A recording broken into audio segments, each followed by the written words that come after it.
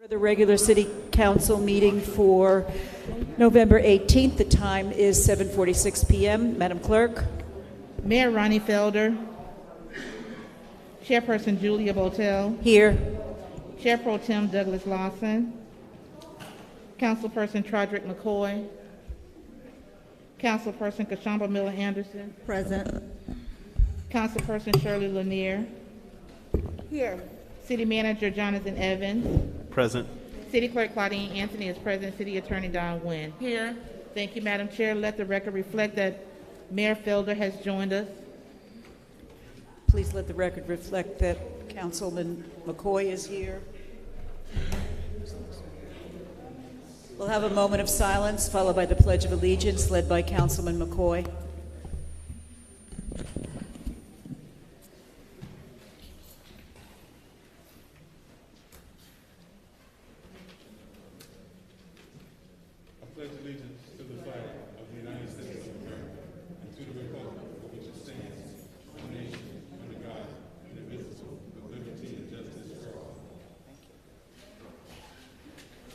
Given the hour, we're going to take public comment first. Any person who would like to speak on an agenda item, please complete a pink public comment card located at the front desk prior to the item being taken up by City Council for discussion. Members of the public will be given a total of 3 minutes to speak on all items listed on the consent agenda, and 3 minutes to speak on each regular item. The time limit for public comment may be reduced by a vote of the City Council based on the voluminous nature of public comment cards. In no event will anyone be allowed to submit a comment card to speak on an agenda item after the resolution is read or item is considered. Madam Clerk, how many public comment cards do we have? Madam Chair, members of the board, we currently have 5 public comment cards. We have 2 more on the way.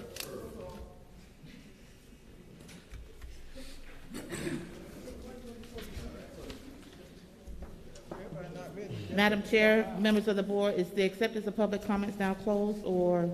Yes, it's after 7:30, so we can close public comments, yes.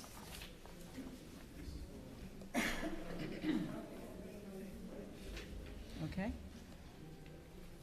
Marvelous Washington, Lloyd Brown, Ernestine Gordon.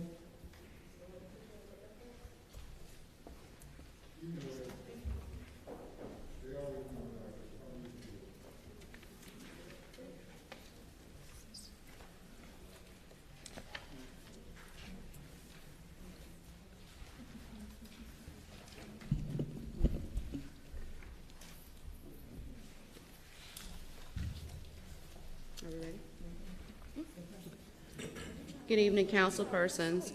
I'm here to speak about the proposed amendments that are on the agenda this evening. Excuse me, I just want to be sure that the clerk is ready for to do the timing. Madam Chair, members of the board, it's been taken out the computer, so I'm doing it by my phone currently. Okay. Let me try to get it back up while she's speaking, but the timer is going at this time. Okay, thank you. Could you start over for Ms. Washington? Thank you. You can go ahead. Oh, good evening, council persons. I'm here to discuss the proposed amendments that are on the agenda this evening. The late addition to those amendments after the deadline. My question is, why now? Why are we concerned about getting some proposed amendments on the ballot for 2021 when we have residents that's trying to survive a pandemic? Why is there a sense of urgency to get these amendments on the ballot for 2021 when we are aware that 2021 is one of those years in which historically we have a low voters turnout?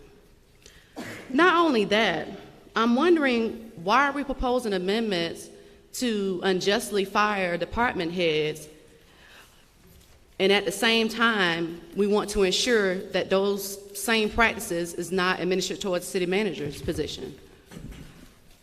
I'm not understanding that.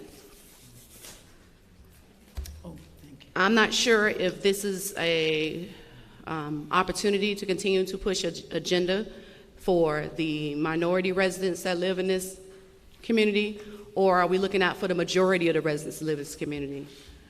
The amendments that's being proposed is disproportionately affecting residents, city employees. Not only that, we're giving unlimited powers to any future city managers that may assume that position. So I just really want answers in regards to why are we proposing these amendments at this time? Why are we pushing so hard to get them on the ballot for 2021? Especially after I'm listening to Councilperson Lawson plead with you to make movement on introducing the disparity study. If we took that much interest in introducing the disparity study that's going to benefit the majority of residents here in Riviera Beach as we are to get these proposed amendments on the ballot, we'll have a more prosperous Riviera Beach instead of what we have right now. So I just want questions answered in regards to why we're pushing these amendments on. And are we planning on having any resident input on these amendments that has been proposed? Are we planning on having any town hall meetings to discuss these amendments that's being proposed and the repercussions of those amendments that are being proposed?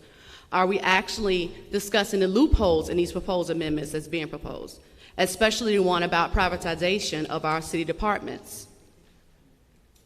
One of the reasons why I think one of the proposed amendments are being introduced is to encourage privatization of our city departments. And I just feel that it is it's just not a good way of introducing these amendments to the ballot during a pandemic. Thank you for your comments. So I'd like those answers by the end of the night. Thank you. Thank you. In my haste to get to public comments, I neglected to adopt the agenda, so would someone care to make a motion to adopt the agenda? Hello again. What I want to really talk about is... Excuse me, Mr. Brown. Mr. Brown, 1 second, just 1 second. Okay, you can give me 6 Mr. minutes. Marina, I'm okay with your that. time will go back to the beginning. Go ahead. I move that we adopt the agenda. We skipped all of that? Thank you. Second. Thank you. When the clerk calls your name, please say yes or no. If you're in favor, say yes. Madam Clerk. Councilperson McCoy, Yes. Councilperson Miller Anderson, Yes. Councilperson Lanier, Yes. Pro Tem Lawson, Yes. Chair Botel. Yes. Do we have Unanimous any? vote. Do we have any amendments or substitutions? Mr. McCoy. Madam Chair, I want to delete all this late file ordinances, item 8, 9, 10, 11, and 12. That would be my motion. Does anybody have a second to that motion? Second. I didn't hear him. What was it? Mr. McCoy is asking if we delete numbers 8, 9, 10, 11, and 12. Let me just be sure I know. The late file The ordinances late filed ones. that reference the charter amendments that's That causing reference so much controversy and Okay. confusion. And Madam Chair, if I could be recognized just for a You're brief comment. recognized. Okay, so obviously I didn't attend the workshop, and there's been a lot of concern about this, and I don't think that this is, as much as I want to, I very much support making our police department and fire department a charter department of the city. I don't want to move forward with this without enough public information campaign, because there's always someone that may not understand or misinterpreting, and I would hope that, you know, even in the importance of it, I would much rather that we make sure that we understand, because a charter amendment is forever until it gets re-amended again. And I don't ever recall, going back to the many iterations of the charter, that I've seen something that was placed in the charter that was removed out by the voters. So I want to make sure that we spend enough time, because I don't think that this is going to work, and I don't want to have individuals from the community, first of all, not understanding, or in some cases, misunderstanding. So that's my Thank you, support. Mr. McCoy. It was my understanding, and perhaps the city manager can correct me, that in order to ensure, and perhaps the clerk can correct me, in order to ensure that these charter amendment issues be put on the ballot, we were time constrained. And secondarily, the conversation that we had related to the fact that we had plenty of time before the March election to do the kinds of public information campaigns that would be necessary for the public to understand these amendments. Mr. Manager, would you like to weigh in on that? Madam Chair, if I can have the clerk discuss the timeline that is required to place something on the ballot in March, and then I can talk about the public information campaign. You recognize, Madam Clerk. Madam Chair, members of the board, you all have had discussion about having charter amendments placed on the 2021 ballot. You were informed that in order to do that, the questions needed to go in at the end of qualifying, which is December 8th. And I advised at the last meeting that December 8th, or the latest was December 11th. The December 11th date was given in accordance with Florida Law 83-498, Section 2, which gives you till the Friday after the closing of qualifying. However, after contacting the Palm Beach County Supervisor of Elections Office for a drop dead date, they did provide the date of December 15th in order for questions regarding the charter to be placed on the 2021 ballot. So what are you saying in terms of the urgency for doing these tonight? Okay, Our original in that part, because I also stated in order for you all to do this, that you need to have your first reading tonight, Okay, and that they need to be adopted at the December 2nd meeting. okay, I also advised that if you so desire, you could call a special meeting okay, regarding these items. okay. But none of these items, all of the items, if we were to vote on them, we would simply be voting that these items would be placed on the ballot in March, which gives us many months to do an education campaign for the community regarding the value of yes or no vote on these, from the public. So that was our conversation, I think, on Saturday that we, okay, so I'll leave it at that. Does that answer you, Mr. McCoy, you It recognize? absolutely does not. Thank you, though. I tried. So that, the public information campaign, we can't even get the public information campaign together for the water bill, so I'm not even going to sit here and believe that that's something that we're going to be able to do because, I was really trying to figure out the timeline for the month of November and December, being that we have the holidays. But additionally, the other thing that concerns me about this is how does these specific charter amendments get to this meeting tonight being late added when there was nothing but a workshop where you generally don't vote? I shared my concerns with Ms. Nguyen, but I personally wouldn't support putting all of this on unless we've had sufficient time, and then, through nobody's fault but mine, I was not able to attend on Saturday, but I don't support that we do this right now because who selected these and how they became wasn't done by this body. And how they come back, it should be by some sort of initiative of the board members or some presentation that is more thoughtful in being able to provide, each individual member as well as the public some insight and impetus for us bringing these.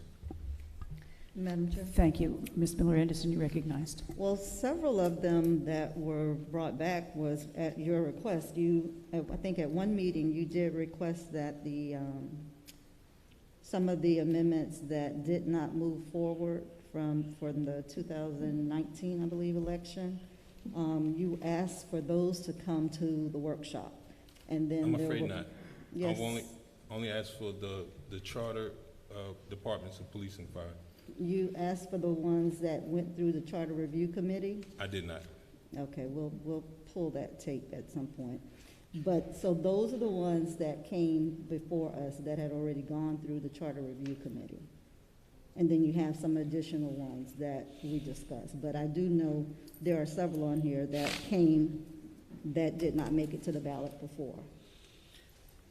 So, Madam Chair, You're recognized. my position is still the same, and I would just hope that we can, in the spirit of fairness, and even in what I particularly just read a little while ago, the Sunshine Law Manual about erring on the side of making sure that the public was involved, I would hope that we can defer this as much as I think that some of these are important. We're only as good as the information and the things that we provide to the public, and if we can't give them a thorough explanation, because they may not even think that this is something that should be decided on. So I don't think so. And then, with all intents and purposes, right, this goes against the very rule that we established about having late added items. Any other comments? Madam Chair. Madam Chair. Ms. Lanier. Does it not, though? Sorry, Ms. Lanier? Madam Chair, I asked Mr. Evans, why are these amendments coming forward now? He said that Mr. McCoy requested, and you did at a meeting, for these items to be workshopped and to come before the council. Only two of these items on here, which is the issue of fire and police. People are saying that the city is going to go to the sheriff department, the city is going to privatize their departments. This ordinance, this charter amendment memorializes and says that if the city of Riviera Beach goes to the sheriff department, the residents have to approve that. That is why this is a part of the charter amendments.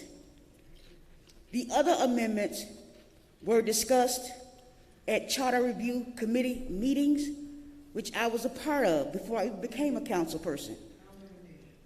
All of these meetings were discussed about these different amendments.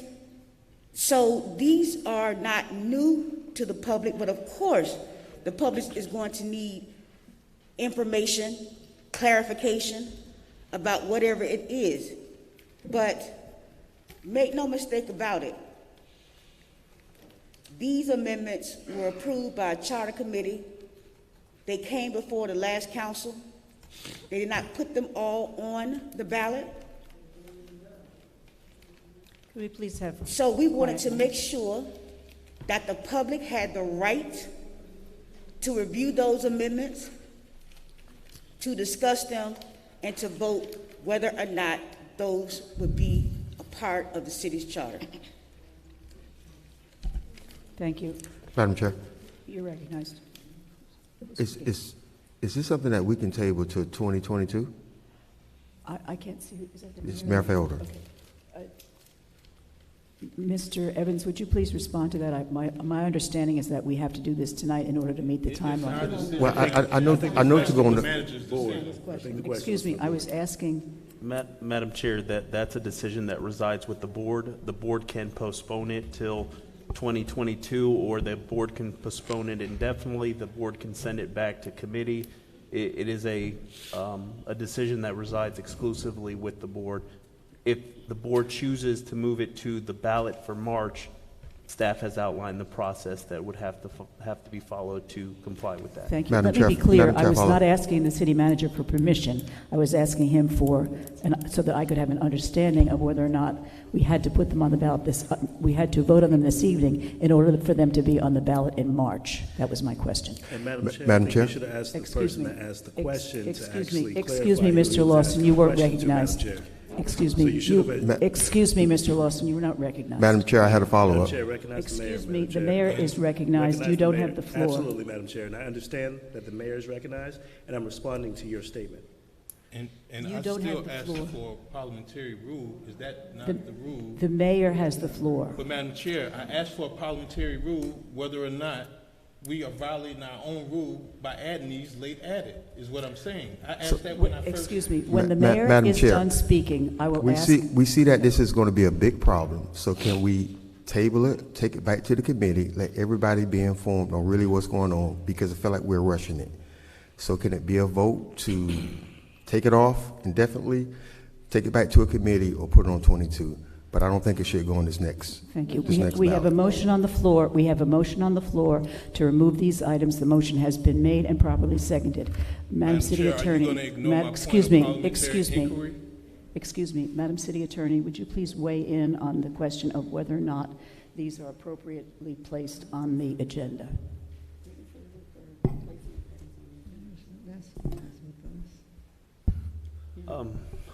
Madam Chair, at the workshop that the board had on Saturday, the board members that were present provided consensus to staff to move forward with placing these items in accordance with the prescribed timelines. We did state that it would invariably have to be added to the agenda that you're looking at this evening to get it on to the 2021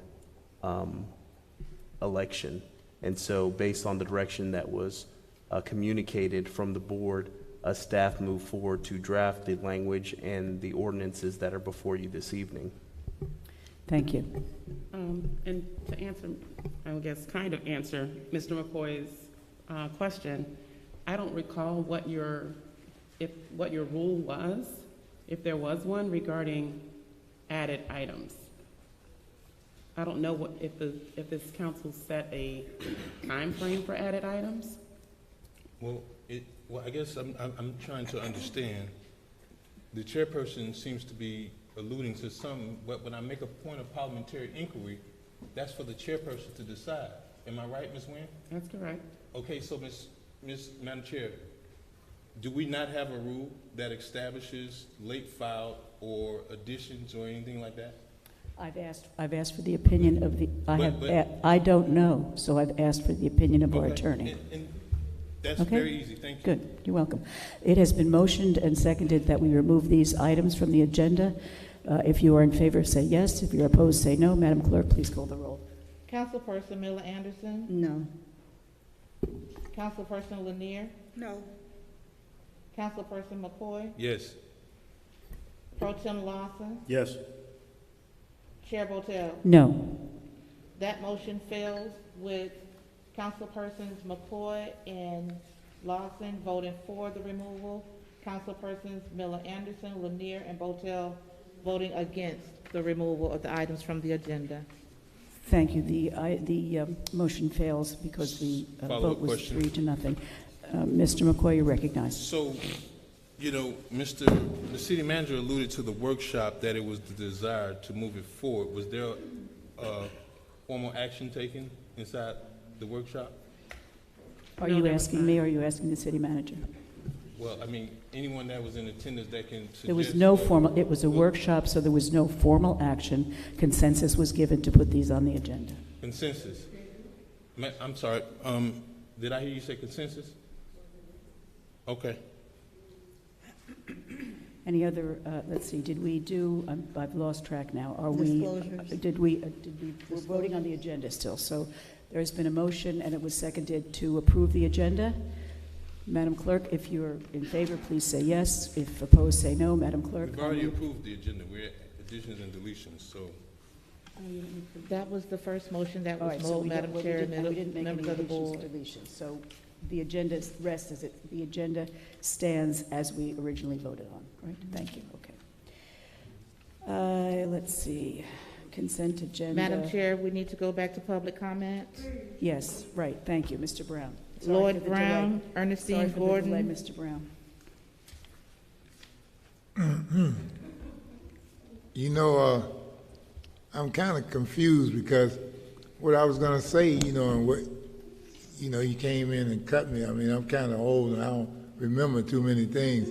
And what I might say right now might seem to be harsh to you, but I mean, don't we have a team here?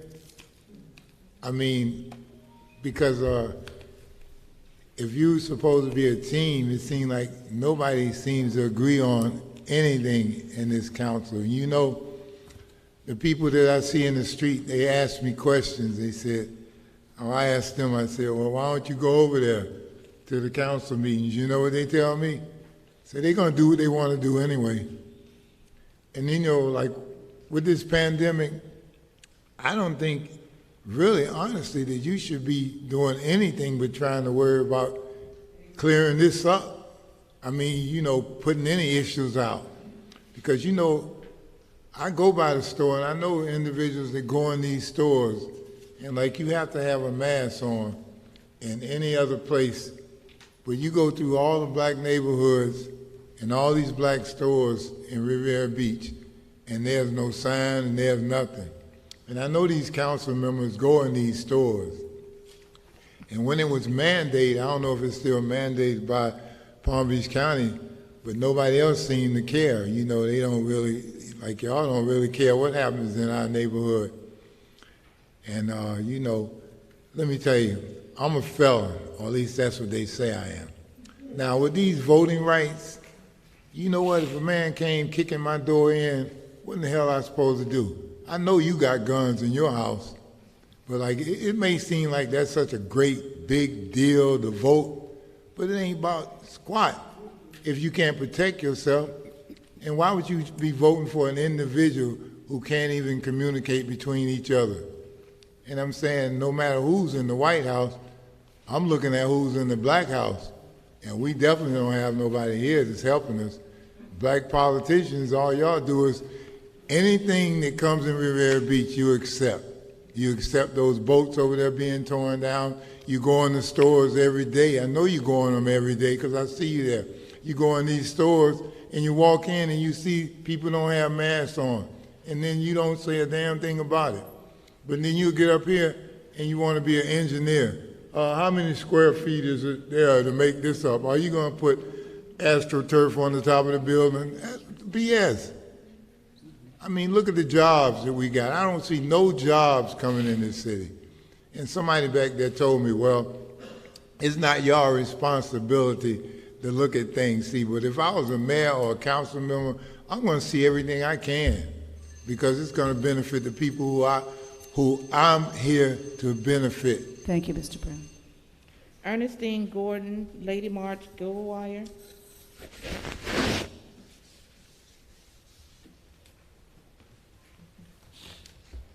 Hello, everyone. I'm up here about the police department, Mr. Osgood. Is anything that is go wrong in his department, I don't think Mr. Evans should be held responsible. That is his job. And things gets in the community about the crime rate and things like that. The first thing they do, they blame Mr. Evans. That shouldn't be for Mr. Evans. That is Mr. Osgood. That's his department.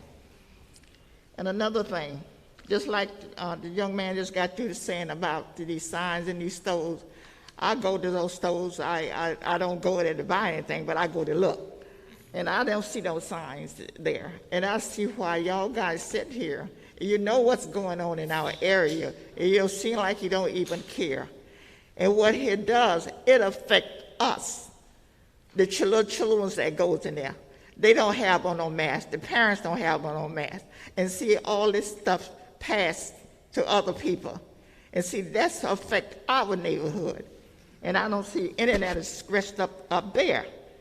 And another thing I emphasize, and we noticed on TV when I was watching Mr. McCoy and Lawson up there, the way they act, the way they talk to each other, where y'all communicate up there. Do you know that these young kids are watching y'all up there? How y'all react? Y'all don't even know how to communicate with each other. So why in the heck that you try to tell somebody else when you can't communicate yourself? These two little young fellas, I heard them talking about McCoy and Lawson. Y'all guys don't set no represent for these little kids, these young people. Y'all really don't. So check yourself. Be able to communicate with each other. And another thing we noticed up there, anything happen in this city here, the first person they blame is Mr. Evans. His first name comes out your mouth. And Mr. Lawton and McCoy, how you all got up there, you ran off Mr. Evans' shirt tail. That's how you got up there. Other than that, you wouldn't have got up there. And I know about you, McCoy, because you was at my church, and you walked me to my car. And I was talking about Mr. Evans. And oh boy, you just was so much in love what you was telling me. So when you got up there, y'all did a reverse turn. And the community out there don't like it. We select Mr. Evans. We keep him as long as he stay with us. So it won't matter how y'all talk. And you talk to the man like you're talking to a dumb kid. You don't have no respect for each other. And these young people see all this going on up here. Thank you, Ms. Gordon. Please do better, please. Thank you. Lady March, Goldwire, Cindy March.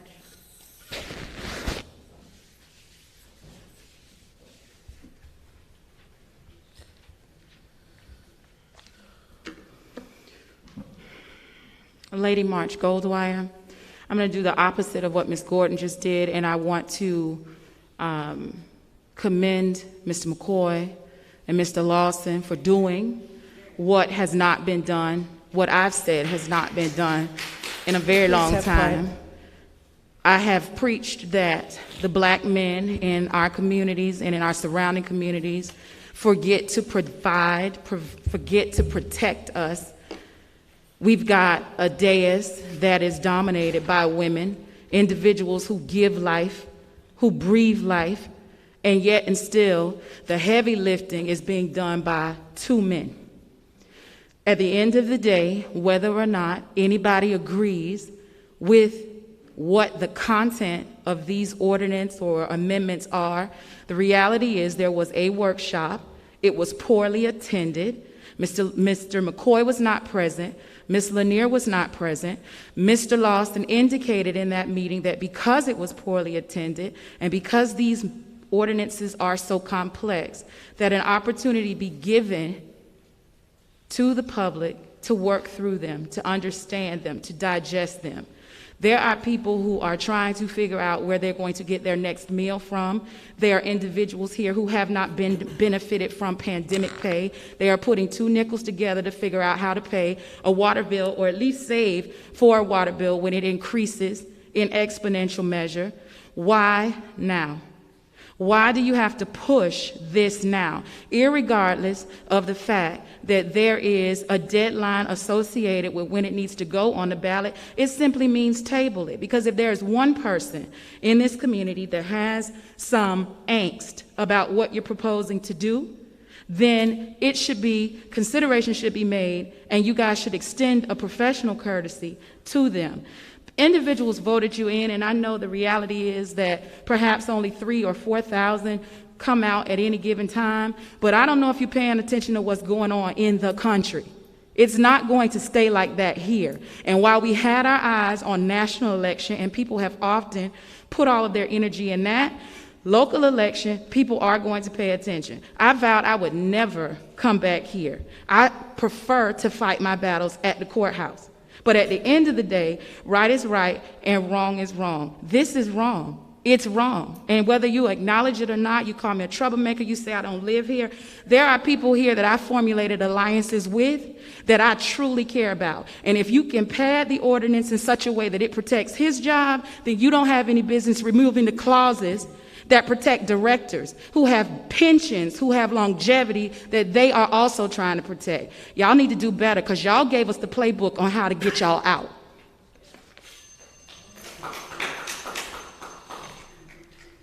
Cindy March, Madeline Irving.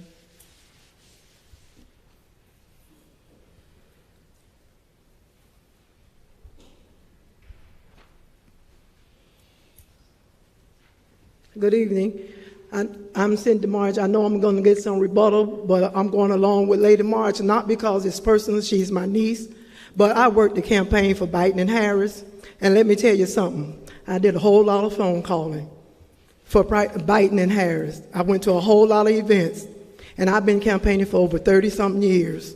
So if this is what it takes for me to get some of you all removed, because I don't think you all been through the valley. If some of you all know that you've been through the valley, you'll have a different kind of heart. And if you don't know what the valley is, read Ezekiel 36th chapter, 37th chapter, the 1st through the 14th verse, and understand what you're reading. And if you don't understand, go to one of the pastors around here who have the doors open and let you understand that. Then you'll know how to treat people. And you know, you all run in this city just like the White House, just like that idiot. So I'm so glad he only got a few more days in that White House. Botel, you are utterly ridiculous. Just straight out ridiculous. You don't look like one of us, and I'm not prejudiced. But one thing about it, you're not here for the people. Just like the Constitution say, we the people, we are the people, we are the majority, and we're on the west side is going to show you how we're going to make a difference. You go on Sing Island, the roads are so paved nicely. You go to Avenue H, if y'all want to put something on a referendum, figure out how you're going to fix these potholes around here that tear up your cars. And you got to get tie rods and axles. If you want to put something on a referendum, put on a referendum how you brought Jonathan Evans by changing the language in the contract. I was at that meeting. It was changed. He here now, and I'm not trying to down him, but I don't like him. I don't like his ways, his greed, and a lot of you all greed. And it's going to come out. I might not live to see it, but God going to bring it too. He's going to bring it too. And because you still around here throwing rocks and hiding your hands. And y'all keep your eyes open, because a husband going to have a job at the city if he don't be sitting up on that council board. Watch what I'm telling you. Put something on a referendum.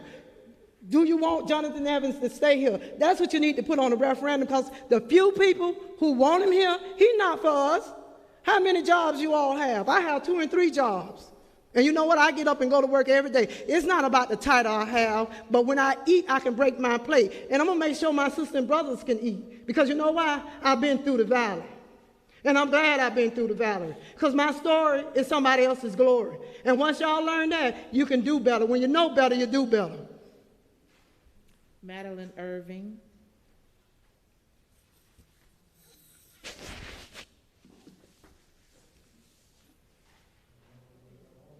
Good afternoon, Council. I just want to come up and say that sitting at home, I've been away because of the pandemic, but I'm very surprised at how just the constant agitation and the demeaning and demoralizing of Mr. Evans. I can't believe that Mr. McCoy would talk to a department head like that. I can't believe that he would spew some of the things that he says out of his mouth, and he forgets that he's an elected official, and he would not want anyone to speak to him in that manner. He would truly, truly be appalled and probably respond in a negative manner. I believe in change for this city. I believe that the charter is 40 years old. It needs to be changed. There's been things that have happened in this city that has been hidden and undercover, and I support that. We are a business. We are here to make money for the city so that the burden will not be upon the residents. But I will not support anyone ever underhandedly doing things that is not in the best interest of the residents. And I'm sorry, I cannot support Mr. McCoy's, his demeanor and mannerism. That is not the image that the city wants. That is not the idea of my city that should be lived in, worked in, played in. And especially with all of the bickering and the constant division. I agree with Ms. March. It is looking like this is President Trump in our city, because I swear he does what he wants to do, and that's the image that I see for Mr. McCoy. And I really wish you would stop, because as you have spewed the dirty stuff out of your mouth, someone is going to address that eventually. And I hope you're able to file that lawsuit to get you out of that. Thank you.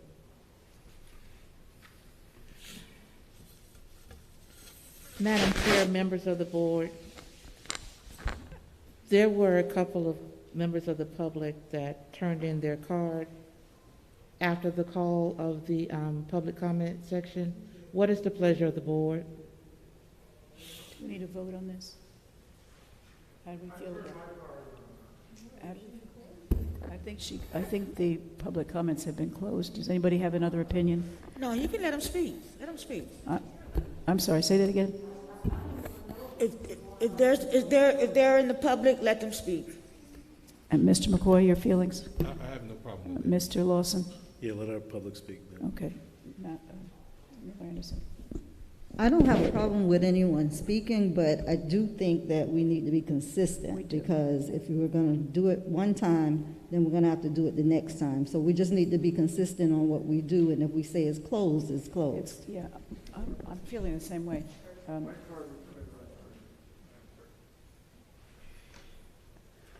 I mean, you got three say yes, so. Yeah, I don't agree, but given the three of you want to hear them, go ahead. Fane Lozman, Reverend Burrs, Margaret Shepherd. Fane Lozman, my card was put in on time before the question was called, so I get my 3 minutes. I tell you, it's pretty interesting, the disgraceful behavior that the chairperson showed to Mr. McCoy, who I'm not a big fan of, and Mr. Lawson.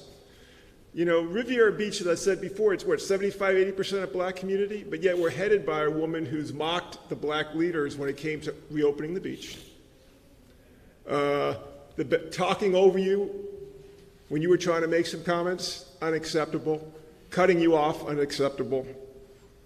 I mean, one of you two gentlemen should make a motion once and for all to replace her. You know, she's not reflective of the community. She's not reflective of the will of the majority of the residents. I mean, slavery ended 100 some odd years ago, but she just treats you guys as non-people. Now, Ms. Lanier, you talked about the charter. Well, I'm an expert in the charter. I read it all the time. One of the reasons we're here tonight, even though it's a COVID epidemic, is because the governor said you have to have in-person meetings. You know, we have a higher COVID rate now in this country than we did when we were doing the meetings on Zoom. Why is that important?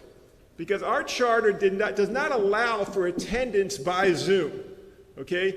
You have missed, if you look at section 227, paragraph C, you have missed a certain amount of meetings, over 4, where you automatically forfeit your position. Even though you attended by Zoom or whatever, that doesn't count.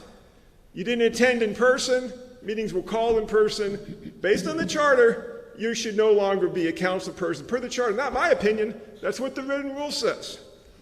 But I would like one of you two gentlemen just to make a motion and get rid of Botel, because she was disgraceful on TV with the beach, and then tonight was, if I was up there, I would have raised hell. I would not have let her behave in that manner and how she treated you. Unbelievable. By the way, the Attorney General Advocate found probable cause on numerous instances on my complaint against Botel. Many new things have come up since that complaint happened. Drive-Out Corruption Committee was working out of her office. It wasn't a registered PAC. There's so much more that's coming down in December. It's unbelievable. Let's talk about my fence. Botel was giving directives when my fence was going up to arrest the contractor. Now, 19 months later, the city started code enforcement to take away my fence. Any property in the state of Florida can have a boundary fence to protect it from trespass, vandalism, theft. I've had numerous stuff stolen on my property. I am not taking down my fence. Light poles that were on my property, I cut one down last night because it shouldn't be there. So a lot is going on. I think the fence is going to be on TV tonight at Channel 11, on Channel 25 at 11 o'clock. Please be seated. Somebody needs to look and replace her. Your Make a time has motion expired. tonight and replace this woman. Reverend Burrs, Margaret Shepherd, Bessie Brown.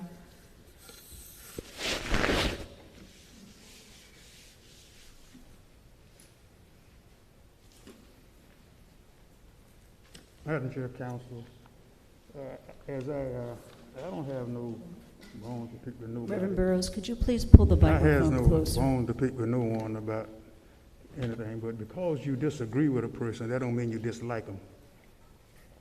As I look at these amendments that going going for a referendum briefly, now really, I don't blame him. I blame y'all. If I was him, I'd ask for this and some more. Really? But it's up to you all to say no, because I don't agree with it, but I still don't blame him. You all is in charge. If I was an employee, if I wasn't, I'd be afraid to apply for a job in this city, because these amendments, based on what I read, protects him wholeheartedly, but it don't protect the employees. Now, for is this a drainage concern? These people can't hardly pay the water bill.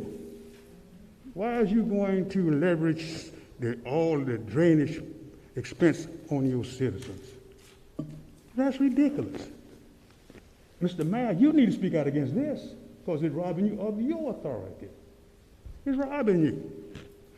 Mr. Lawson and Mr. McCoy, we do support y'all. People don't come over here complaining all the time about we against you, against you, against you. They see what's going on. Keep doing your job. I don't think y'all dislike the man. You're just trying to protect the citizens. And that's what the rest of them ought to be trying to do. Every one of them, when they were running, they said they was going to reduce the water bill.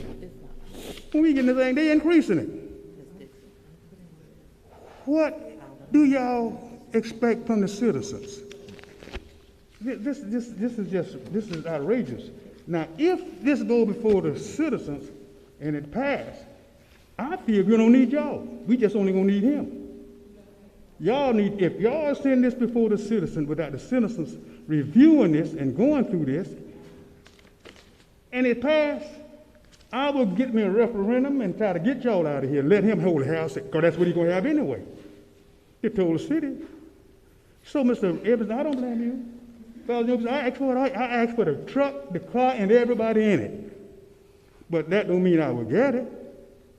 It's up to you all.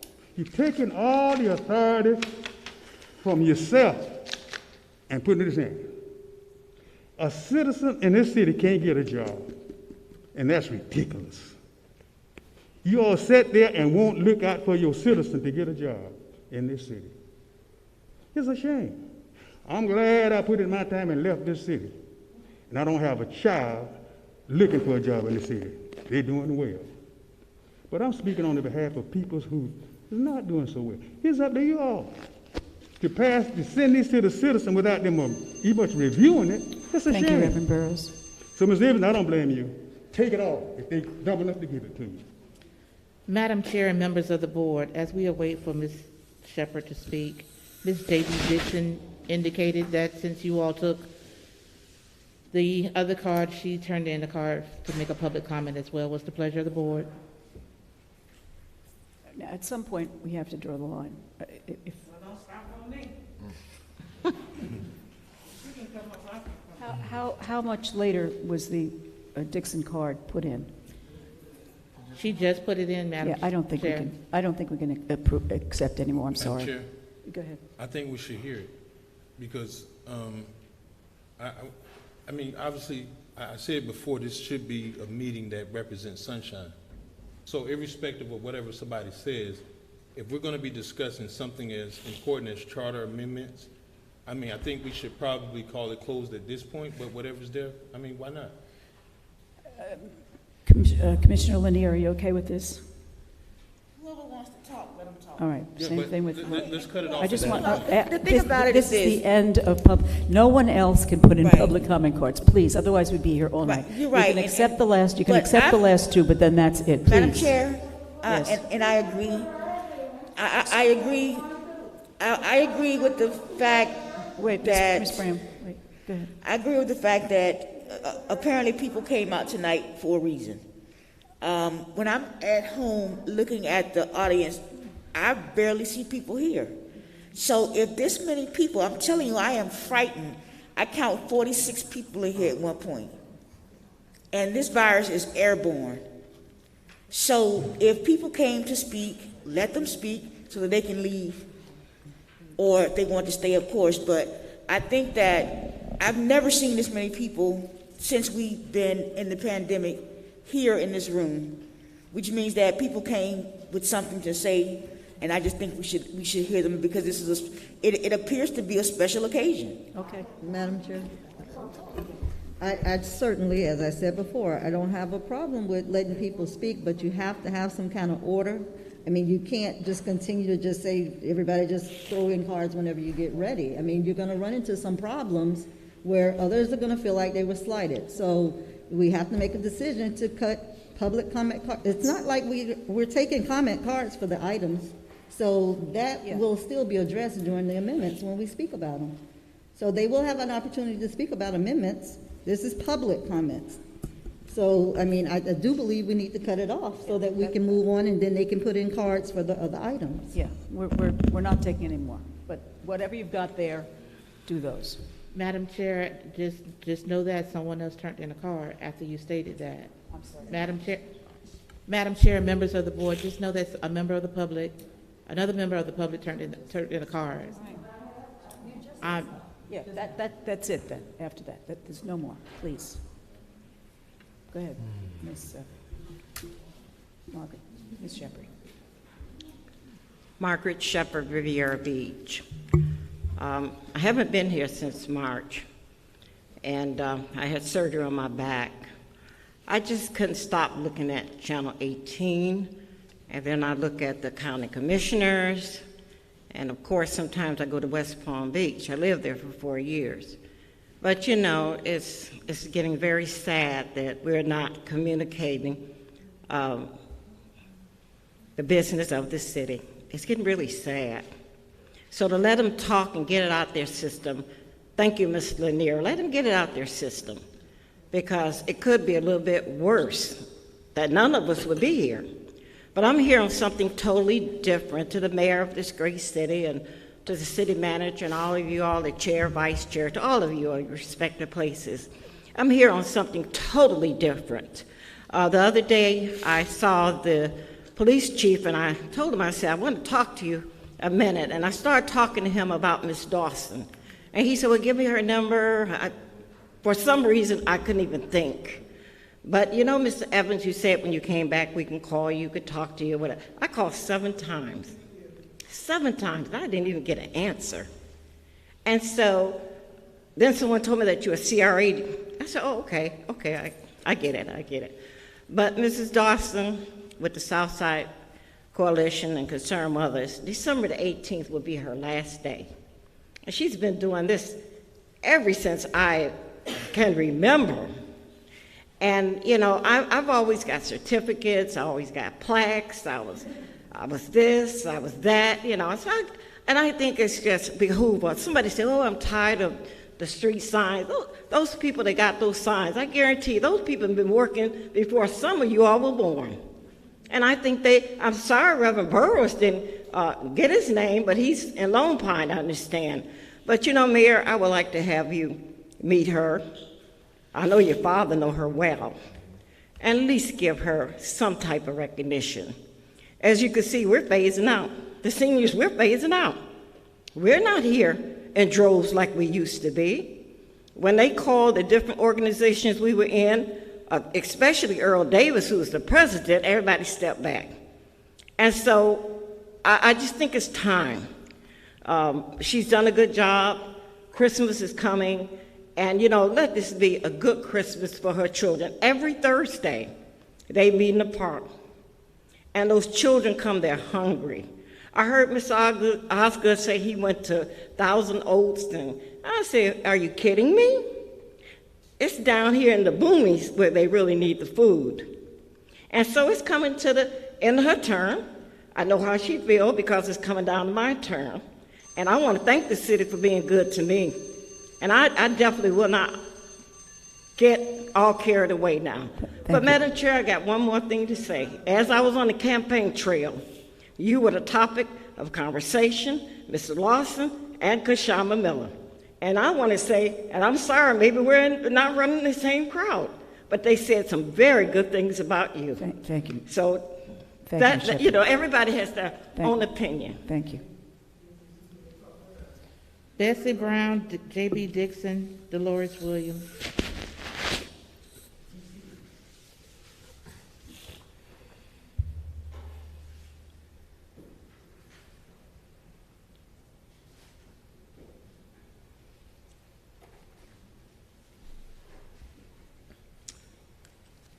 Good evening, Bessie Brown. First of all, these people just come in here and say little things about Mr. Lawson and Mr. McCoy. You know, they should stay home because these people are here doing their jobs like they're supposed to.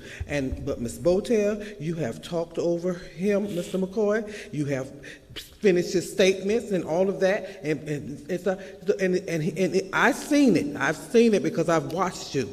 Now, the thing about it is that all that stuff on the agenda is for a special election or the regular election. It's nothing right. It's nothing like, sitting good about it. And Mr. Evans, you were a good employee the first time, But this time, you're not.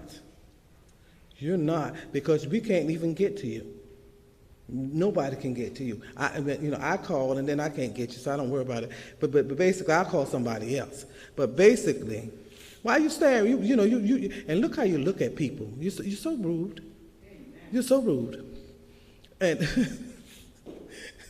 but these amendments I just want to know, how can you all have a meeting and then you don't have a consensus, but it's on the agenda? And nothing is in line and all of that. But basically, I heard Mr. McCoy ask to put to talk about putting the police and fire so that they cannot be go away. So basically, I had him ask about that. But those other items, I never heard that. And I don't know where that came from. And basically, you all need to stop talking over people and everything like that. And I'm going to be here for all the agenda items, because I want to know what they all about, because I don't know anything about where they came from. J.B. Dixon, Dolores Williams, Mary Brown.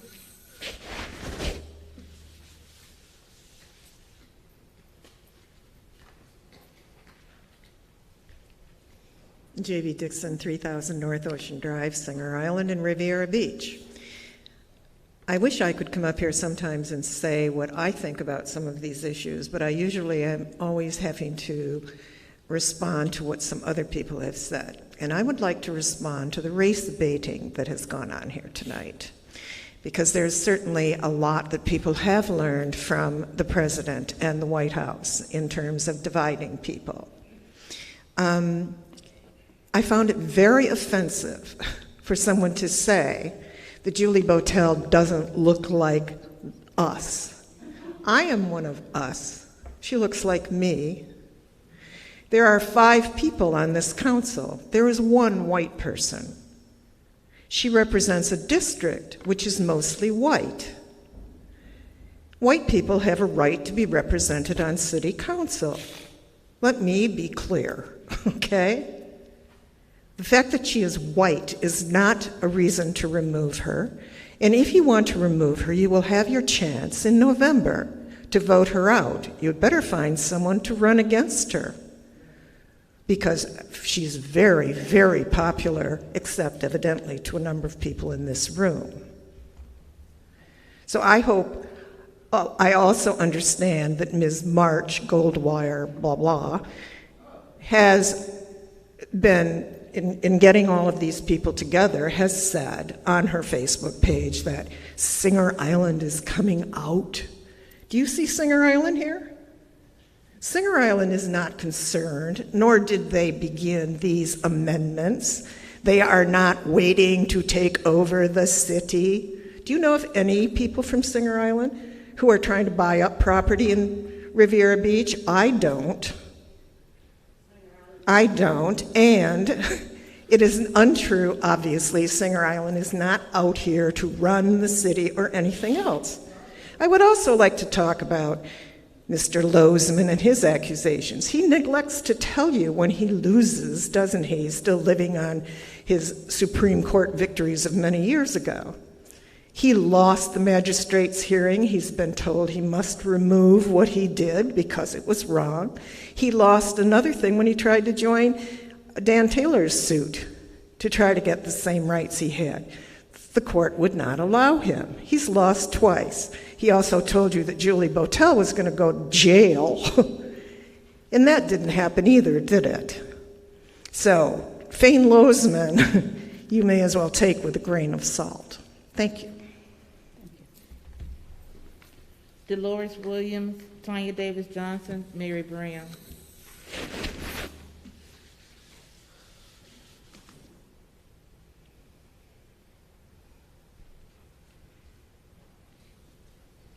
To the councilors, I'm happy to be here and happy to be in health. I'd just like to say, Mr. Evans, you know I talk to you when I can, right? And I heard you have the 2 positions, CRA and the manager. I'll talk to you that later, you and I. But I would like to give a comment from Mr. Lawson. They had the honoring elected President Biden in Harris here, I think it was Saturday. Maybe some of the others was out there, but I didn't see but one person. One from up there. That was Mr. Lawson. I didn't see nobody else but Mr. Lawson. And you know, I feel like this here, when y'all get ready to campaign and everything, you have people all on the corner, they all in the churches, they got the sign, they just here, be ready to beat you up and everything, should say something wrong about them. But you didn't come out to support something that was a victory for all of us, especially we of color. And I wasn't here, but they say that Singer Island, they be talking about Mr. Lopman. They did a whole petition, I think they say read off all of that sign. They want him to build a house over there. She said nobody. Why y'all treating them like that? Why don't y'all just, what man said, can we just all get along? Why y'all can't get along with him? What's such a big deal about him? Y'all, you talking about, they shaming, the lady talking about Mr. Lawson and Mr. Council person, the children looking at them. But y'all act like y'all worse than them. Well, y'all treat Mr. Lopman over there in Singer Island. So why don't y'all just let us get along? Ms. Botel, you all right? We are with us. You all right today? And I have to give a comment. I'm telling you, y'all do look. They say, the lady say you can look at y'all on the pictures. Y'all, I need to do a collage. Get all these meetings, show y'all how y'all react. They say they be talking to one another. Should see how y'all should be talking when y'all to be over there. Y'all texting and saying stuff to one another. I think I'm proud of those two men up there. I'm very proud. Mr. Lawson, I've seen him in other places. Mr. Lanier, you'll be having your townhouse meeting tomorrow, right? I will be here. How long you been in council? 2 years? I'm sorry? You told me you were going to speak him, to me please. and talk and meet with me. Well, we will meet tomorrow after 2 years. I think it took you that long to want to, and I have to probably talk to you out with everybody else here. But you could have spoke to me. And I want you to know, Ms. Kashamba, you and her be carrying on. Thank you. Tanya Davis Johnson, Mary Brown.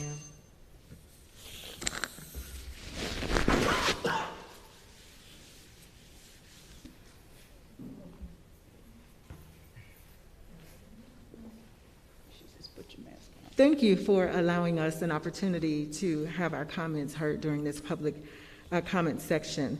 Good evening, Madam Chair, Pro Tem Lawson, and members of council. My name is Tanya Davis Johnson, and I reside at 834 West 10th Street. I'm here tonight because I've watched the actions of council since April, and I find it incredibly alarming that you've proposed a water rate increase and now charter amendments and other actions that will ultimately impact our city and residents for years to come in the midst of this unprecedented pandemic. Given the age of many of our residents and their concern for their safety and welfare, as well as my own, I have underlying conditions, and that's why I've not been here in public. But we have others who are not engaged because they are currently experiencing layoffs, food insecurities, underlying health challenges, death of family members, and other uncertainties. There is not the standard and usual in-person participation at council meetings. Every citizen is not on social media and are not privy to the notices that are shared electronically. We want to be actively engaged about the things that will impact us. We want to hear, learn, and have an opportunity to ask questions and receive answers. When you move in a manner in which this council has been moving in this pandemic, it is apparent and painfully obvious that there is truly no interest in our thoughts, comments, and/or our input. What's the hurry? Why now?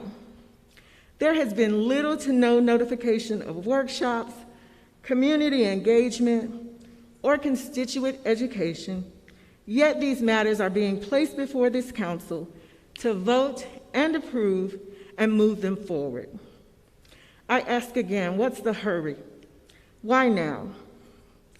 It is important that our leadership identify alternate methods of engaging constituents and providing reasonable and timely notice of impending actions. I ask and implore you to stop taking actions that will significantly impact our residents and not allow items to be pushed through during this pandemic.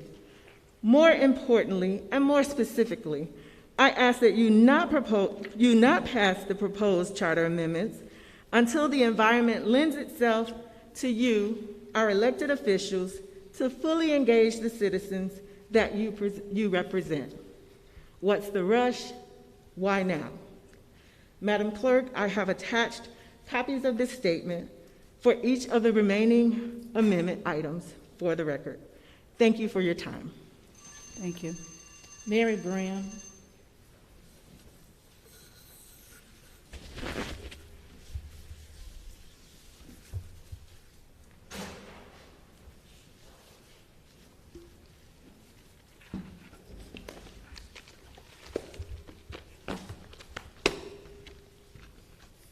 Miss Mary Brown, I carry a Constitution booklet.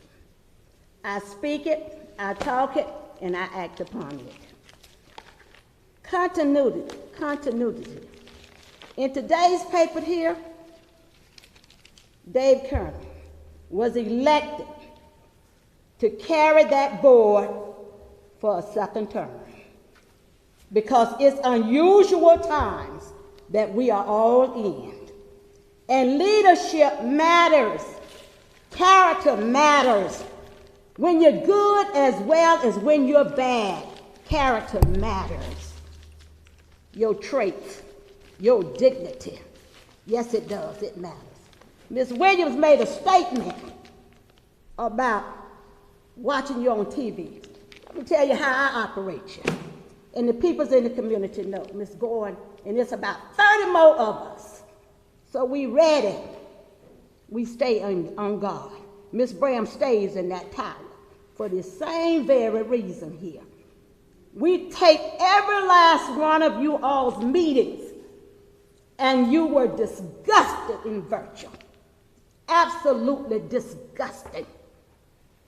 Till it made us sick. And we said when election time comes around, they do what they do, we do what we shall do and know to do. Because we are tired of this type of leadership. Yes, you did run on Mr. Evans' coattail because you lied all through the city.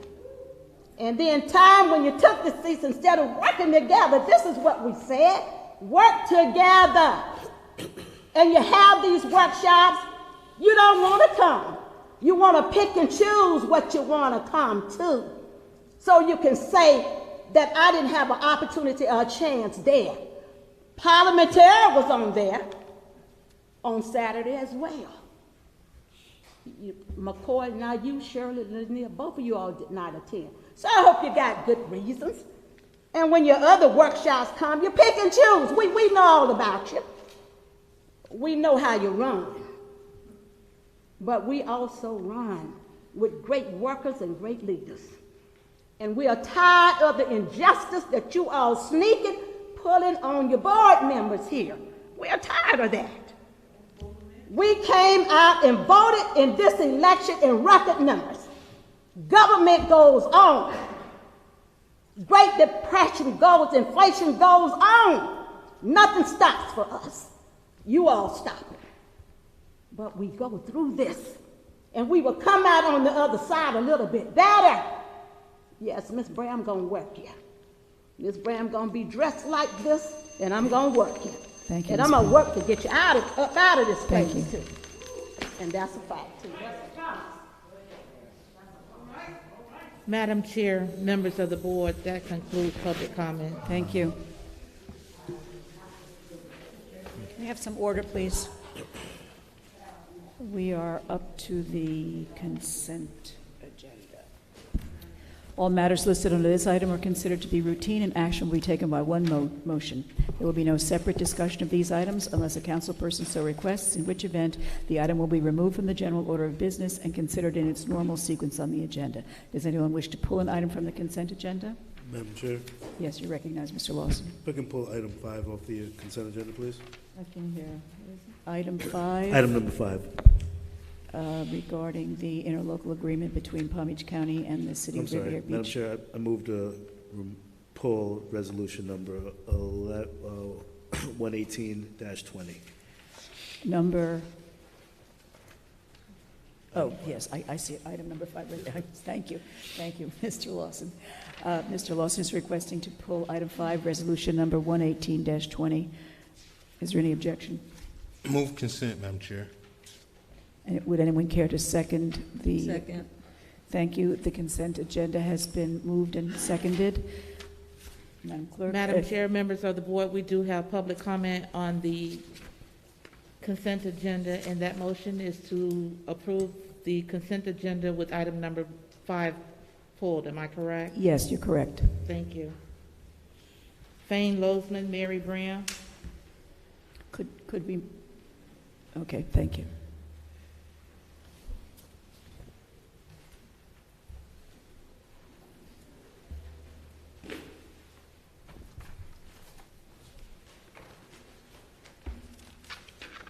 Fane Losman, relative to the consent agenda, I've currently funded an appeal of a case to determine are people taking items and putting on the consent agenda to prohibit public comment, to limit public comment. So they're burying many things that shouldn't be on the consent agenda and putting them on there. We'll see what happens. That case has been going on for about 3 years now. Relative to lawsuits, sometimes you take a shot, and trying to intervene on a judgment with Taylor from 20 years ago was a long shot, but now it's going to be a more expensive process for the city because we're going to have to start all over again. So the city should have let the intervention happen. You know. Anyway, I want to talk about resolution number 2, the retired police dog.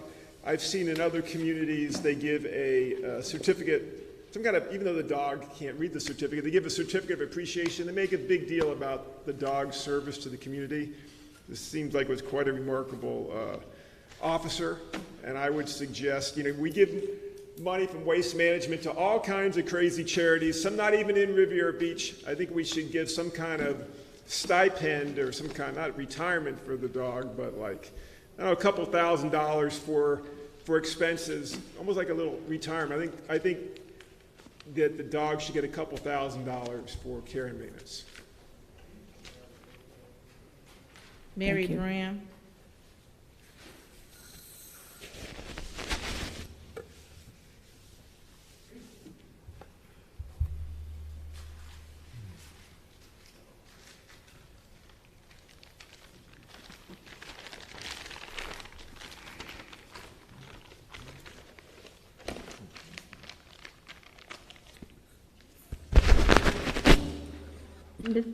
Ms. Mary Brown, under this about the dog, a couple years ago I was in here because the police department did not, I felt as if, along with the residents, we felt as if that dog was not being treated properly.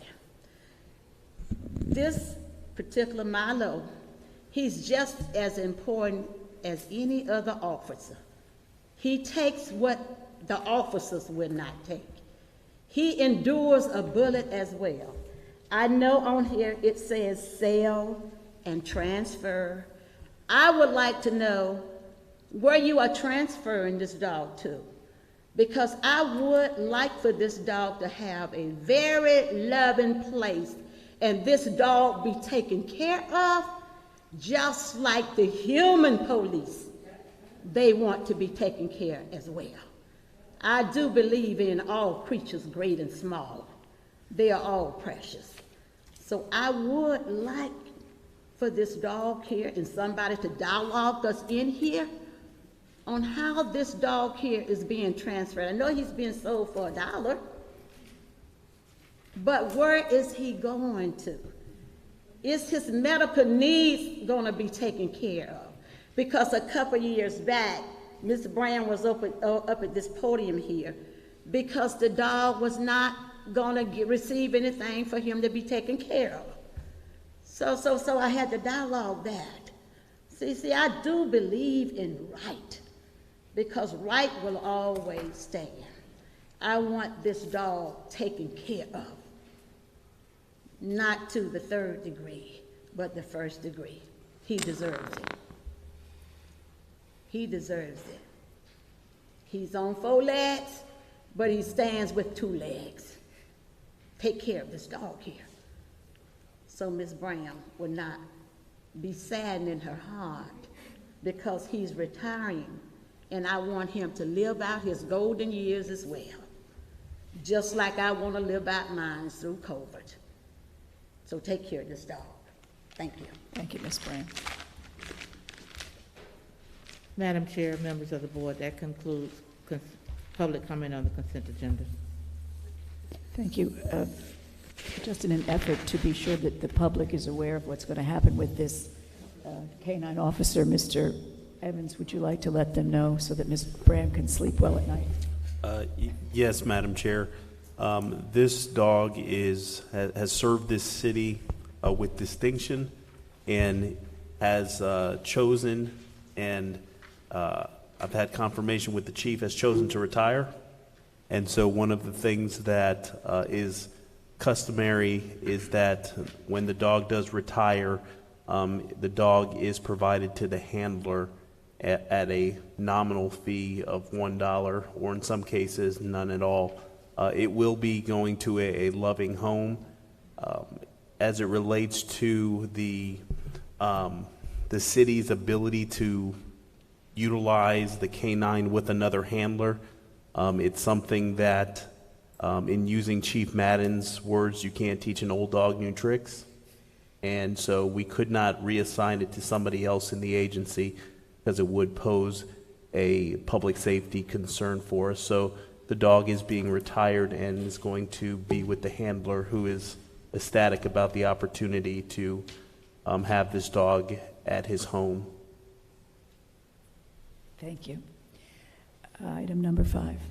Madam Chair, we need to take the vote on the consent agenda. I forgot the vote. Yes, if you're in favor of approving the consent agenda, please vote yes. If not, please vote no. Councilperson Miller Anderson? Yes. Councilperson Lanier? Yes. Councilperson McCoy? Yes. Pro Tem Lawson? Yes. Chair Votel? Yes, the vote is 5 yes to no nays. The consent agenda is approved. Item number 5. Resolution number 118-20, a resolution of the City Council of the City of Riviera Beach, Palm Beach County, Florida, authorizing the city manager to execute the interlocal agreement between Palm Beach County and the City of Riviera Beach for the Municipal CARES Act reimbursement program and providing an effective date. Thank you. Would someone care to make a motion to approve? So moved. Would someone care to second? Second. Thank you. It is motioned and seconded that the resolution authorizing execution of the CARES Act interlocal agreement between Palm Beach County and the City of Riviera Beach be approved. Any discussion or presentation? Madam Chair, briefly, this item was provided to city staff late last week with regards to Palm Beach County offering to reimburse municipalities for costs associated with the pandemic. The City of Riviera Beach has incurred costs well over $576,000 of items that we have acquired for the purposes of providing service to our residents, as well as PPE for employees.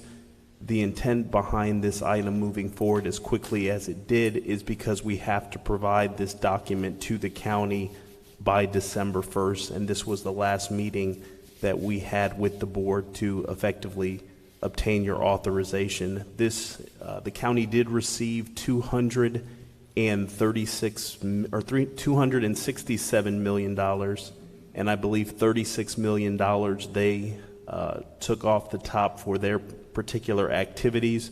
The City of Riviera Beach, as well as other municipalities at the direction of this board, did send a letter to the Board of County Commissioners and staff communicating our desire to see the county remit some of the funding to the local municipalities, and we were successful in obtaining notification, and all our municipal peers received the same notification and have to provide the information to the county by virtue of the execution of the interlocal agreement. So staff is requesting approval to sign the interlocal agreement and request reimbursement of $576,955. Thank you, Mr. Evans. Any questions or comments? Yes, Madam Chair. You're recognized, Mr. Lawson. Thank you. Mr. Sherman, where are the funds going to be going when they are received from the county? I'm sorry, I can't hear your question. Sorry, where are the funds going when they're received from the county? They'll just go back to reimburse where the funds were originally expended from, which were out of the individual departments. Okay, so are we not going to do an amendment to the budget? It's just going to be a reimbursement? Yes. Okay. Are we able to utilize these funds? Because we weren't, when we paid these funds out, we did not have any intention of being reimbursed on these funds, correct? Well, we actually did. We expected that we'd be reimbursed from FEMA.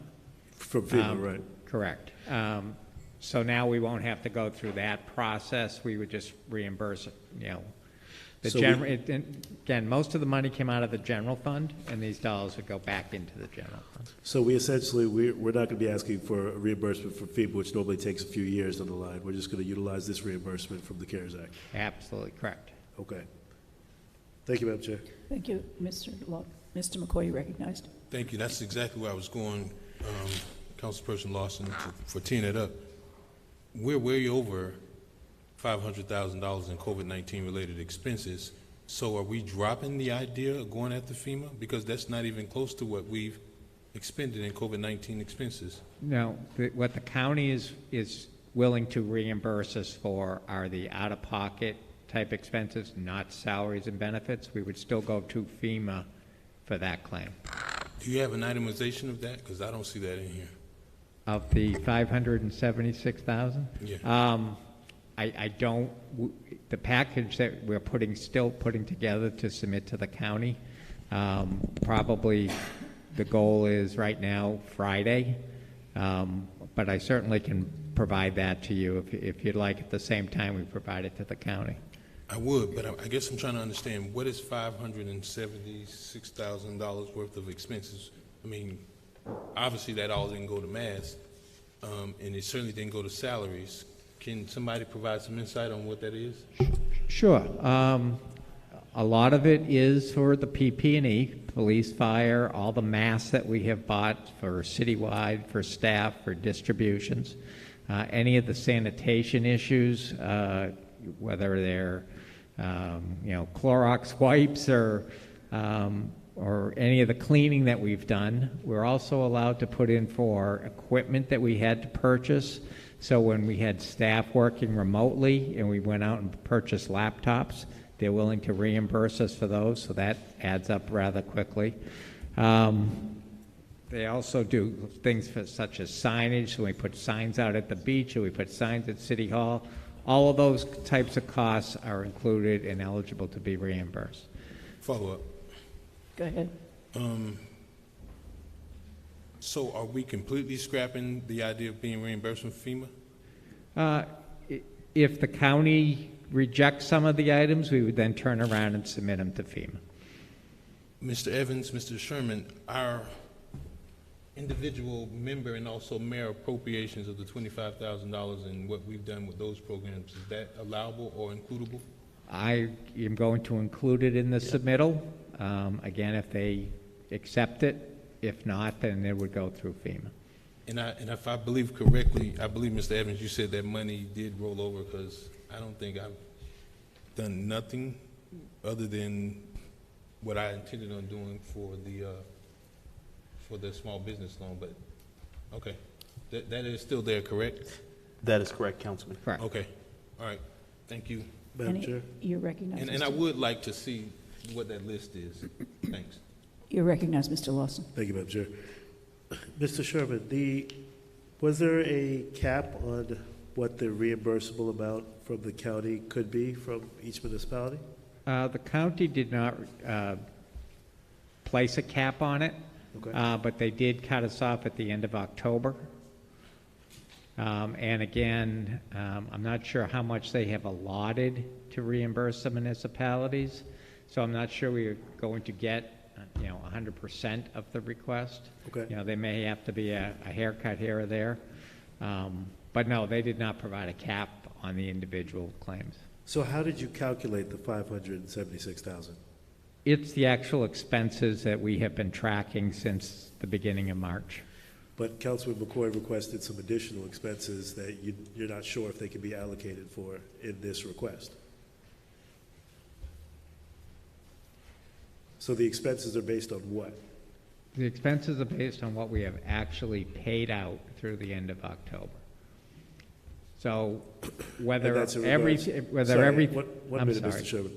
So that's in regards to the reimbursable amounts of testing kits, infrastructure, signage for indoor security, signage for facilities, rental items, touchless conversion equipment, disinfectants, PPEs, technology. So you went through this entire list, and that 576 is just based on those expenses? Correct.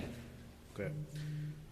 And as Councilman McCoy stated, that was total expenses just for mass signage. That didn't include salaries, which we're going to go back and request from FEMA.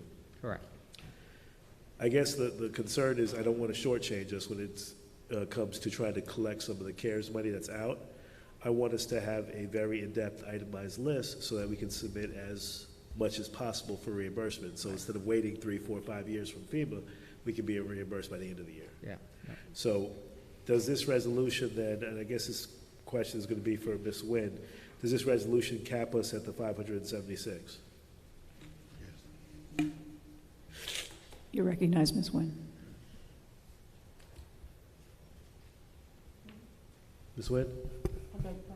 I was asking if this resolution is going to cap us, if this resolution caps us at the 576,000. Yes, it does. Okay. Well, then, colleagues, I have an issue with that because if Mr. Sherman puts together an itemized list and he sees we're closer to $1 million, I'm hoping that we can go after that from the county versus just being capped at that 576. And the reason I'm asking for this is I don't want us to limit our resolution to this amount when we don't have an itemized list of exactly what they're going after. Madam Chair, You're recognized. so if I'm understanding, it's an agreement. I mean, we can't create a alienatory agreement to come back and say, no, give us $1 million.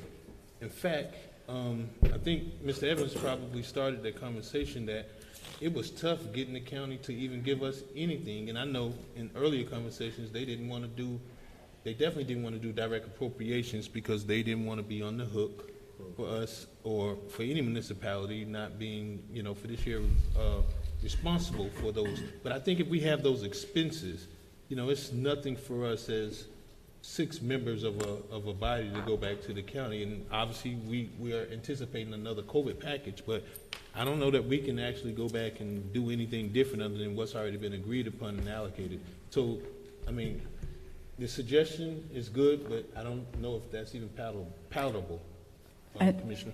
Thank you. And in addition, I don't see a dollar amount in this resolution. So unless we are, by virtue of this resolution, limiting, there's nothing that specifies that it's limited. It's simply to approve the resolution authorizing the execution of the CARES Act interlocal agreement. So, Madam Chair, if I may, yes, there is a recognize whereas provision that says the city has expended $579,545 on eligible COVID-19 goods and services. So if it is the pleasure of the board, you can look to conceivably strike out that 579 and say, giving staff the authorization to compile a list of all COVID-related expenditures. But I could assure you, having been on the county side, they know that this is published. They're going to look at that 579 number, and if you offer to come up with 800,000, they're going to look at that 579 number. So we can certainly try, and I think we should try, but they're already looking to budget for and looking at what the impact is because they're going to look at all municipalities throughout the county. Okay, does anyone want to make an amendment to the motion, or shall we go with the motion? Any amendments? Any other conversation? Madam Chair. You recognize Mr. Lawson. Mr. Sherman, if you could also bring back where this money is going, just itemizing the funds that we receive from the county, if we could just get a report on actually where the money's going, because this was budgeted from, I believe, last year's budget. Correct. So I want to see where we're going to actually roll it into this year's budget. So we can have either, I don't think we have to do an amendment, but at least we can see where it's going in for this year's budget. Thank you, Mr. Chairman. Thank you. Any other comments or questions? Madam Chair, You're recognized. I want to respond to Commissioner Lawson, but it won't be reappropriated. It'll just go back into general fund balance, correct? Right, we would be recording a receivable in last year's budget, and it'll go Right, back but there is not going to be a new allocation based on the fact that we're getting reimbursed. Correct. Am I correct? Correct. And then I remember there was an item that we had in the past for generators that I think we may have tried to associate it with COVID-19. And then I asked specifically about that. Maybe that was related to hurricane expenses or something? Okay, so that's not going to be one that's included? Correct. Okay. But I don't think we can just re-spend it again, if that's what you're asking, Mr. Well, that's the question, because you're saying that the funds these were budgeted from last year's dollars. This money was not, you do say that we were going to look for reimbursements from FEMA, which was going to be 3 or 4 years from this time frame. So if we're just going to move these funds back into the general fund, why can we not reallocate those funds? Well, I'm sure we can. Correct. And that's where I would actually, and that's where, colleagues, if you could just follow me, I wanted to see if we could use these funds, instead of just having them flow back into general fund, to see if we could create some type of programming for residents, whether it's assisting with water bills or whether it's a facade improvements. Instead of just saying, hey, let's just dump it back in general fund, let's go ahead and see if we can help some of the residents with some of the money that we're receiving. So that was where the line of questioning came in, so that we can move forward once we receive the dollars to say, hey, let's put it back into the community. Let's create a program with an application to assist with some of these delinquent water bills, or to actually do a facade improvement program with the actual $560,000 or $78,000. Any other comments, or does anybody want to respond? Madam Chair, we can bring back some programs to effectively look to accomplish what the council person has discussed, but we do have some existing programs in place and some monies from programs that can be scraped to be able to facilitate that. And in the event that it is anything to offset water bills, we would have to utilize utility district dollars to effectively do that, or utilize the general fund to pay down utility bills. So we can bring back some program ideas with some existing funding, because we didn't have a large response in regards to the business assistance program, so there is some monies left there and some other activities. So we can bring back an item to have a more robust conversation, and to include, operations over at the CRA as well, and some monies that we have set aside for some of the things that were communicated by Councilman Lawson. Thank you. Any other comments or questions? It has been approved, it has been moved and seconded that we approve the resolution authorizing execution of the CARES Act interlocal agreement between Palm Beach County and the City of Riviera Beach. If you're in favor, please say yes. Opposed, please say no. Madam Clerk. Councilperson Lanier? Yes. Councilperson McCoy? Yes. Councilperson Miller Anderson? Yes. Pro Tem Lawson? Yes. Chair Votel? Yes, that resolution is approved with a vote of 5 yes, no, zero no's. Item number. Madam Chair, we're now on to item number 6, Kwanzaa 2020 celebration proposal. Yes. Madam Chair, members of the board, we do not have any public comments on this item. The acceptance of public comment on this item is now closed. Thank you. Is Councilwoman Lanier going to make a presentation, or is this coming from the city manager? No, this was just an idea that I brought to city administration. Mr. Evans can explain the presentation. Madam Chair and members of the board, this is an item that was a continuation from the discussion that we had at your previous council meeting. This is a collaboration working with the young ladies from Sophisticated Out Loud, as well as our Parks and Recreation Department. Ms. Eladia Franks will provide us information after our consultants provide a brief presentation to the board, and then Ms. Franks will follow up with regards to the city's activities and then staff will be prepared to answer any questions. Thank you. Good evening. Last time we were here, we were given some actions, and there were some concerns about COVID, so we revamped to make it a little bit more COVID-friendly and to follow some of the suggestions given to us at the last meeting. So if you go to the next slide, I'm just going to go through some of the things we changed. We still want to make it a one-day Kinara lighting to basically kick off the Kwanzaa season. Kwanzaa is 7 days long. We want to have the one day of festivities that kicks off the first lighting of the candle, but we want to make it a drive-through this time instead of a festival. So the next slide, if you keep going. So we talked about the drive-through, and what we would like to do is give back to the community with this event. So being that Kwanzaa means first harvest, we would like to give back with some of the, maybe some of the greenery that is already being distributed through the county. So we want to make that part of the giveaway. Keep going. We'll like to still do entertainment, but make it more virtual and social distance. We can have drummers out there as people drive through for the ambiance, live painters, a DJ and dancers, but we can also show it virtually on a screen where they can see it from their cars instead of having to come out, and they can also see it from their homes. Still celebrating Kwanzaa, but also allowing it to go out to more of the community who do not want to come out of their home. Keep going. And then we also want to give back a little bit more for the kids on the spirit of Kwanzaa. So also teaching what Kwanzaa principles are, we suggested maybe giving out some books through the drive-through for kids. You can give out some books on the principles of Kwanzaa, maybe some Kwanzaa candles, cookies, t-shirts, popsicles, just some ideas. As they drive through, they can get a Kwanzaa gift bag as part of the giveaway from the city. And then going back to what we suggested on the first go-round, we still want to have the main principal display props. A drive-through, we want it to be nice, lit up, so that people can drive through for the 7 days, see all the principles of Kwanzaa lit up on props. So we wanted to have the main Kinara, the first thing they see, that will light on the first day, and each day will light after that for the 7 principles. Keep going. We still want to have the photo prop, where if they do want to come on their own time during the 7 days, take a picture with their families, they can still do that. That's a life-size prop that will be displayed. Next one.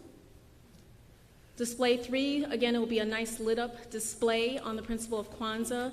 This one would be life-size on a high display lit up with lights as they drive through, almost like a Christmas lighting. It's just more decorative Kwanzaa principles that we'll do in a display for the drive-through. Next one. The Book of Kwanzaa, another display that will give all 7 principles of Kwanzaa. Again, they can drive through. When they get to the book, they can read what the Kwanzaa principles are, but it'll be lit up for all 7 days during the principle of Kwanzaa. And the final, the letters will go in front of each principal. We have 4 major displays, and the ones that are not there, because we just tried to cut back a little bit, will still display what those principles are. Again, teaching the community what Kwanzaa is all about, but we'll have them also listed in front of each main display. And then the next one. Again, we still do suggest that maybe we have vendors there for the green market. Again, socially distanced, because we see that you still do this now, but that's just a suggestion, because of the spirit of Kwanzaa with harvest. You can still have the green market and the vendors come out socially distanced, and that's it. So that was just making it a little bit more COVID-friendly, drive-through. They can appreciate it for all 7 days of Kwanzaa. It'll be lit up. Nice big displays for them to just go through on their own leisure, all 24 hours. But the first day will be a whole presentation of lighting the first candle of Kwanzaa. Thank you. I don't recall from the last time, did we have a dollar amount associated with this? Yes, and we did give the Has it changed? Oh, I'm sorry. budget. So just to point out, we are partnering with the city. So we were asked to come in and be consultants with this. What we are consulting on is the creativity of the event. So those things have not changed. We're still doing that. What we did pull back on is the festival. There were items that we said that we will help coordinate, and then there's items that we said we were told the city will help with that part of it. So we listed out our budget for the creativity of these props and the work to be done to coordinate the vendors and all of that.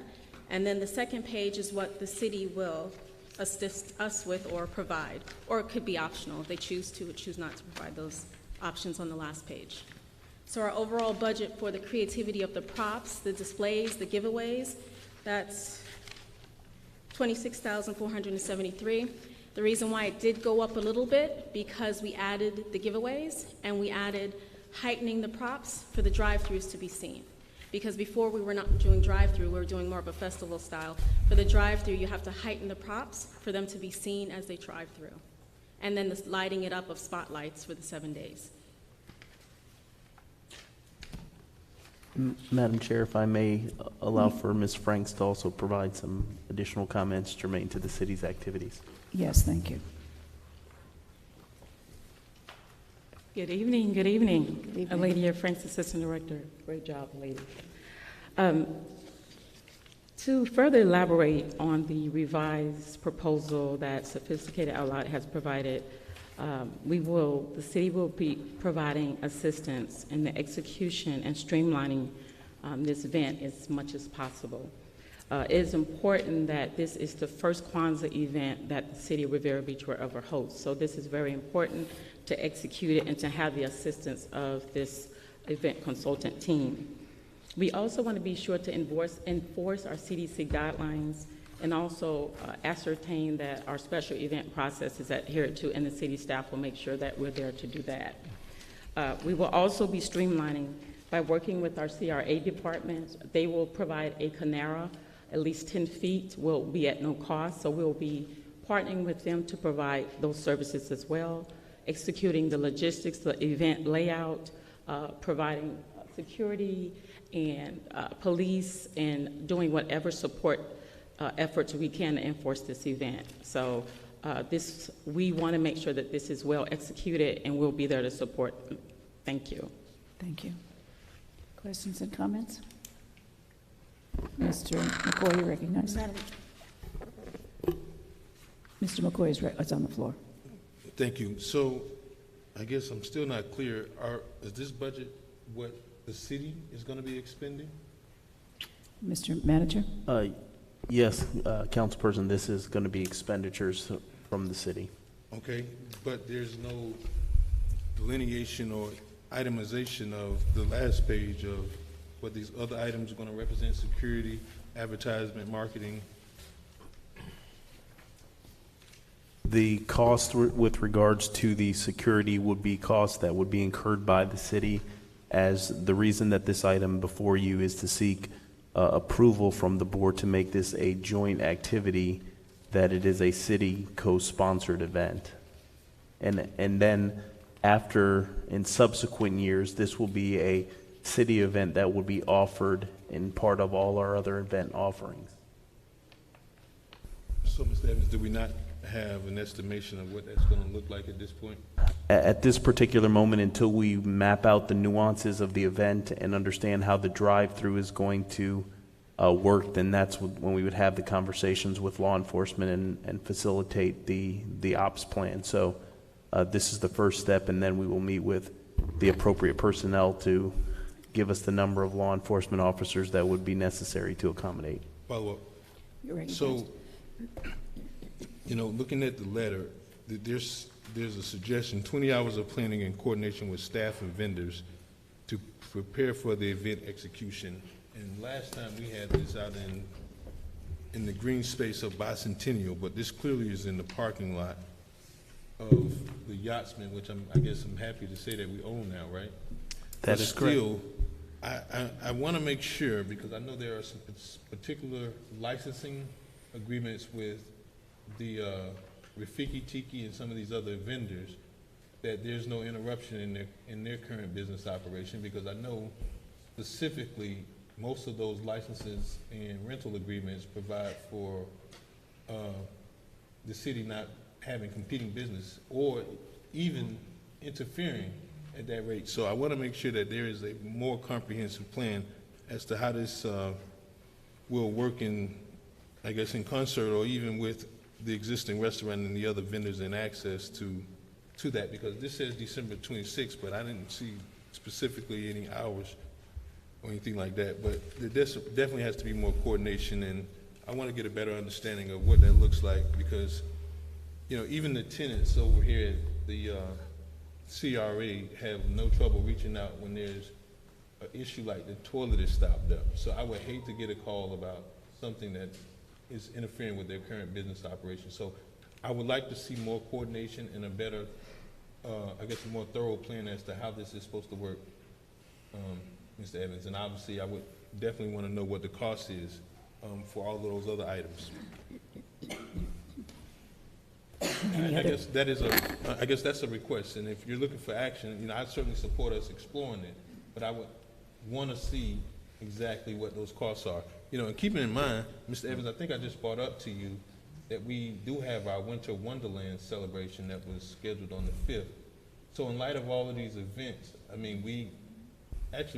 the Winter Wonderland is set up on the 4th and the 5th of December.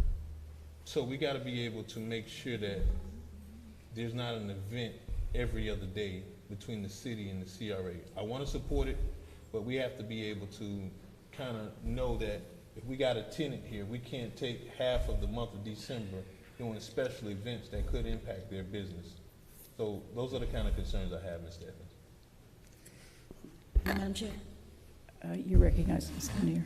I'd just like to say that the Kwanzaa program or the Kwanzaa event, Kwanzaa is an African-American holiday that is celebrated from December 26th to January the 1st. It was created for and by African-Americans for a holiday and for 7 days of coming together, 7 days of knowing who we are, 7 days of knowing our history, 7 days of knowing from where we come from. This event is about $25,000. The city spent $100,000 on July 4th. July 4th, I don't have anything against July 4th. July 4th is a holiday that in 1776, the founding fathers signed the Declaration of Independence, and 46 of the 51 delegates there owned slaves. So when we are trying to present an event to the city that is 80% African American, we want to present events that speak to the history of African Americans, that speak to the struggles, and that speaks to the people of who we are. And that is what Kwanzaa is. People think that it is a replacement for Christmas. It is not. It is a complement. And it is something that, given that we are a 80% African American city, to bring events that speak to the African American experience. And that is what Kwanzaa is. It started in 1966. It is a 56-year-old tradition. And I think that it is wonderful that the city is going to start having that particular tradition in our city. Any other comments? Madam Chair. You recognize Mr. Lawson. Just for clarity, Councilman McCoy, you were concerned about the tenants being affected and their businesses being affected. How so with the Kwanzaa event? How does that affect the tenants? Well, Mr. Lawson, if you want to speak with Mr. McCoy, could you go through the chair, please? Thank you, Madam Chair. Thank you. Mr. McCoy, could you respond, please? Well, I was only looking at the diagram that basically moved the whole entire event now into the parking area and into what we call the restaurant pads. So, and if you look, we also have other vendors there too. And I, my whole understanding was this was going to be in Bicentennial Park. We got this, I guess, at the start of this meeting, but now I see it's in the parking lot. We do have existing contractual obligations with several businesses that lease spaces or have licenses to do business. So all I'm trying to make sure is that there is some coordination between the existing businesses that are already at our marina and this event, because if this is correct, there's 1, 2, 3, 6, 8, 9 different, I guess, stands for presentation and display. So, I just want to make sure that it doesn't create a conflict. That's it. Follow up, Madam Chair. You recognize. Thank you. And to that point, Councilman, that's why I wanted to just make sure I understood the setup of this event, because I believe these displays are for drive-through purposes. So this essentially is going to just bring more business to the plaza and for the vendors that are there currently. I don't think it's going to be a hindrance on any of the businesses, but I do want that working relationship with them so that they can make sure that they're parking and make sure the flow of business is not affected at all. But I think this is actually be a great benefit for them during these 7 days of Kwanzaa celebration. Is there actually a day or a festival day for the Kwanzaa celebration that we're going to have the drummers and the dancers, or are they going to be continuous over the 7 days? That'll be on the first day, which is December 26th. That's the lighting of the first candle for the Kinara.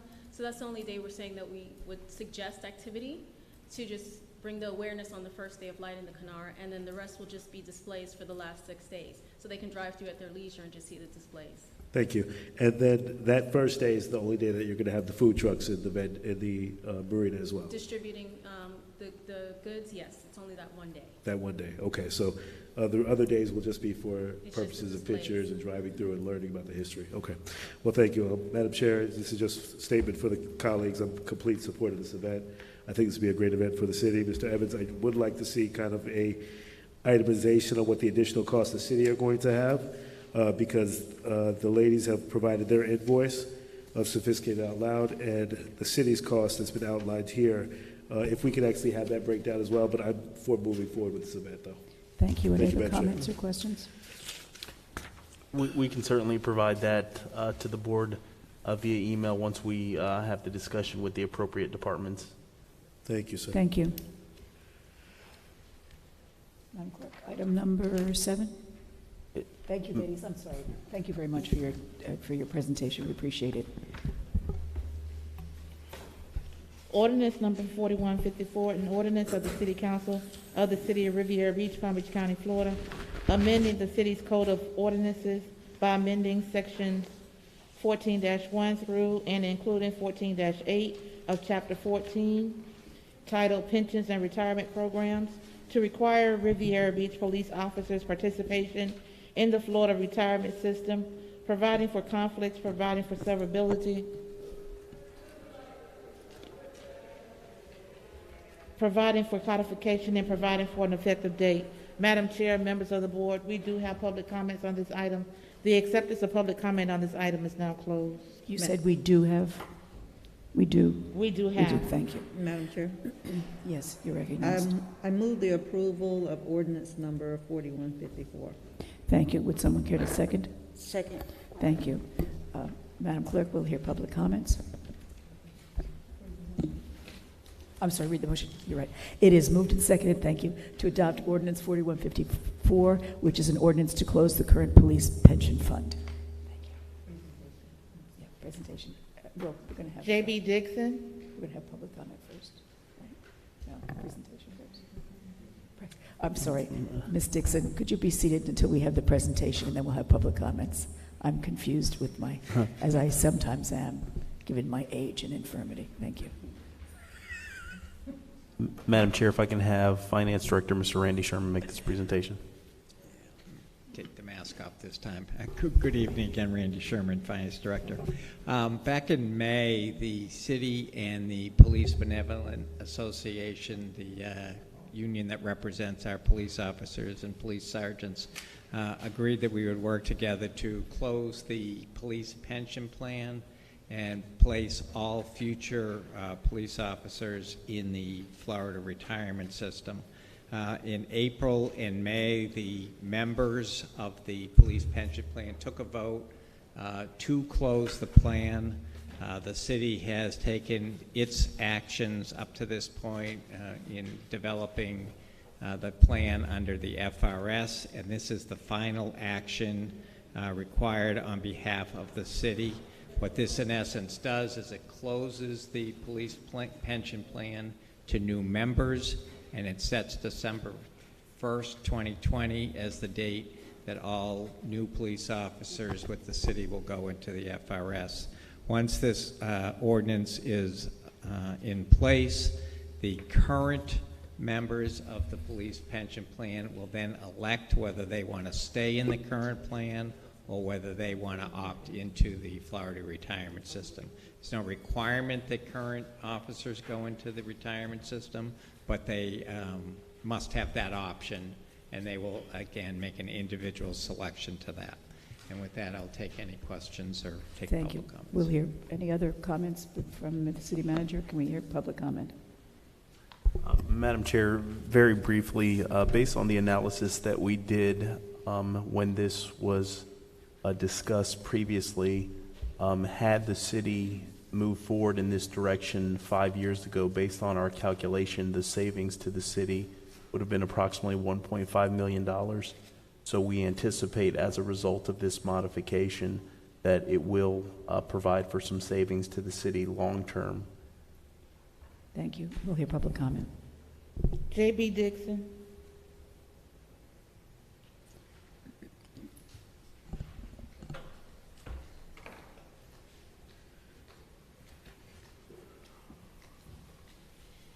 J.B. Dixon, 3000 North Ocean Drive, Singer Island in Riviera Beach. I have no position on this particular item, nor on the other amendments to the charter. Mostly I'm here to react to the feeling that there is not sufficient time to inform the citizens. And as somebody who used to make a living doing that, I can assure you there is. I found it very interesting in the last series of amendments that were passed, were put on the ballot, that during the information sessions, the attendance was not terrific.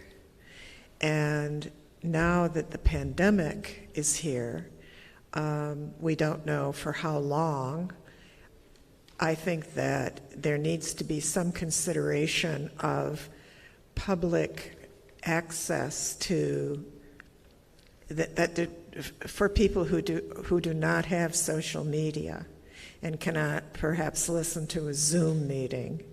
Whoever is going to handle the public information meetings should really begin now to decide what new steps, new ways we can provide, because the population cannot come to meetings as they did before, and to increase the attendance at those. But I would urge you to pass this today because it's only a first reading. And it doesn't necessarily have to pass a second reading if people are against it. And there will be time between now and the second reading for you all to find out if in fact people are that against it.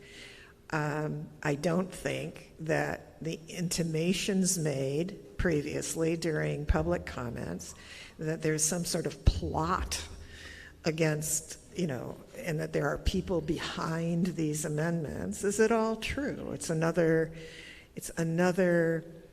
Donald Trump way of dividing us and putting out conspiracy theories and attracting fear and distrust. And that's what many of the people here tonight tried to do. And I think that you should pass it and take under consideration what they said, find out if most people do feel that way, other than the organized group that came here tonight, and then go forward with your second hearing. Thank you. Thank you. Any other comments? Madam Chair, members of the board, that concludes public comment on item number 7. Thank you. Any comments or questions from the council? Mr. McCoy, you're recognized. Mr. Sherman, I'm looking at the contribution rates, and just so I'm clear, I'm looking at the special risk class, which represents those police officers. And if I'm understanding that, that's 24.45% that the city is going to be contributing to FRS for each individual police officers based on this base salary? Well, not only their base salary, but up to 300 hours of overtime. Okay, and do you recall what it was before that we were contributing? Because I remember we had that in a closed session, but it was quite Yeah, it varies year to year depending on salaries and investment earnings and the like, but it's been over 40% some years. Okay, good enough. Thank you.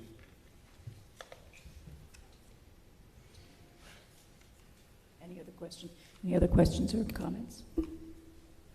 It has been moved and seconded to adopt Ordinance 4154, which is an ordinance to close the current police pension fund. If you are in favor, please vote yes. If not, please vote no. Madam Clerk. Councilperson McCoy, Yes. Councilperson Miller Anderson, Yes. Councilperson Lanier, Yes. Pro Tem Lawson, Yes. Chair Botel. Yes, that is Okay, thank you. a vote of 5-0. That is passed, and the administration will take the steps necessary to make it happen. Item number 8. Madam Chair, members of the board, before we move forward, I need to remind you of the time. It's now 9:46. Madam Chair, You're recognized. I move that we extend the meeting to finish through the agenda. Do we have a second? Second. Thank you. Any questions or concerns? Madam Clerk, please take the roll. Councilperson Miller Anderson, Yes. Councilperson Lanier, Yes. Councilperson McCoy, Yes. Pro Tem Lawson, Yes. Chair Botel. Yes. Motion is approved. Item number 8, ordinance number 4155, an ordinance of the City Council of the City of Riviera Beach, Palm Beach County, Florida, providing for the submission to the electors the proposed amendment to the city charter in accordance with section 166.031 Florida statutes, submitting proposed charter amendment concerning deleting requirement that 50% of all street and secondary drainage improvements shall be paid by the benefited property owner, and that council may determine the assessments for curbs, gutters, valley gutters, and sidewalks, and calling a special election on the proposed amendment to the city charter to be held in conjunction with the regular city council election on Tuesday, the 9th day of March, 2021, providing notice of special election, providing for balloting and election procedures, providing for inclusion in the charter, providing for severability, providing for conflicts, and providing for an effective date. Madam Chair, members of the board, we do have public comment on this item. The acceptance of public comment on this item is now closed. Thank you. Would someone care to make a motion to approve this? Madam Chair, You're recognized. I move we approve ordinance number 4155. Thank you. Would someone second? Second. Thank you. It has been moved and seconded that council submit the charter amendment relating to Section 1, adoption of state law of Article 6, local improvements, etc. Do we have a presentation or? Yes, Madam Chair. Madam Chair, members of the board, as part of the workshop and the items that were contained in the memorandum that was submitted as an attachment to the workshop, staff had the opportunity to comb through the city charter and look at language or policies that have been enumerated in the charter that pose some challenges and in some cases some significant concerns to administration and places undue burden on the residents. This particular provision that currently remains in the charter says that the council shall make all local improvements in accordance with Florida State Statutes Chapter 170 and amend the, this is the revised language, but the provision in the charter says that you will provide 50% of the cost for all streets, secondary drainage improvements shall be paid by the benefiting property owners, providing for that the city council determine the assessment for curbs, gutters, valley gutters, and sidewalks. So right now, to break that down in a layman's term, in your existing charter, there is a requirement that if a neighborhood gets new streets, new gutters, and new infrastructure, that the board is supposed to assess 50% of the cost associated with those capital improvements to the property owners that derive a benefit associated with that infrastructure. Staff believes that it is the responsibility and obligation of government to budget for those expenditures as well as prepare and plan for capital investments. The process that is recommended in the charter is paramount to a double taxation. You collect ad valorem revenue for the purposes of funding government and capital projects. In addition to, you would then ask for participation from those that would see a benefit from the infrastructure improvements. Staff is recommending a modification and elimination of that particular provision to not have that stipulated in the charter any longer. At this particular moment, staff is prepared to answer any questions the board may have. We have utilized this particular provision dating back to the 1980s, but it has not been a customary policy that the organization has followed since. Thank you. Did you say we had public comment? Yes, we could hear that now. Thane Losman, Reverend Burrs, Bessie Brown.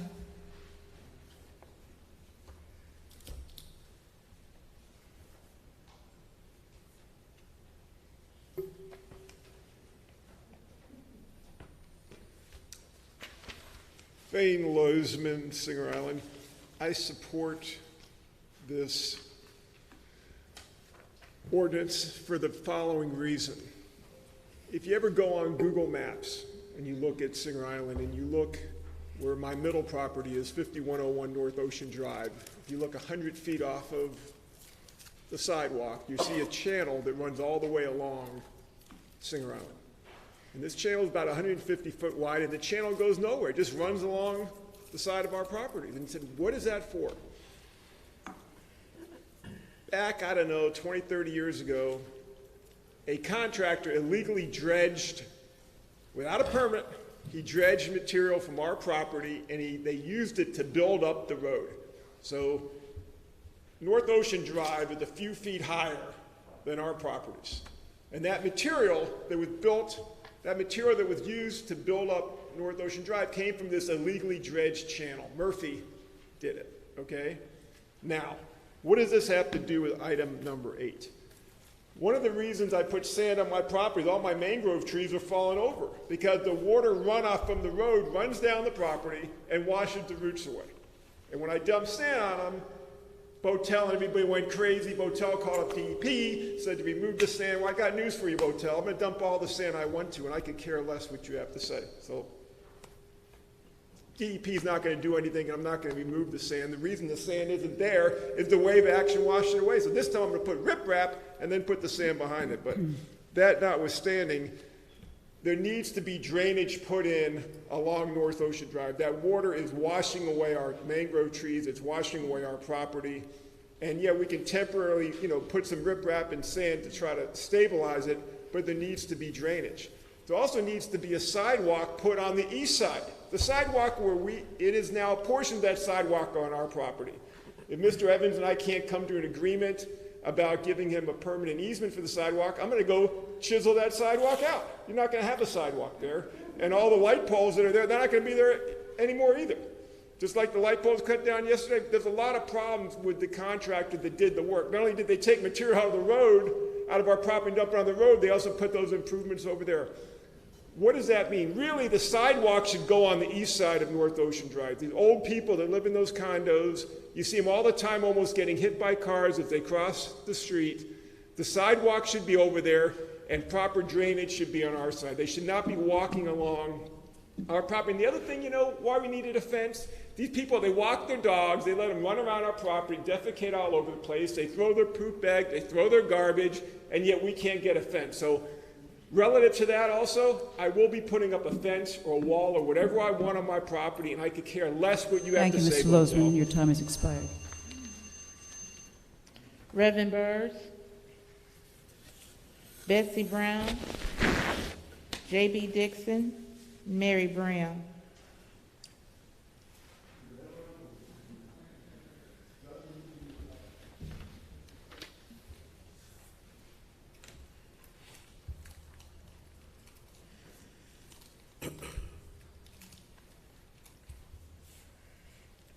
Bessie Brown, I'm here about the amendment to the charter.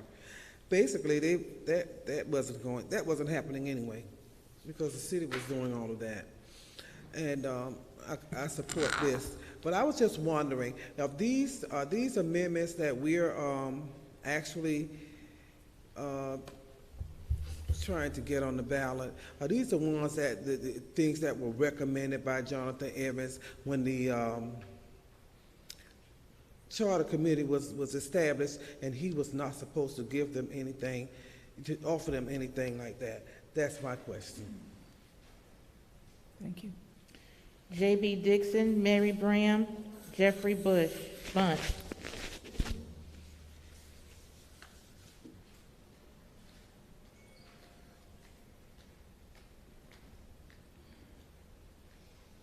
J.B. Dixon, Singer Island, Riviera Beach. I also, for one of the very rare times in my lifetime, agree with Mr. Lozman that this ordinance should be passed. It should be passed tonight and put on the ballot, but for very different reasons than him. I think that the fact that it was even in the charter was a huge surprise to me, because that I can't understand how it ever got in there. You've heard me many times criticize this council for its allocation of effort and money to a lot of social things and free things and entertainment things, when I keep saying that there is the business of the city that no one else can do for the citizens, and that's where the concentration should be. Certainly streets, curbs, gutters fall into that. And anyone paying taxes in this city should not then have to pay more, have to pay half of having those simple things done. It also discriminates, well, it discriminates against people in both economic classes. People who pay the most taxes then have to pay again for half of the things that a city should provide. People in a lower economic classification may not ever be able to afford that. And you don't want to have that, where people cannot, a neighborhood of people cannot afford to ask for new streets, new gutters, new drainage systems. So it is for those reasons that I would urge you to pass this, not in order to save Mr. Lozman the cost of 50% of the improvements he wants. Thank you. Thank you. Mary Bram, Jeffrey Bunch.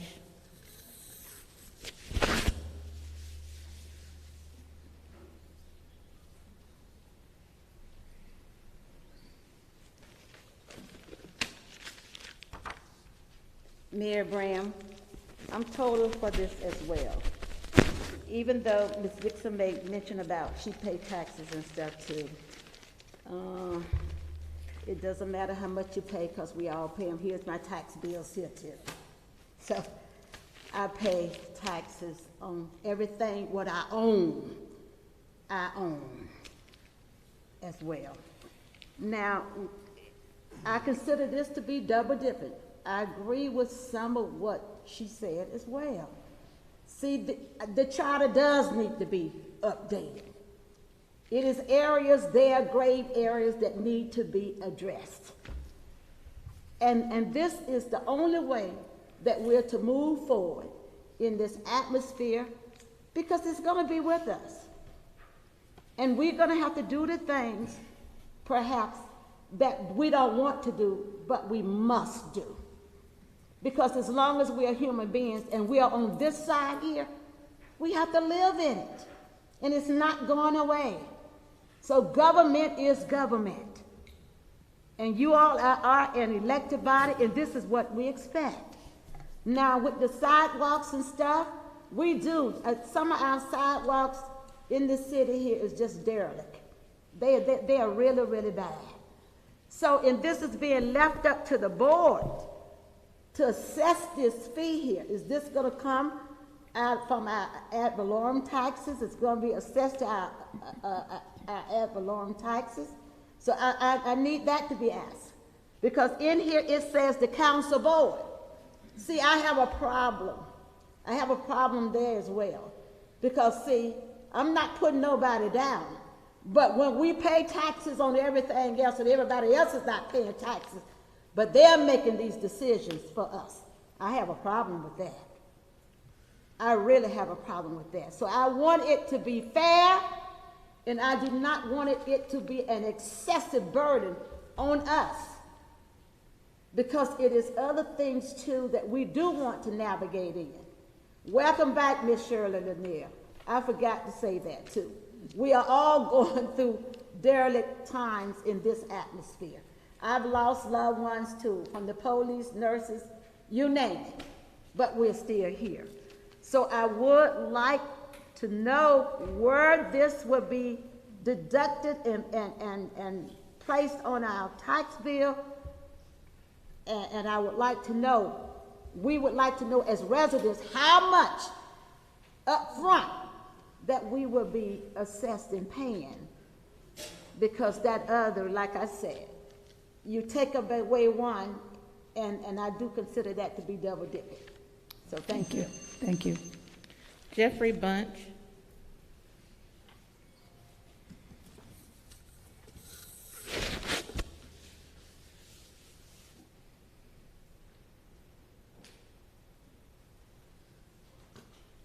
Good night. Good evening. So I agree with what she's saying. Could you just state your name, please? My name is Jeffrey Bunch. Thank you. In specific regards to us not knowing how much money that you guys will assess on us as property owners, because I'm not for profit where I live at here in Rivera Beach. I don't want to be hit in the face with a bill that you decide. No. I'm comfortable with 50% or lower. I am not comfortable with paying 80%, 100%, or whatever you guys determine whenever you guys determine it. So for that mere reason, I am against it. So I don't know what needs to be done, but you have heard what I had to say. And there are a lot of other uninformed people in the community who don't comprehend that this right here has the potentiality of costing them more money. Thank you. Any other public comment? Madam Chair, members of the board, that concludes public comment on item number 8. Thank you. Any comments by council? Madam Chair? You're recognized, Mr. Lawson. Mr. Evans, you stated that the last time that this was assessed was back in the 70s? 1980s. The 80s. So we haven't used this assessment since the 80s. That is correct. Thank you. Okay. And the explanation of this assessment is that residents will be responsible for 50% of the street work that's done in the neighborhood that's being accomplished on. That is correct. If it is in a specific neighborhood and they derive a benefit associated with the infrastructure improvements that are done in the neighborhood, then they shall be assessed. Okay. Just based on public comment tonight, Mr. Evans and the colleagues, there was some confusion in regards to what this ordinance and what this deletion is going to do and what it's done and where it's been assessed, because we haven't actually in my lifetime been assessed this, nor some of the individuals here. So being that I did not, last question, I'm sorry, was this part of the amendments from the Charter Review Committee? No, sir. This was part of the amendments that we discussed at the workshop. Okay. Being that this did not go before a Charter Review Committee, that I had the option of actually electing anyone to, or the views of the previous council, not the views of the current council, nor has this public had an opportunity to view this amendment to the ballot. And the confusion tonight, which I do hear some of the residents saying that we can't educate our community in the next 3 to 4 months, but being that this hasn't been assessed since the 80s, and there's no rush to get this on the ballot for March, when we can take the time to have this vetted by a Charter Review Committee, selected by the council that was currently elected, and allow for this to go on a sequential election. Because there's some issues with the community when it comes to trying to get this item on the agenda that was added late to the agenda tonight. I'm sorry, get this item added to the ballot that was added late to the agenda today, and then also some unreadiness within our residents. So listening to our residents and their unreadiness, I do believe that this is an item that will be able to get to the ballot, and I believe this will pass, but I cannot support it tonight because I just don't want to rush any of these items. Madam Chair? Any other? Thank you, Madam Chair. Commissioner Miller Anderson, you're recognized. This is an item that would certainly be in the best interest of the residents. The item will be eliminating that part where the 50% would be assessed. Yes, it has not been implemented since 1980s, but that's not to say that if we have a different council, if we have a different city manager, with that being on the books, it could certainly be implemented. And I would hate for the residents to be hit with this, because that is what's in black and white and has been there for some years. But over the years, some people just have chosen not to follow what was there. I think we have an opportunity to clean up some of this stuff in our charter that has been there for 40, 50 years. It will be no detriment to the community. It's a serious benefit to the community where they will not be, as someone said, double charged. So I think this is one of the minor things that we can do, and we have time from now until March to do charrettes, do community meetings, a number of things we can do, and that was discussed at the workshop on Saturday of all of the things that we could do. And I think Mr. Lawson did ask for Mr. Evans to possibly just share what are some of the things that we could do, and was already done with some of these other amendments to get the word out to the community. But this is certainly one of the lighter ones that does not really have any detriment to it. Thank you. Thank So you. I support it. Thank you. Madam Any Chair. other comments, Commissioner Lanier? I was reviewing this ordinance, and I just couldn't, for the life of me, figure out how you would not want to pay money. The ordinance is saying that in the charter, if they were to fix your roads, they can come back and charge you 50% of that. How could you not want that? Because even though it hasn't been enforced since the 1980s, as Commissioner Anderson said, it could be a new council up here. We're not going to be up here forever. A new city manager, he's not going to be here forever. So if they come, and this is on the books, they can enforce it. It is an ordinance. So if you are looking at this particular amendment, this is something that is going to ensure that the city cannot come back and say that because we put new gutters on your road, on your street, or we did some work to your alleyway, that we can charge you for that now. So I think that the community would be well advised to vote to take it out of the charter. Thank you. Any other comments? Mr. McCoy, you're recognized. Thank you. So, Mr. Evans, did I hear 1970s is when this was last implemented? 1980s. Mr. Evans, you're recognized. 1980s. Thank you. Okay, so if that's true, then can this, I mean, I guess looking at it in this plain language, we are doing that. That's what impact fees are. When someone builds on an expansion of the road, the cost for that new road and the impact of that home, they are actually charged for it. So how is that any different? Mr. Evans. Madam Chair, that would be in situations where there's new homes, in a situation where existing homes are and infrastructure improvements are made, then it would be assessed to those property owners that derive a benefit associated with it. Mr. McCoy, follow up. Follow up, yes, thank you. So this provision only applies to new homes? No. No, this provision, I'm sorry, Madam Chair. Go ahead. This provision speaks to all local improvements. Okay, well, I think you're getting right where I wanted to go. So if that's true, did the city have the ability to impose this on the many gated communities that we have throughout the city? If there is city investment, that infrastructure investments that happen in those communities, or any community or neighborhood for that matter, yes, the city did have the ability to effectively do that. Even when we install, and in some cases, we rebate developers to do the underground infrastructure, we could have still levied this assessment. Mr. Evans. Yes, Councilman, based on the existing language that's stipulated in the charter. Okay, so if that's true, then why am I getting stopped when I go into a gated community? Because what you're saying to me, it's a public road that was paid for by taxpayer dollars. Mr. Evans. If there is public infrastructure and public investments that are provided as part of the utility system, that's separate and apart from the roadway.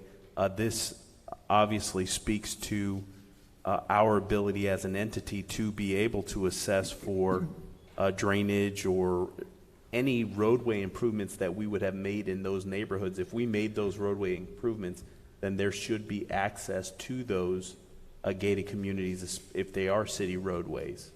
And I want to get somewhere. Please, Madam Chair, if you allow me just a little latitude to ask a few more questions. So I want to be able to pull up in, let's say, Woodbine. I'm not a resident of Woodbine. That guard gate shouldn't be able to stop me, nor should that guard, because I'm driving on a road that's paid for by taxpayer dollars based off of ad valorem dollars. In a hypothetical situation. Mr. Evans. That would be correct? Conceivably, that would be correct. Oh, well, Councilwoman Lanier, you're going to love this. So if that's true, we were presented with an Attorney General's opinion back in 2019 that we could not restrict certain vehicles coming off of certain roads. Now, if that's true that we can go into any gated community, but this provision right here that we're eliminating from our charter would then basically say that the city of Riviera Beach no longer has that ability, then that Attorney General opinion, as far as I'm concerned, once we remove this from the charter, then we can basically restrict individuals from driving through certain neighborhoods. Mr. Evans. I would say that because of the initial capital investment that has occurred utilizing ad valorem revenue, that you still would be able to access that neighborhood in perpetuity. Right, but what I'm saying is if I use the scenario of saying the Federal Gardens Neighborhood Association is going to put up a guard gate, then in essence, we can stop UPS from driving down 13th Street just based on the premise that we removed this. This is taxpayer dollars, and this community now wants to make a guard gate and prohibit access. They can play, if that is a discussion and they go through the process to actually put a gate, they can impede UPS by just easily accessing that roadway, but they can't stop UPS from going into that area.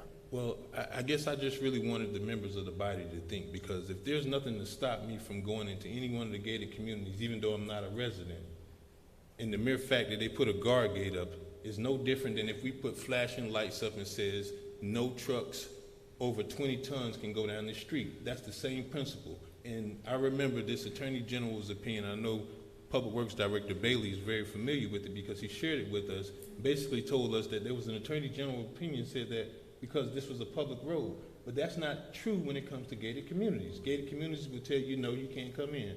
And I would hope that we don't allow an Attorney General's opinion that are often, and Ms. Wynn probably can attest to this, that are often rewritten or revised based on current law and just where we are as a government to then decide where we want to go or where we can restrict individuals. But certainly I think the same principle, if you can stop someone in the gated community, we can stop these large oversized vehicles from coming in and damaging the infrastructure, especially being that there's ad valorem tax dollars from everybody in our community that's going to pay for these infrastructure improvements and these road improvements.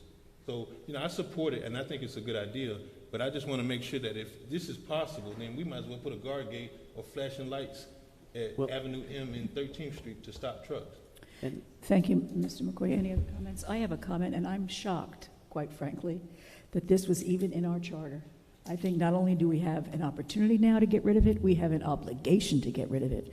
I think it's very important in this instance that we make it very clear to the voters, once this goes before them, that we would expect a 100% vote of yes to remove this special assessment from our charter. And I applaud the administration for bringing this to our attention, even though it was not part of the original charter review. It certainly should have been, in my mind, and finally it's gotten picked up on, because it's just so unfair to double dip, to ask people to pay taxes and then to ask them to pay for a road in front of their house. It just is crazy. So I'm certainly in favor of repealing this special assessment. If there are no other Mr. And Madam Chair, the issue that really elevated this particular issue is the language shall. Yes. And so we didn't want to run, knowing this information, we didn't want to run afoul to the charter, nor did we want to have capital projects that move forward that we have to now have the discussion with the board that says you have to assess, and maybe you assess $1 for the purposes of complying with the language, but we wanted to strike that completely out. But what we will do as far as our public information campaign, we will go through the neighborhoods that have had recent improvements and said, if you were to pay 50%, this would be the lien that would be on your property until it's cured. And so that would be part of the public information campaign if this is to go forward. And one of the things we mentioned on Saturday was we want, for all of these charter amendments, we want it very clear to the public.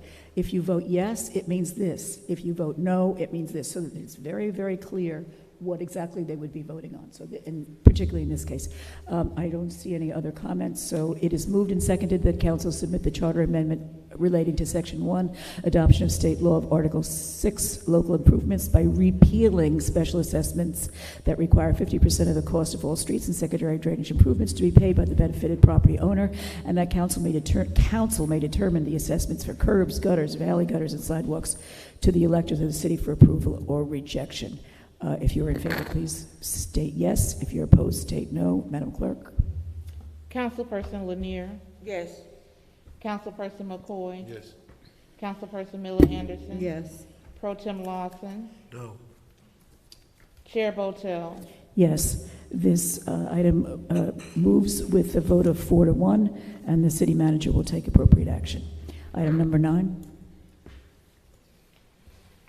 Ordinance number 4156, an ordinance of the City Council of the City of Riviera Beach, Palm Beach County, Florida, providing for the submission to the electors the proposed amendment to the city charter in accordance with Section 166.031 Florida statutes, submitting proposed charter amendment, reducing filing fee, and providing for candidates for elected office to be able to qualify by petition method as alternative to paying a filing fee, and calling a special election on the proposed amendment to the city charter to be held in conjunction with the regular city council election, with the regular city council election on Tuesday, the 9th day of March, 2021, providing notice of special election, providing for balloting and election procedures, providing for inclusion in the charter, providing for severability, providing for conflicts, and providing for an effective date.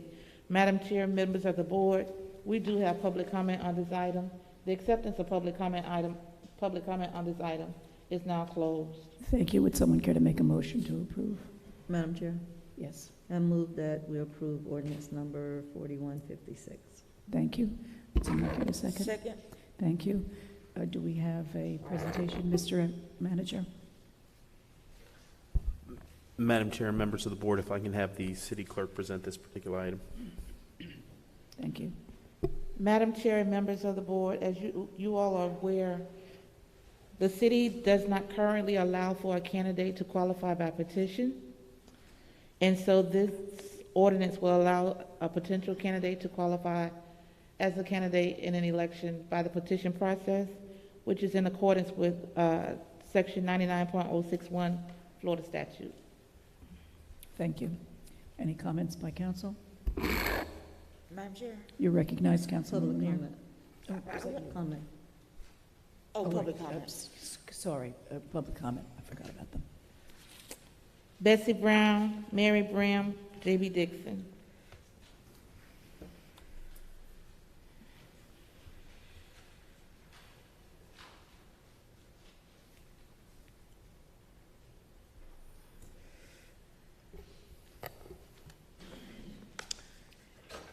Bessie Brown, I'd like to know if, does this mean you're not going to be charging a fee? I'd like to know if this is not going to be charging a fee. It's just going to have, so everybody will have to get a petition to run. That's my concern. And on all of these items, you did not identify the article or the section of the charter that these things are in. This is something that we need to know, and because how you presented this, the 50%, we have not actually seen how it's actually written in the charter, and that's my concern. And if you're taking out the fee, because then the hardship will be on the people to try to get 870 some vote signatures to run. Mary Bram, J.B. Dixon.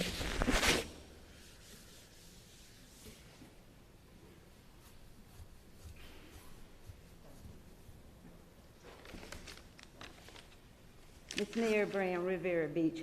No, I'm totally against this. Why? Because here, you part-time commissioners make $122,000 a year. That's including your travel, and all of your other benefits. And you mean to tell me, if you're worthy to sit in those seats there, you can't give back? Let we as voters vote for you. And you pay. This is the convolution that you bring here when it's time to do things of utmost importance. Mayor, you got 14 lift stations that in dire need in this city here. You get $1,000 a stipend for the utility district. And you get $750, probably $800 now in travel versus Mr. Evans' $500. Who you kidding here? Who you kidding here? Residents, we gave you those papers there, and we're not lying. They are the ones, some of them up there are the ones that are lying and dressing it up. And your aides get almost $40,000 a year being part-timers in this city here. You can't pay a filing fee. And in this wording here, it's almost like it's convolution here. And is that conjunction there? Filing fee and providing for candidates elected to the office to be able to qualify by petitions methods. Are you all kidding here? Pay that filing fee. Show us that you're worthy. You bankroll the city for every little whim that you want, and you all cannot pay a filing fee. We will hold this daily against you all. Travel, health benefits, utility district. And you want to go by petition, hell, we're going to vote for you whether we keep you or not. That's enough right there. And I'm asking this board here, do not let you all run on a petition base. Don't do that to the city here. Do not do this. You can get that money to pay for this filing fee. How much is it now, clerk? And I want the residents to hear it. How much are you paying now? $1,150, or how much is it now? $1,150, and you can't pay that? Shame on you all. But yet and still you want to bleed and rob it and keep this city down here for your own benefits. Thank you, Ms. Brown. Don't vote for this. Thank you. Don't vote for this. Madam Chair. Who's speaking? Me, Mayor. Oh, Mayor. Just to address, I don't get $1,000 from the utility district, Mrs. Brown. But before we go on, I can't do it to second reading because it's so much confusing, and I feel like we're rushing these amendments, I'm going to veto all of them. So if we want to keep going, we can, but second reading, I'm going to veto all 5 of these amendments. So it's up to the members of the board to keep going or not. Madam Chair? You're recognized. Who said that? You still, Mr. Well, McCoy. I'm not so much responding to the mayor's position, but, you know, it surely had to have been more time to do this, because it is such a mistruth to suggest that we make $120,000. If you want to really know our salaries, well, our salaries are $19,000. That's set by the charter. Our legislative assistants, who are city employees, who are assigned to us, they take a salary, the maximum, I believe is, I can't even tell you the maximum, but at best, my assistant and my staff person, we send more of the money back to the city coffers, and we don't use it, and we don't hardly travel. But I'll get on the one travel issue yesterday. But this is why I didn't want to jump to this, because I've gotten folks to ask me about the salary and the stipend that we take from the USD, which is not true. We don't even take that. And, you know, we don't even, you know, we don't even travel for the CRE, not hardly at least. And, I mean, it just seems like unless, you know, perception is reality. And I don't want these things to be thrown out in a public meeting as if they're almost the gospel, and then as if that we're supporting this. In fact, this, and what would have been good, and I don't know if this came up at the workshop, was this was, if I'm not mistaken, defeated at planning and zoning, at charter review. Was it not, Ms. Lanier? This idea of qualifying by petition? No, it wasn't. That's the reason why. Excuse me, Ms. Lanier, you're recognized. Go ahead. No, that's the reason why I went forward. The thing about it is that all of the charter review committee members did not approve it. But what we had, the discussion that we had was people who want to run for office, not us sitting people. There may be people who want to run for a city council seat.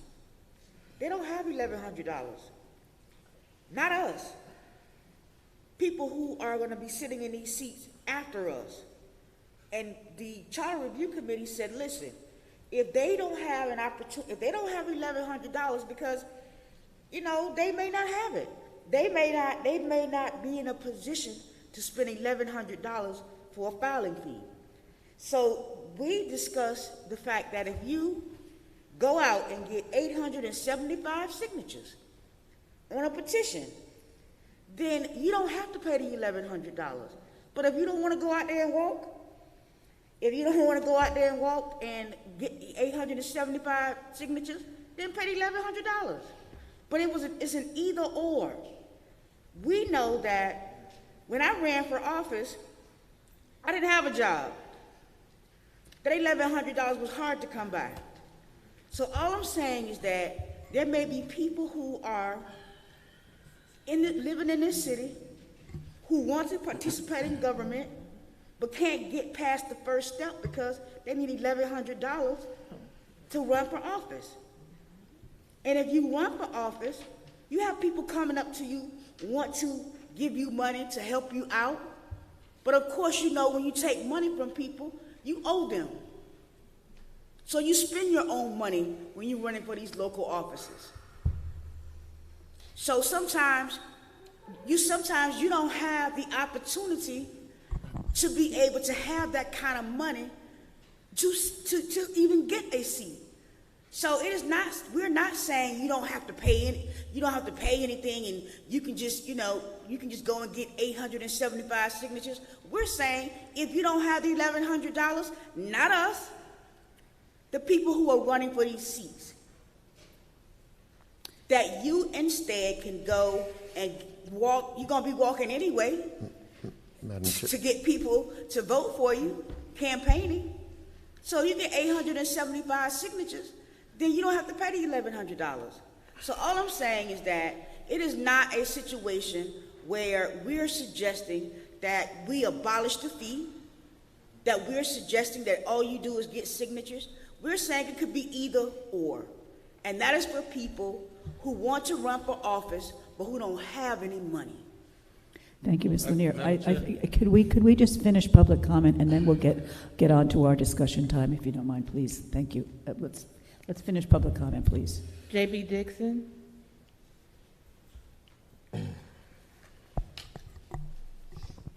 J.B. Dixon, Singer Island. Again, I don't feel strongly about this one way or another, but I think it's very persuasive for people who have never run for office may very well lose. You remember in the last election, there were sometimes 5 people running for one seat. I think there were 5. Anyway, it just seemed like a whole bunch of them. And I think in order to encourage people to run, who, as Councilwoman Lanier said, may not have $1,100 or be willing to risk $1,100 because they may have it, but they may not be able to afford it. It's a whole different thing. That perhaps we should say that council members who are running for re-election should pay the fee, and people who are running for the first time can either pay the fee or get petition votes. It seems to me that that would be very fair, because although council people, I agree with Councilman McCoy that often it seems very inflated to say what council people earn. They do earn a salary of $19,000 a year, which is extremely modest. But out of that, there's what is always in any business called the cost of doing business. And, you know, if you're in a corporation, that includes out of whatever you earn, you should put aside things so that you dress properly, so that you're groomed properly. And in an elected position, you should put aside enough money, even though it may only be $19,000, to run again, if you want to run again. But for people who have never run, if you want to keep that open, and I certainly think for democracy's sake you do, then $1,100 is a lot of money for a lot of people. And we need to encourage people to run for office, this office and many other offices. And I think that you can do that best by giving the new people the alternative of petition signatures or money. Thank you. Thank you. Madam Chair, members of the board, that concludes public comment on this item. Thank you. Chair. Who spoke? Me. You recognize Commissioner Anderson. I think I recall when this came before the board from the Charter Review Committee. It was one that did come through the Charter Review Committee and it's been vetted numerous times. What I thought the benefit of this would be is that, as someone has already pointed out, that, you know, some people may not have the $1,100, but it also provides an opportunity for people to get out to somewhat solidify a vote for you. I mean, it's not guaranteed, but if most people will sign a petition for you, you can almost guarantee that would be possibly a supporter. Not always guaranteed, but it could be. Now, there are also other positions that utilize this. I mean, you have, you know, county races, you have state races, where you're able to get petitions in the place of paying the money. And so I just see this as being somewhat very similar to what is already being done for many other things. The same thing happens when you want to put something on like a referendum or on the ballot. You get petitions done. So for the $1,100, I don't see where there would be a harm in having it one way or the other. With it, sometimes it could be a challenge for people to come up with the $1,100. And Ms. Lanier definitely pointed out, made a good point, that sometimes you don't always want to take everybody's money.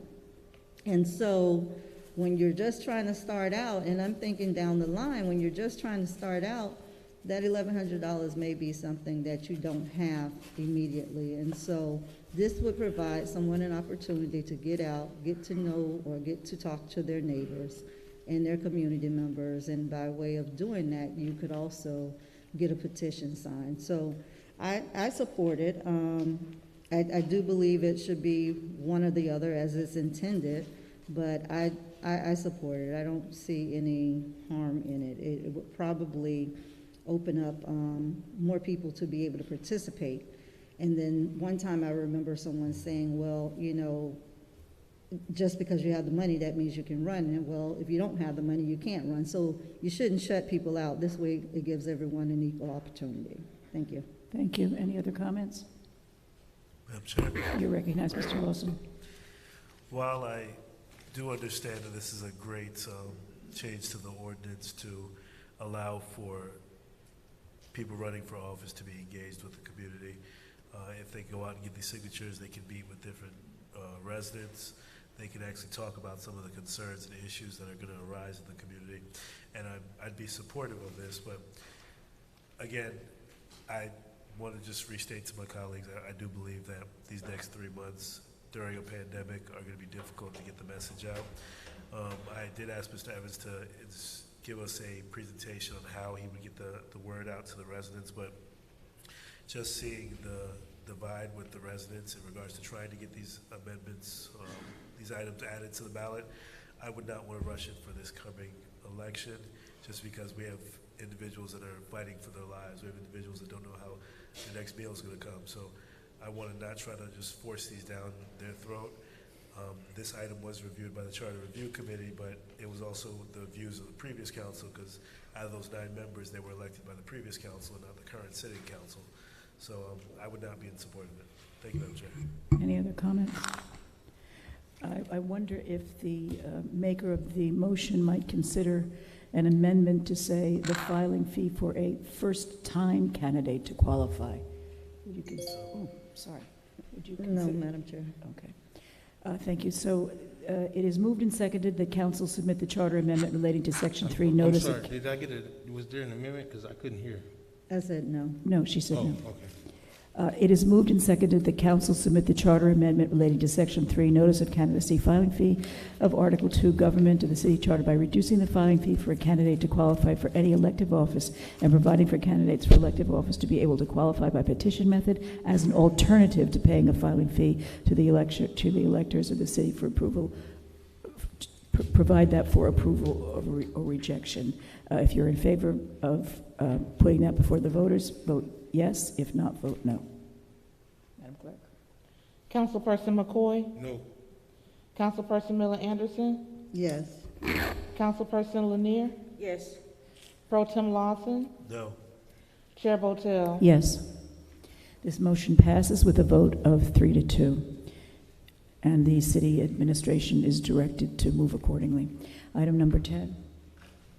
Ordinance number 4157, an ordinance of the City Council of the City of Riviera Beach, Palm Beach County, Florida, providing for the submission to the electors the proposed amendment to the city charter in accordance with Section 166.031 Florida statutes, submitting proposed charter amendment concerning deleting requirements that city manager must have justifiable cause to remove city officers and department heads, with the exception of the city attorney, and calling a special election on the proposed amendment to the city charter to be held in conjunction with the regular city council election on Tuesday, the 9th day of March 2021, providing notice of the special election, providing for balloting and election procedures, providing for inclusion in the charter, providing for severability, providing for conflicts, and providing for an effective date.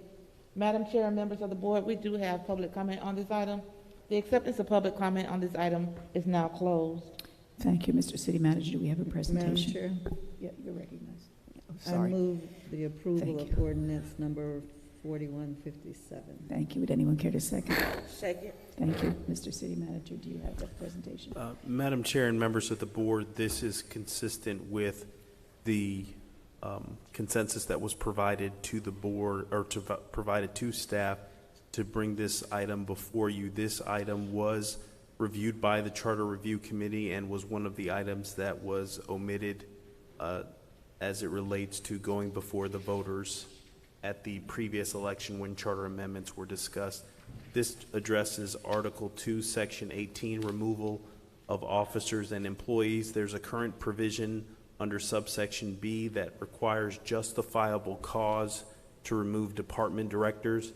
Justifiable cause has never been defined, and it is quite ambiguous, and so staff is recommending that justifiable cause be eliminated as it conflicts with Article 2, Section 22, whereby the city manager appoints and, when necessary, removes all officers and employees of the city unless otherwise provided in the charter for the good of the city. In most cases and in other municipalities, when research was conducted, there is no such provision that is provided for department directors exclusively.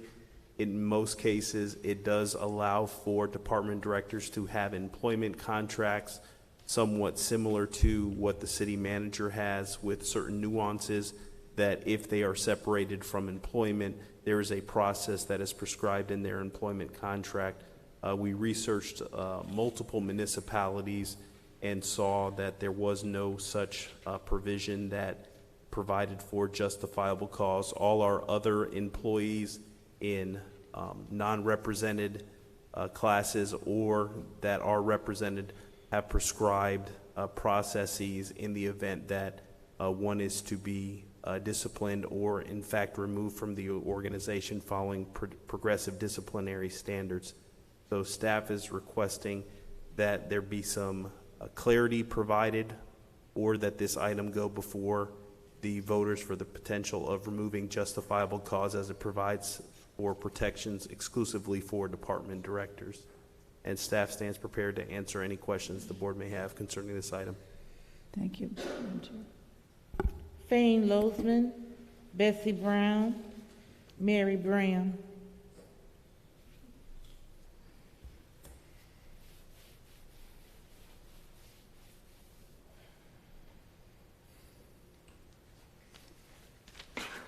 Fane Lozman, Singer Island. City manager is correct. Most the municipalities I've been around, there is no such thing as justifiable cause. There is a meaning that the city manager, when he comes in, normally he would replace a whole bunch of people. Got a new police chief, new fire chief, new whatever. He'd bring in his own people, and then the city manager would last a few years, and then the same thing would happen again. And that's the way it is most of the places. I don't think that's a good way to do it. I think you can get loyalty out of your department heads if it's not a revolving door every time you have a new city manager. In the 14 years I've been here, what have we had, 8 or 9 city managers? You know, there's no job security for these people. But there is a definition of justifiable cause, and I just looked it up on Google. It says justifiable cause means grounds for action that are in accord with sufficient reason that can be justified or defended as correct. So it's kind of like a thing of just cause. Like if you come in and fire a department head because they were, you know, doing something wrong, you have justifiable cause. You know, they're sexually harassing somebody, they're doing something wrong, you have grounds to do it. But if they're doing their job and you just don't like them because you want to put your friend in or somebody from your other job, I have a problem with that. I think justifiable cause is the standard that we should maintain, even though it's not the standard, I'm going to say, in the majority of municipalities that I'm familiar with. So I would say just leave that the way it is.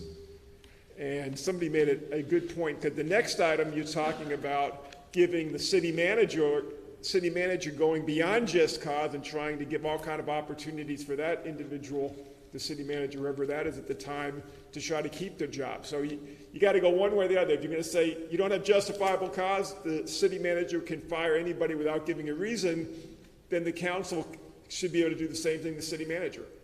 Hey, we want to fire you, we don't have to give you a reason. So you can't have it both ways. You either have it justifiable cause and the city manager can make his little presentation, or you have anybody can fire anybody for no reason, and that's it. So I mean, you can't certainly have one and not the other. So that's a call for the voters to decide. You know, that's something you really can't make the call on. So, or as the mayor said, he'll just veto it and we'll just deal with it another day. Betsy Brown, Mary Bram, Jeffrey Bush.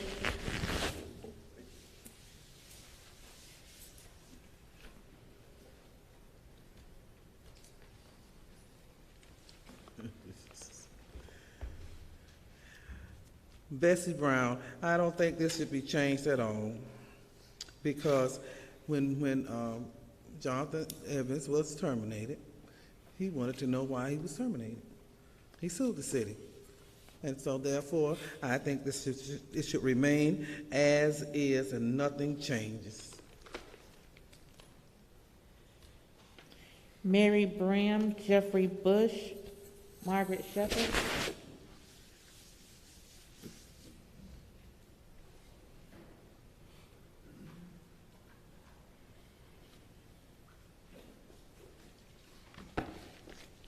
We do need to do away with this just for cause to remove city officers. Why? Because you can get good employees. And not saying that some of the employees are not good, but it makes everyone strives a little bit better.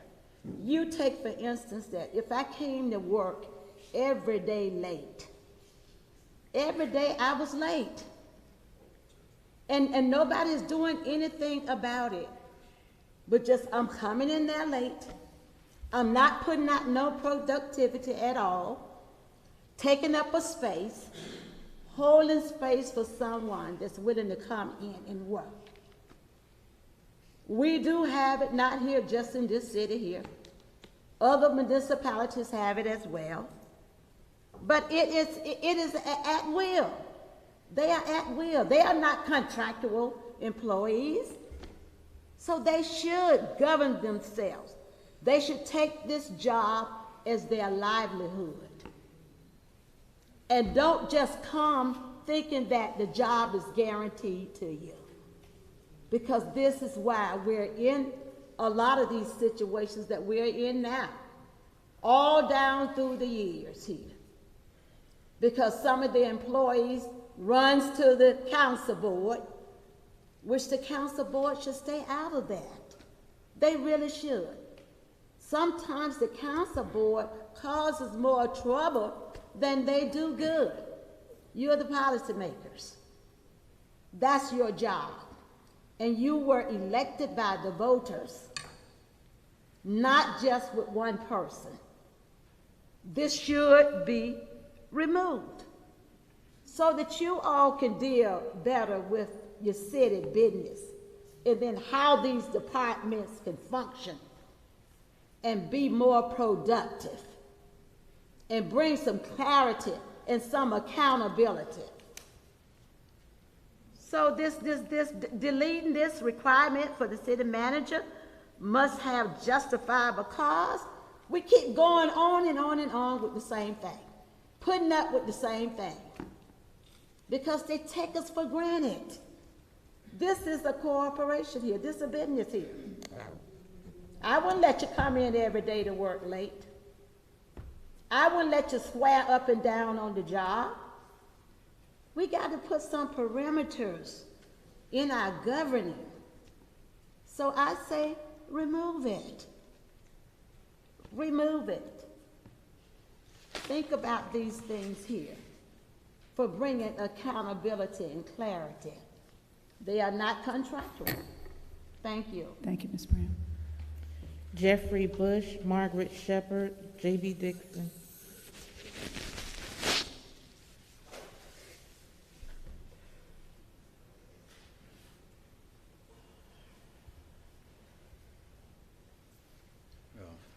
Jeffrey Bunch. My apologies, Mr. Bunch. Okay. I do believe. Just please state your name again, sir. Jeffrey Bunch. Thank you. I do believe that nobody should be fired without cause, without justifiable cause. You got fired, seeing you on TV. Why do you get the power to fire without justifiable cause? You came back on the principle that they're trying to strike. That's it. These officials are elected. They're going to change as you're going to change. I don't know if they have the power to hire, fire, speak, or whatever for any employee or department head that you are possibly going to gain the power to hire and fire because you want to. But when they're elected, at least the people have a voice and not just you. I am totally against you having that power. That's not how it should be ran. Thank you. Margaret Shepherd, J.B. Dixon.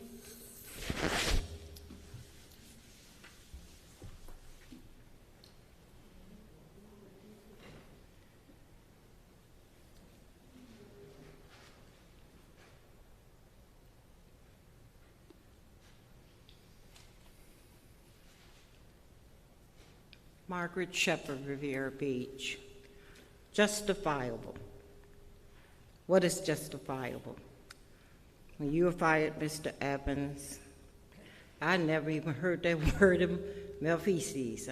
I called my lawyer, had him, when he got through with me, I still didn't understand. Didn't understand. Take people to get together, to get a coup to fire somebody. And I think we have some of the best employees there are. But I think that you should have some type of committee or something where you can talk it out, give them 3 chances, write them up. I've been written up many times. Many times I was written up, and they said, this is the last one. Stayed there until I retired. Justifiable. Of what? Just talking back? Unrealistic. But I think it's time. This city has a stigma on it. If I don't like you, I'm going to get rid of you. And they do it. They do it. Get together and get rid of it. That was the most embarrassing thing. And I have witnessed some firings. But that was something I thought I'd never get over. And it has to come within the board of how you're going to treat your employees, how you're going to fire them. At least come in and talk to them. Give them an opportunity to try to rectify.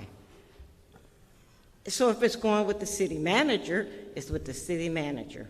But I would have somebody in the room with me to try to work through it. Maybe it's something they're going through. I don't know.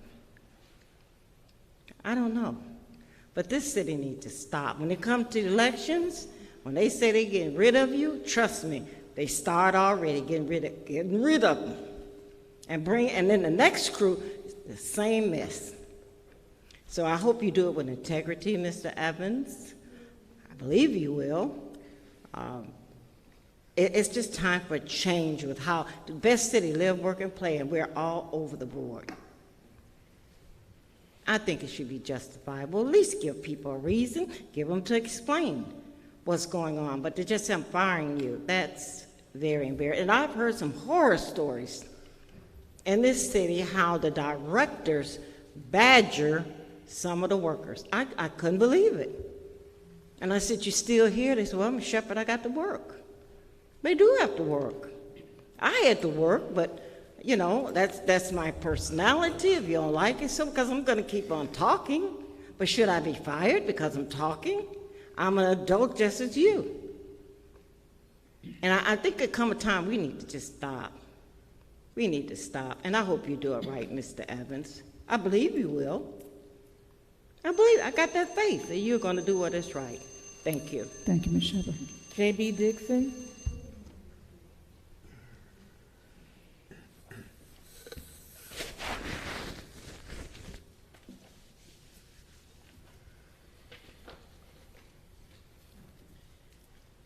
J.B. Dixon, Singer Island. I think that this is one of the most controversial amendments that you're considering tonight. And although, excuse me, personally, I think that the requirement of justifiable cause should be eliminated, mainly because it doesn't mean anything and can just be argued forever in courts.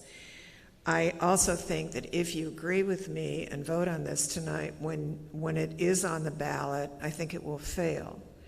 And that's because of public perception of employment.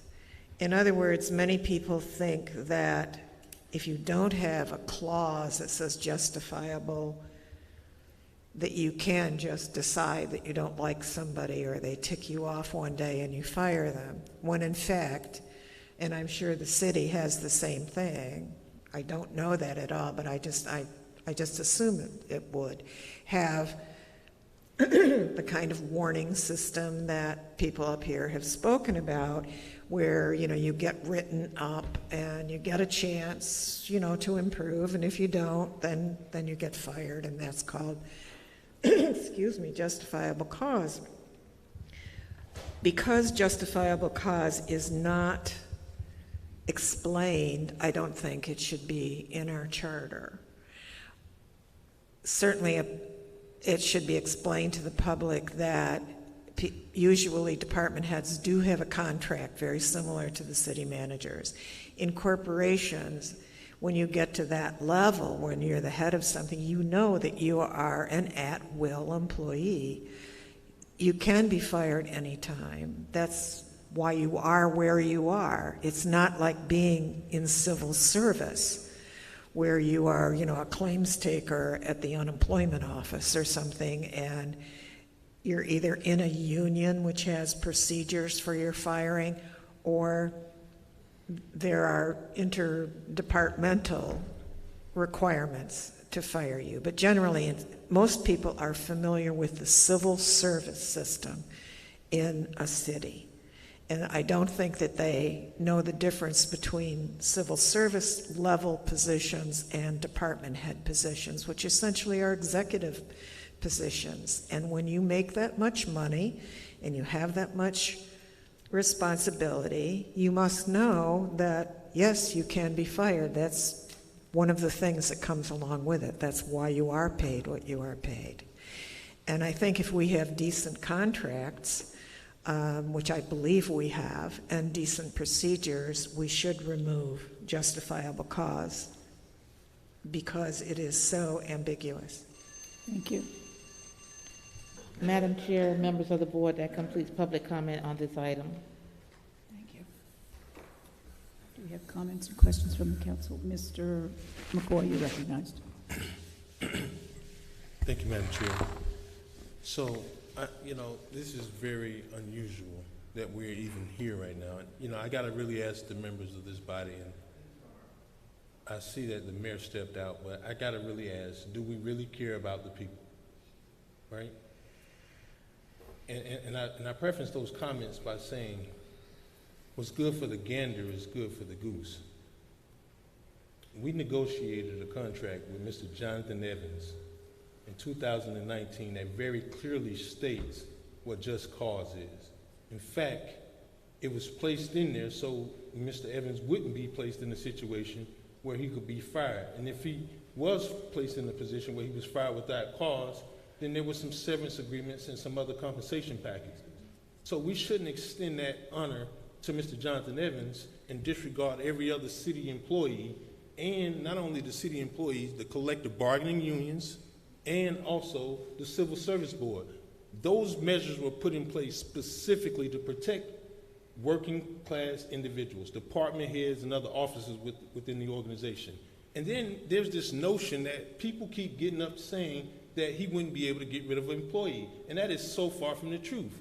There is a definition in our HR policy that calls specifically for what justifiable cause is. So it doesn't delineate specifically, but here's what we do as a body, right? We're an authoritative, legislative, policy-making body. We can create an ordinance similar to how Florida statutes 215.425 defines exactly what just cause is. So I don't see how we can sit here and say we're going to give Mr. Evans the opportunity to be relieved of duty under just cause, but anybody else within the organization that does not pertain to. And I got to restate, what's good for the gander is good for the goose. And we can't sit here and begin to hodgepodge and pick. And the really easy thing to do is to bring back an ordinance to define exactly what that is, or establish within the HR code what justifiable cause is, because what you're going to have is exactly what we've heard people allude to, is that anytime there's a new city manager, there'll be a whole sweep of new employees. And that's not the city of Riviera Beach that I know. We've had family members and cousins and people that we know that left this organization after 20 years. If that was the case, where this provision wasn't in here to safeguard and protect those individuals, then there wouldn't be any longevity within this organization. And I think we'll be down a slippery slope, and I can't see that anybody in good conscience, a part of this board, can support something that we can extend to the manager of a definition of just cause, but don't think it's important that the working individuals in this city deserve that same right. I yield back. Thank you. Any other comments? Madam Chair? You recognized. Having this conversation in the Charter Review Committee, the conversation centered around the ambiguity of just cause. Now, in 99% of municipalities across the state, if a job is paying you more than $50,000, you are an at-will employee. They can get rid of you at will. So when you have a position that is high as a director, and you have a situation where it ain't working out, you want to be able, and two, when you come as a city manager or you come as a department head, you want to hire your own people. You don't want the same people who the other manager had that may be loyal to the person who's gone. So the thing about it is that when we had this discussion in the charter review, we discussed this because of the ambiguity. If just cause could mean, I don't like the shoes you got on, that could be just cause. So you can take it, you can use all types of things to justify that cause. I ain't like the way she looked at me this morning, so I got rid of her. What that does, when you take that out, is that allows you to define what it is you're getting rid of someone for. It doesn't. Yes, it does. Excuse me, Mr. McCoy, Ms. Lanier has the floor. What that does is make sure that when you list or you say why a person is being fired, usually people are fired based on what they call progressive discipline. You start out getting written up, they write you up, you do this, you do that, you gotta, next thing you know, you're on a PIP plan where you got to improve or not, and all of these things are progressive discipline. And then they have the right to fire you. But they cannot fire you unless you don't have this progressive discipline trained behind you. So what happens is that when you have, like I said, justifiable cause, it can be defined as anything. So when we had this conversation, that was the conversation, and the conversation centered on the fact that it could be anything that the person come up with. Because it really does not matter. If you're a department head, you are at will anyway. But what you're doing is that when you take that out, as Mr. Evans suggested, now we're looking at employment contracts. That even secures your job even more. Because they can't just fire you off. If they do, they have to pay you. So these are the kind of things that when you are looking at employment law, you are trying to make sure that, number one, when you fire someone, it is for a cause that can be justified and not just anything that you come up with. That's what that means. Thank you. Thank you. Any other comments? Madam Chair. You recognize Mr. Lawson. So, Councilwoman Lanier, I guess to that point, if we take out justifiable cause, then that would eliminate having justifiable cause, is what you're saying? Because I guess I'm confused by what your statements are bringing. I don't see why eliminate justifiable cause versus Councilman McCoy's point to just putting it in our HR booklet is something that we can just define as a council versus changing our charter. Question for Mr. Evans. Do our directors receive a progressive discipline? Mr. Evans. Yes, department directors do follow progressive discipline in most cases, even in some situations where we've had individuals that have been in their probationary period. We have worked with legal with regards to following progressive discipline and addressing performance-related issues through a process. So, to one of our speakers' points, if a director came in constantly late every day, that would be addressed within your progressive discipline, correct? That is correct. And that would not eliminate your ability to terminate this director in the event that you followed HR's policy of progressive discipline. Mr. Evans? That is correct. Thank you, Madam Chair. So there would be no point for us to eliminate this from the charter, and also without truly going back before the voters and educating them of this process, because it's going to be highly contentious, and I'm not sure if the understanding of the justifiable cause being removed, we have enough time to really get to our residents during this pandemic. So to this point, I would not be in support of this item moving forward. Thank you, Madam Chair. Madam Chair? You're recognized, Commissioner. Let me just say this. You know, when we have these charter amendments and we're having conversations about them, people talking like the community is dumb, like they can't read, like they can't comprehend. You know, you making this appear as if our residents are just ignorant,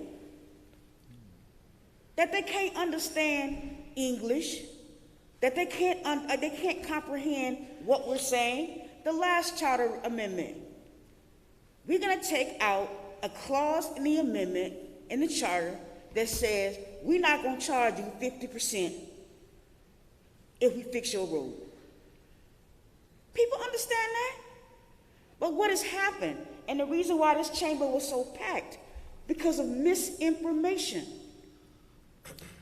People going around talking about the city about to put the police with the sheriff department. The city is about to privatize everything here. What you have is a series of misinformation because the people who were once in power are no longer here. And what happens? The changing of the guards. It's a new council here. People don't like that. You have to understand that people are going to put out misinformation. They're going to make it appear that the residents are just ignorant. They can't understand nothing. And y'all better come over here to the council because they better take over the city. Come on, people. It's ridiculous because you're acting like the residents of this city are just ignorant and can't understand what is before them. Madam Chair. Excuse me, Commissioner Lanier has the floor. Enough of this disinformation, enough of this treating our residents like they don't know what's before them, treating them like they can't read for themselves. We've already said that there was going to be a series of charrettes and public information, and our job, just like anybody's job at this point, I work doing HIV/AIDS every day for Palm Beach County. We're trying to figure out how do we reach people who are not in care, and you have to do that during a pandemic. So everybody has to get on their game and figure out how to reach people who are not on social media, who don't have an email address. That is our job. That is the city's job. But I want this to stop with this having or acting as if the residents of this city is ignorant and can't understand what is before them. Thank you. Mayor Felder, you recognized. Yeah, thank you, Madam Chair. And I don't think we're saying the residents are ignorant. My office was inundated with calls, and you might be right because of misinformation, which tells me we need to do a better job in educating our community and not just pushing something through, because that's what it seems like now. And so, you know, think our residents are very, very bright, but with that misinformation going out, you have a senior community that they don't know because, like you say, they may not be on social media. So how are we going to get the truth out to them? We have to look at those things as a board and not just rush to. I believe we have time to make this happen, and we can do it in a way where we give our residents at least 6 months to a year to educate them about this is what's going to be on the ballot. Because I understand we can't satisfy everybody, but right is right.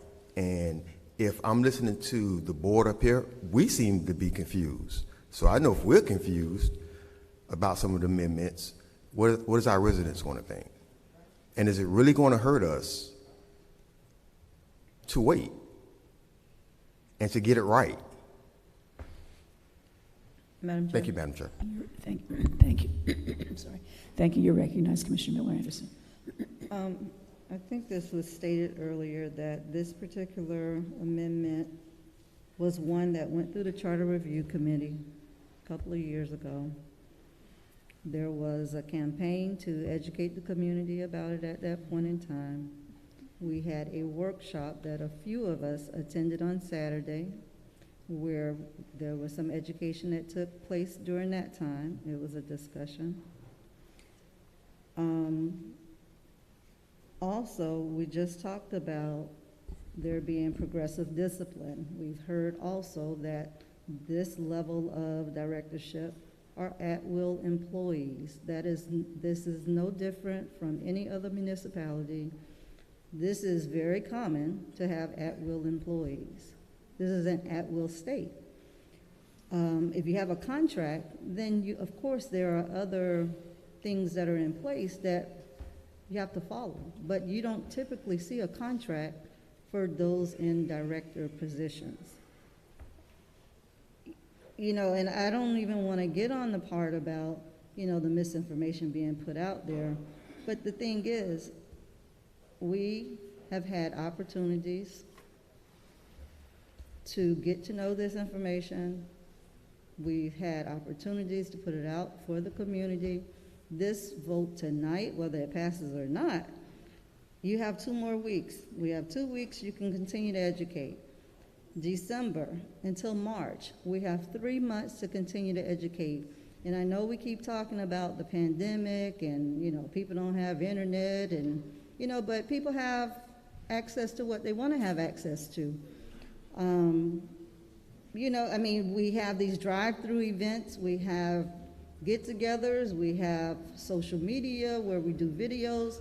There are a number of ways of being able to get information out to people. And, I keep hearing the pandemic, but the pandemic is not stopping a lot of the stuff that's going on that we continue to do. We're doing events, we're having drive-bys, we're doing a number of things. So if we can do a drive-by to educate the community, if that's the way you need to get the information out, it's not going to pass if the community does not want it. At the end of the day, the community will vote for it. Our jobs are to either vote it in or out for this first reading, 2 weeks later, in or out, and then that's the end of it. At that point, we just educate. So I support it. They have progressive discipline. Directors typically do not have contracts, so this would be no different from what other municipalities are doing. Thank you. Thank you. Any other comments? Excuse me. I support this because, number one, it went through the charter review process. At that time, any member of the community could have gone to those meetings. I went to several.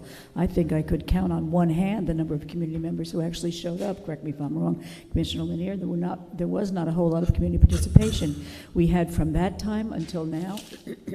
And certainly if we pass this evening, as was stated by a former speaker, this has, I would think, a slim chance of getting passed by the community, simply because people will not understand that all of the ramifications we've discussed tonight. So I'm in favor of putting it in front of the community, at least let the community decide, and so I'm going to vote yes. Any other comments? It has been moved and seconded that council submit the charter amendment relating to amending the city charter section 18, removal of officers and employees of Article 2 government by adding language that the city manager cannot remove the city attorney and deleting language that provides the city manager shall have the power to remove any city officer or head of a department only for justifiable cause, and deleting language that the city council may define the term justifiable cause to the electors, present this to the electors of the city for approval or rejection. If you're in favor, vote yes. If you are not, vote no. Madam Chair, before we go to a vote, can I ask a question? You're recognized, Mr. Lawson. Just for clarity to your point that was made, you agreed with the previous speaker that there's a slim chance that this will pass because there'll be confusion from the residents? Do you have a question? Yes, that was my question. I wanted clarity on your point, Madam Chair. Yeah,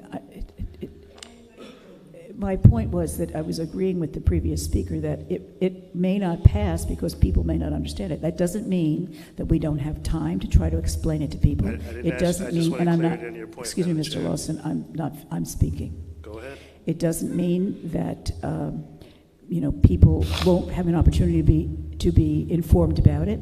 It means that in general, I think it's the case that people don't, people associate not having justifiable cause with some injustice. So to that point, Madam Chair, what you're saying is that there will be some confusion by the residents as to... No, that's not what I said. Excuse me, that's not what I said. I said that... I'm sorry, Madam Chair, let me finish my point now. Go ahead. Thank you. So now, based upon my understanding of justifiable cause, whether residents are going to understand, not understand, whether residents are going to believe justifiable cause is a negative connotation towards employment, it seems like us rushing to add this to the ballot may be not only a disjustice to our residents, but the fact that even some of our speakers have acknowledged that it probably won't pass. We want the residents to make that vital decision, of course, but I think if we don't give them an opportunity to educate them on the importance of this, I don't think we are doing a service to our residents by adding it to and rushing it to the ballot, especially when it was a late item added tonight, and we're only rushing it through so that we can make sure that it gets on the ballot for March. So I would not be, again, in support of this, Madam Chair. Thank you for your opinion. Madam Clerk? Question. We've called the question. Okay, well, I'm asking, can I ask a question? Go ahead, you're recognized. Mr. Evans, is he home? Yes. This contract that you so nicely crafted, your employment contract, this provision of just cause, is that not enough that you can define that into an ordinance that wouldn't... Sorry. Am I acknowledged to ask the question? Yeah, I was going to ask him to respond. Well, let me finish first. Go ahead. Mr. Evans, I'm looking at section 13, subsection B of the contract, and it provides specifically just cause, and it even references Florida Statutes 215.425, and it says in the event that the city manager is terminated for just cause, the city shall be obligated to pay only the city manager's compensation, so on and so forth. But the very definition of just cause, or justifiable cause, and it's synonymous in this term, in this sense, can that be reduced to an ordinance that would basically not require us to have a charter amendment? If it is the pleasure of the board, yes. Okay, but is it your position that we do a charter amendment, or is it your position that we can do less intrusive measures by defining what just cause is? With regards to the item that's before you, it was predicated on the discussion that we had with the board at the workshop to move it to this forum. If the board chooses not to move forward or deviate from the discussion that was had at the workshop, staff can certainly make any modifications, tweaks, or policy recommendations that the board can consider to effectively accomplish what you've communicated, Councilman. One last follow-up question. You're recognized. And if that's true, Mr. Evans, would you be so kind to amend your contract so that when we have your contract, we make sure that it has the same language of what's going to be proposed, and if it passes, that there is no such thing as just cause, you can just be let go? Would you be amenable to that? Councilman, I withdraw my question.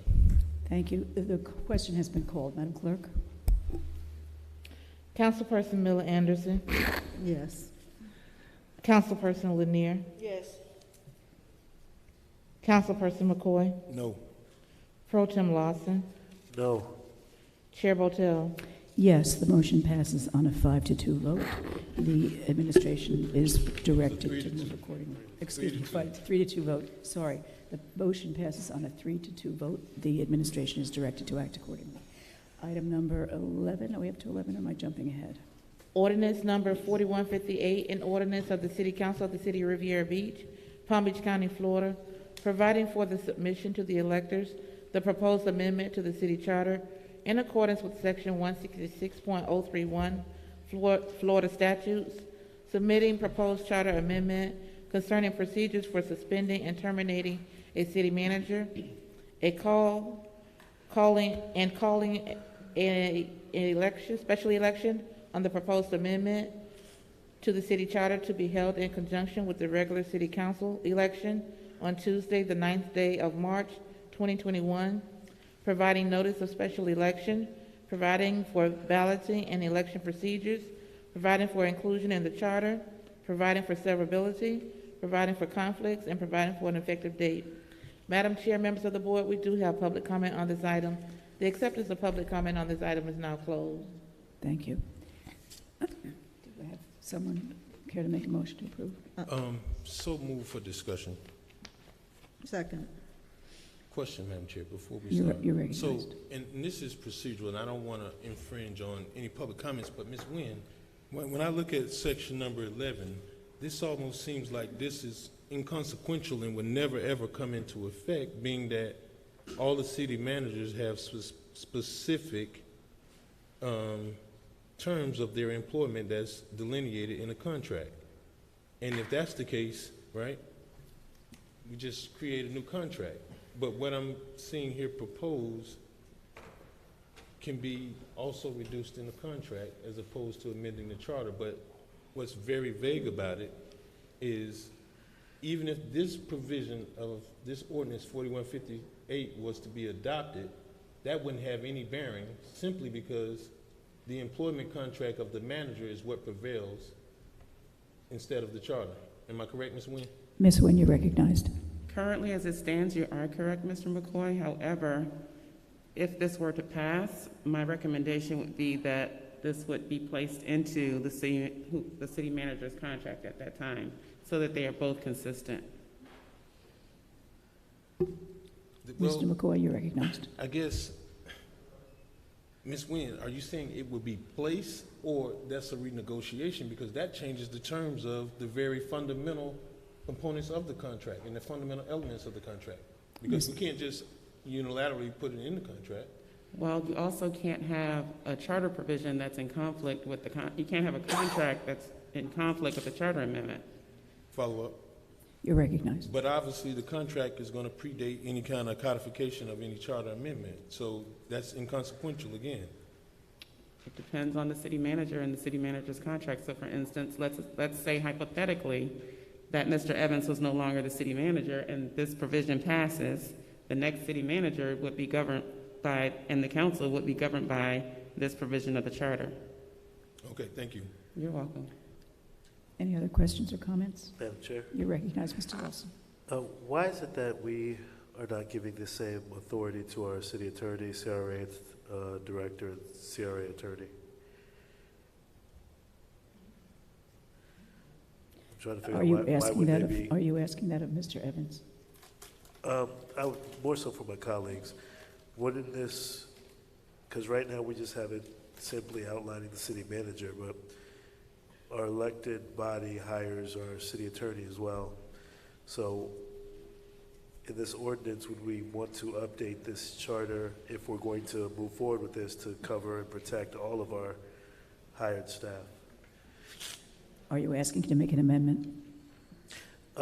No, I'm asking again to put a pause on all of these ordinances because it just seems like there's unreadiness from this dais and also the community. because we're just making one amendment to this ordinance. And no, I'm not going to add a motion to the table to amend it. What I would like to do is actually not have us move forward with these because I feel like they are constantly rushed. Thank you, Madam Chair. I'm sorry, did you make a motion to table it? No, ma'am, I didn't. Oh, sorry. Anyone else? Madam Chair.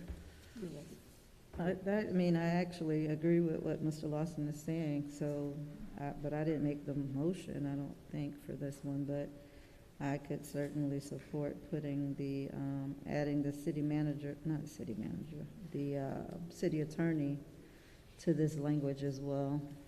Did the maker of the motion accept that amendment? Madam Chair? Yes. Yes. It isn't really practical because the section for the city attorney is different than the charter section 20 for the city manager.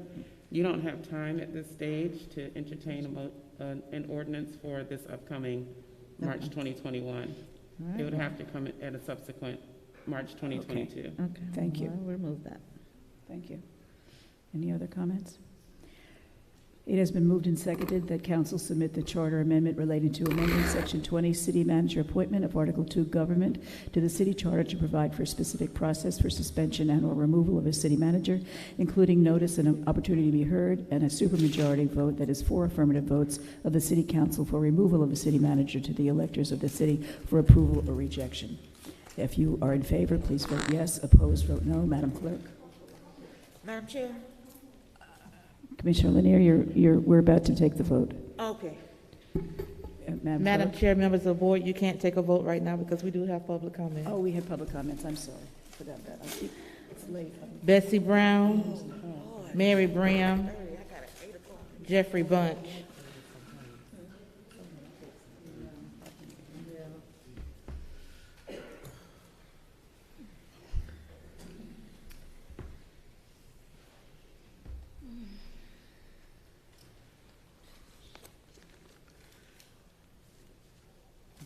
Bessie Brown.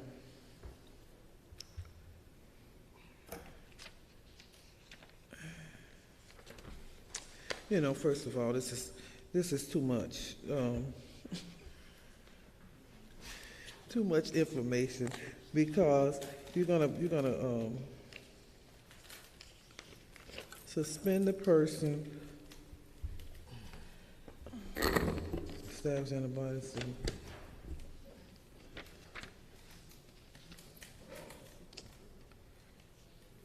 You're going to suspend the person and then create an amendment or something and all of that. That's not necessary. That's not necessary. Proposed amendment to city charter. Submitting proposed charter amendment concerning procedures for suspending and terminating a city manager and calling a special election on the proposed amendment to the city charter. No, that's not good. That's not good. I mean, if you want to, whatever is in the contract, the contract sets that up, and basically how the contracts are set up now is from the current charter, and that's how we should leave it. Thank you.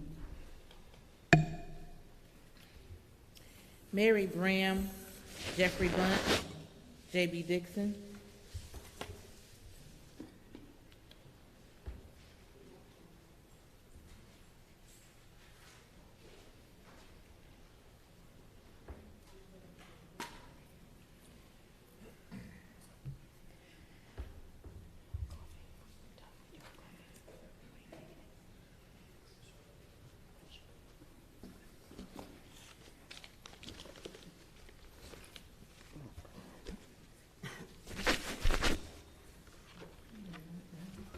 Ms. Mary Brown, in the current charter, it gives no spell out on how we should deal in a professional manner with our city manager.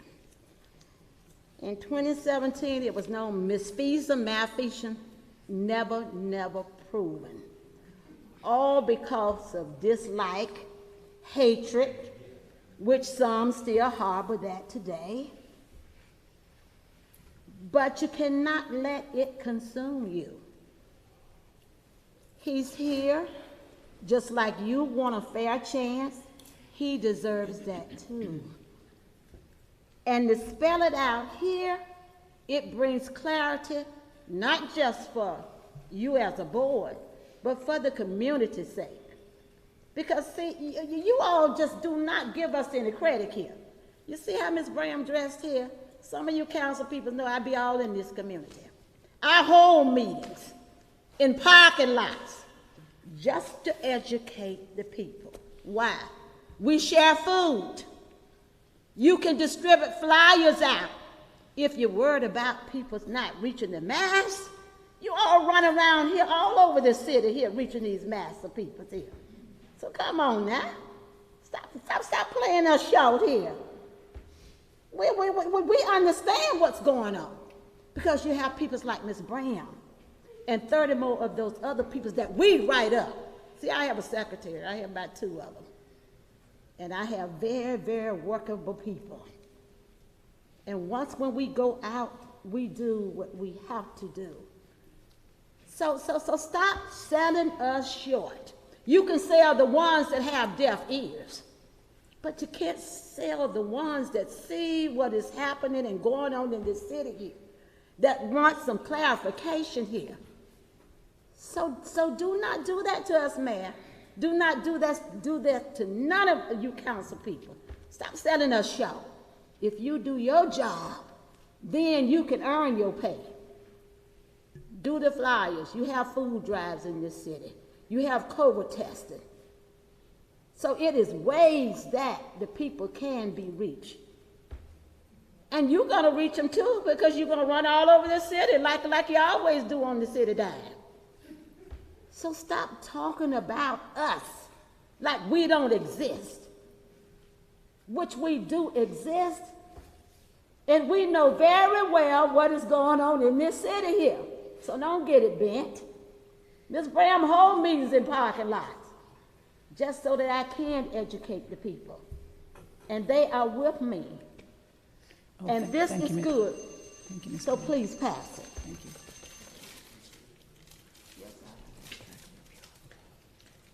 Jeffrey Bunch, J.D. Dixon.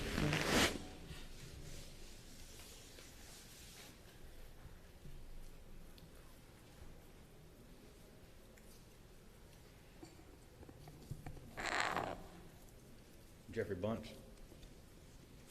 I'm speaking on this issue because I spoke on the last issue, and to sum it all up, this looks like a power grab. I'm not in agreement with anything that just does that, period. This is my community, this is where I'm at. If I keep coming, which I should have been interested, you would have gotten more people like me. I don't know if you want that. And I don't know if y'all want that, but if you get that, then they're gonna see who did what. So, I pay taxes, this is where I live at, you can look me up. I don't agree. J.B. Dixon.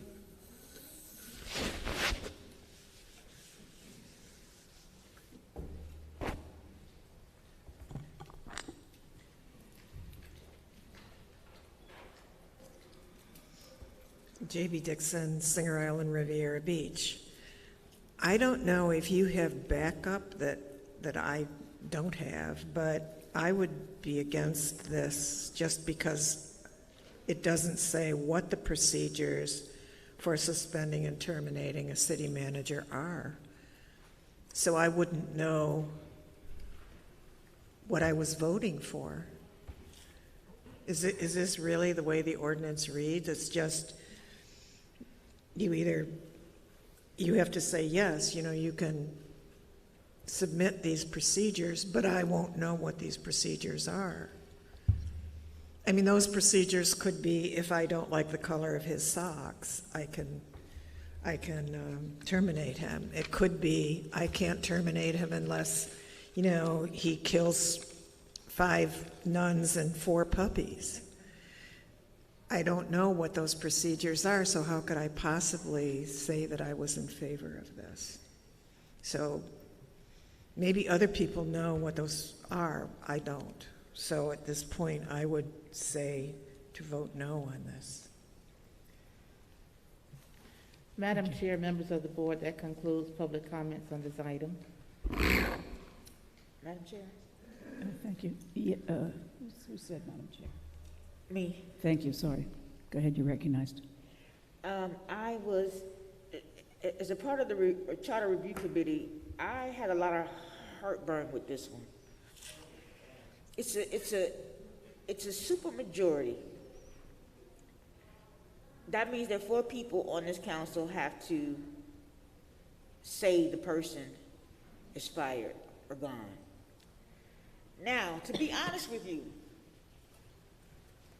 in the Charter Review Committee, we were fresh off of Mr. Evans being fired. So I think when we had that discussion about supermajority, we were saying it because it was done at 12 o'clock at night when nobody was in the audience and the public had no clue about what was going on. So I think that we were trying to have some discussion. We were trying to figure out how that could not happen again. That somebody who works for the city can get fired at 12 o'clock at night and have to go in the next morning and get all this stuff and leave. So we were just basically just trying to have some conversations about how we can figure out that something like this wouldn't happen again. So what we did was, well, the group came up with a supermajority, but I never could agree with it because there could be, this thing is in the charter for, for indefinitely. And in 30 years, there's gonna be different people here. And you may have a manager that just tearing the place down. And now you got to have 4 votes to get rid of them. So I think that, number one, we need to look at what that procedure entails. We need to really think about, as Mr. McCoy said, other positions that can be included if we're going to do it. But it's just too vague, and I just can't support it at this time.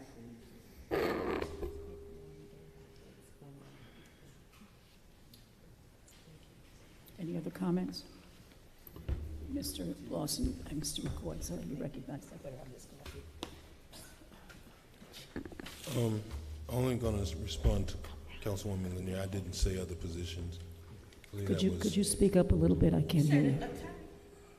No, ma'am, I didn't. That wasn't me. That was Councilwoman Miller Anderson. And then when you look at the corresponding statute, and you can't, first of all, I think that just wouldn't be proper to have a ordinance that encompasses multiple subjects. I think we've seen that already. So, yeah, that certainly wasn't me. Any other comments? Yeah, Madam Chair. Go ahead. During our workshop, I did have some concerns with a few of the items, but I can certainly support it to go through this for this voting, and if it does go through for the second as well, at the end of the day, it'll be for the voters to vote it up or down once we've provided some education to them. Thank you. Any other comments?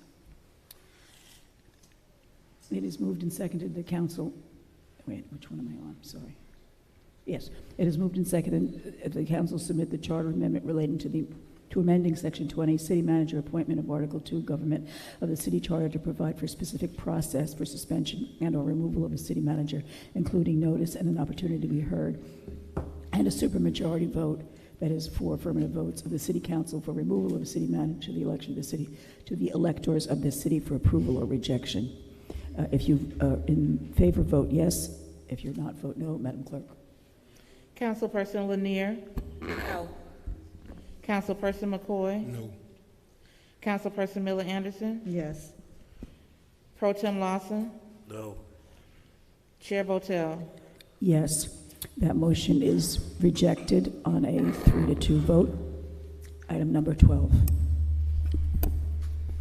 Ordinance number 4159, an ordinance of the City Council of the City of Riviera Beach, Palm Beach County, Florida, providing for the submission to the electors the proposed amendment to the city charter in accordance with section 166.031 Florida statutes, submitting proposed charter amendment concerning adding a provision that the City Council has the authority to establish or abolish city departments or offices other than police and fire, which are hereby created as charter departments, and calling a special election on the proposed amendment to the city charter to be held in conjunction with the regular City Council election on Tuesday, the 9th day of March, 2021, providing notice of special election, providing for balloting and election procedures, providing for inclusion in the charter, providing for severability, providing for conflicts, and providing for an effective date.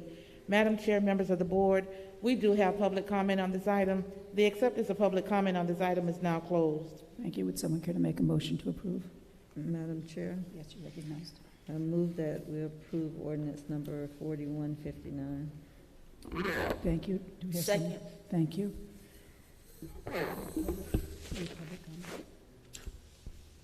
Madam Chair and members of the board, the item that's before you this evening is to talk about the creation of a provision in the charter that establishes the police and fire department as charter departments. To provide additional clarity with regards to why staff has brought this item forward is that it has continued to circulate in the community some misinformation that we have addressed on this dais at least 3 to 4 different times with regards to our public safety departments and how valuable they are to our community. And so certainly we wanted to look and have the discussion about the possibility of adding a section into the charter. And the section would be establishment or abolishment of city departments, creation of charter departments. And the language that is proposed is the city council shall have the authority to establish or abolish any city department or office other than police and fire by ordinance or by adoption of budget. The police and fire department shall be considered charter departments and shall only be abolished subject to the approval of the electorate in the city. So basically what that provision does, it takes the authority away from the elected officials that by a majority vote can look to abolish, modify, tweak the department. It actually provides more protection and provides for the electorate to have to make that decision in the event that it ever is placed on the ballot. It provides the stability that we will know that these charter departments, police and fire, will be protected in the charter of the city of Riviera Beach. This is a practice that is common in other municipalities. Namely, this was a provision that was present in the city of Largo, where I was the assistant to the city manager for 6 years. The reason that we wanted to bring this forward is this puts to bed and puts to rest the misinformation with regards to the importance of police and fire in this community, and provides the protection that only the voters will have the opportunity to abolish the department if they so choose, and that would be a process that they would have to follow as prescribed in the charter as well as corresponding statutes. So staff is recommending approval of the item that is before you that establishes the language to make both our police and fire departments charter departments. Thank you, Madam Clerk. Bessie Brown, Mary Bram, J.B. Dixon.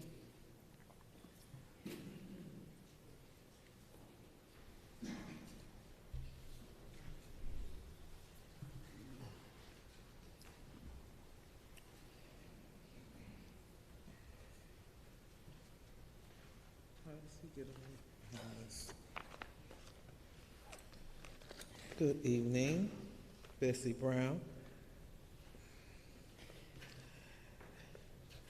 This is a section. This is a whole section that you're trying to add into the charter. Establishment or abolition of city department, creation of charter departments. The city council shall have the authority to establish or abolish any city department or office other than the police and fire department by ordinance or by adoption of the budget. Why did we have to put that in there? I mean, why did we need to put that in there for any other city department? All you had to do is put the police and fire departments shall be considered charter departments and shall only be abolished subject to the approval of the electors. Because that's what Councilperson McCoy was talking about. But then you went to add establishment or abolition of city department, creation of charter. Listen, if you got some things in mind of what you want to get rid of or stuff like that, you know, that's what you should put in there. You should just go on and say what you want to do, and stop playing games with us, because I'm a little tired of this. Mary Graham. Following Ms. Graham will be J.B. Dixon.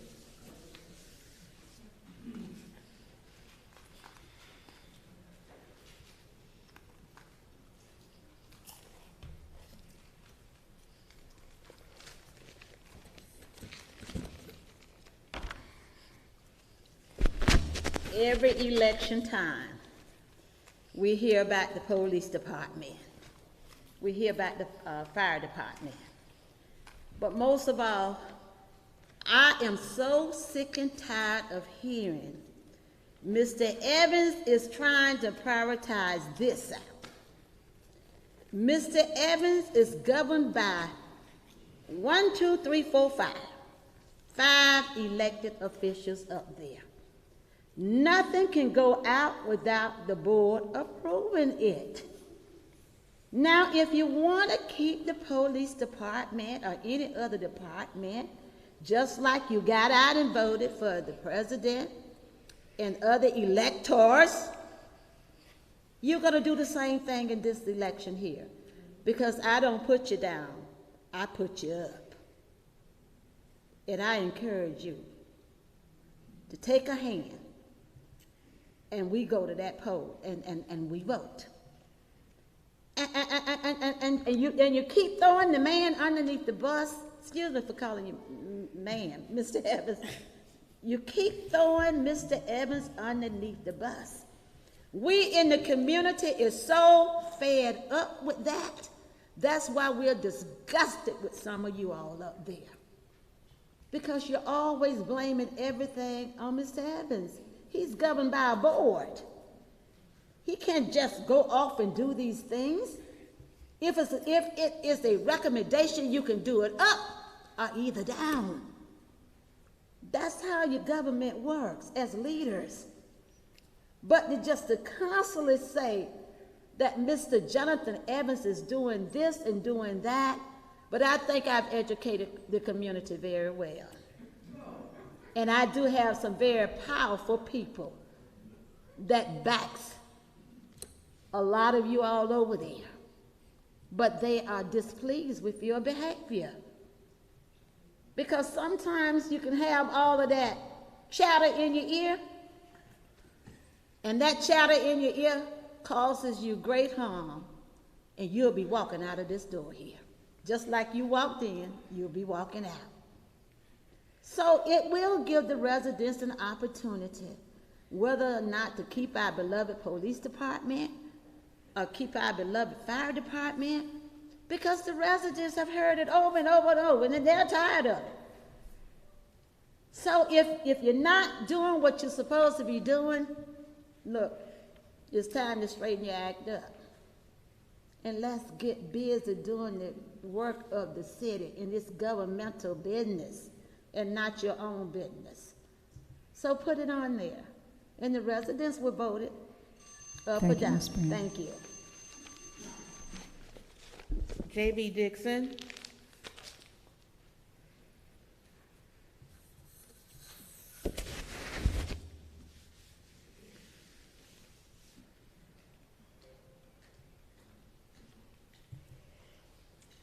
J.B. Dixon, Singer Island, Riviera Beach. To me, this is a perfect example when we talk about disinformation. This whole thing is because there has always been this gossip that they're going to privatize, they're going to get rid of our police department and hire the sheriffs, they're going to privatize our fire. Here it says he can't do that. So What do people say after that? Oh, well, this must mean that he's trying to privatize something else. What, like personnel maybe, or staffing, It's like whatever step you take to try to put an end to the stupid rumors, someone will come up with another conspiracy theory. But the biggest two are police and fire. I definitely think this should go on the ballot and let people vote for it. And now you can just say, in the charter, it says he can't do that. Now, in terms of the council being able to abolish or create a department, obviously that has to be in the charter because, you know, departments come and departments go, and there are reorganizations, not only in city governments, but in the private sector also, where sometimes, and you have seen the restructuring of departments, such as how planning and zoning and have become development services. It's just every now and then the organization chart gets redone for various reasons of efficiency. So I think that this should go on, and I think that people, you know, once it's explained to them, will definitely vote for it. And what can I say about the conspiracy theory? It's ludicrous. Thank you. Madam Chair, members of the board, that concludes public comment on this item. Madam Chair. You recognize. So I think out of all of the amendments that we've discussed tonight, this is one of the ones that is a very brand new one. And I do believe that this is one that could certainly calm down some of the concerns that people have had over the years.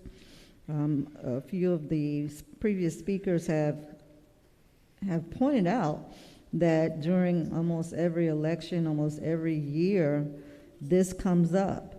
And it just, I think this will certainly give the people some sort of, so late I can't even come up with words at this point. Assurance, very good word. Assurance that the council nor the city manager would be able to do this without the people making that decision. And I think that this is probably one of the better amendments that would be a great benefit to the community, because they will be able to rest assured that they have the power to make that decision. It's amazing because it was put out there that this amendment is to privatize the police and fire, when it is the exact opposite.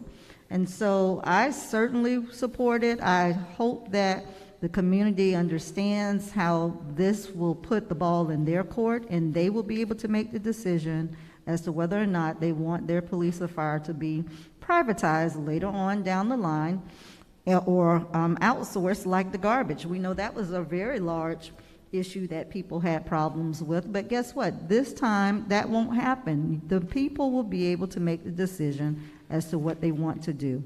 So I totally support this amendment. Thank you. Any other comments? Madam Chair? You recognize Commissioner Lanier.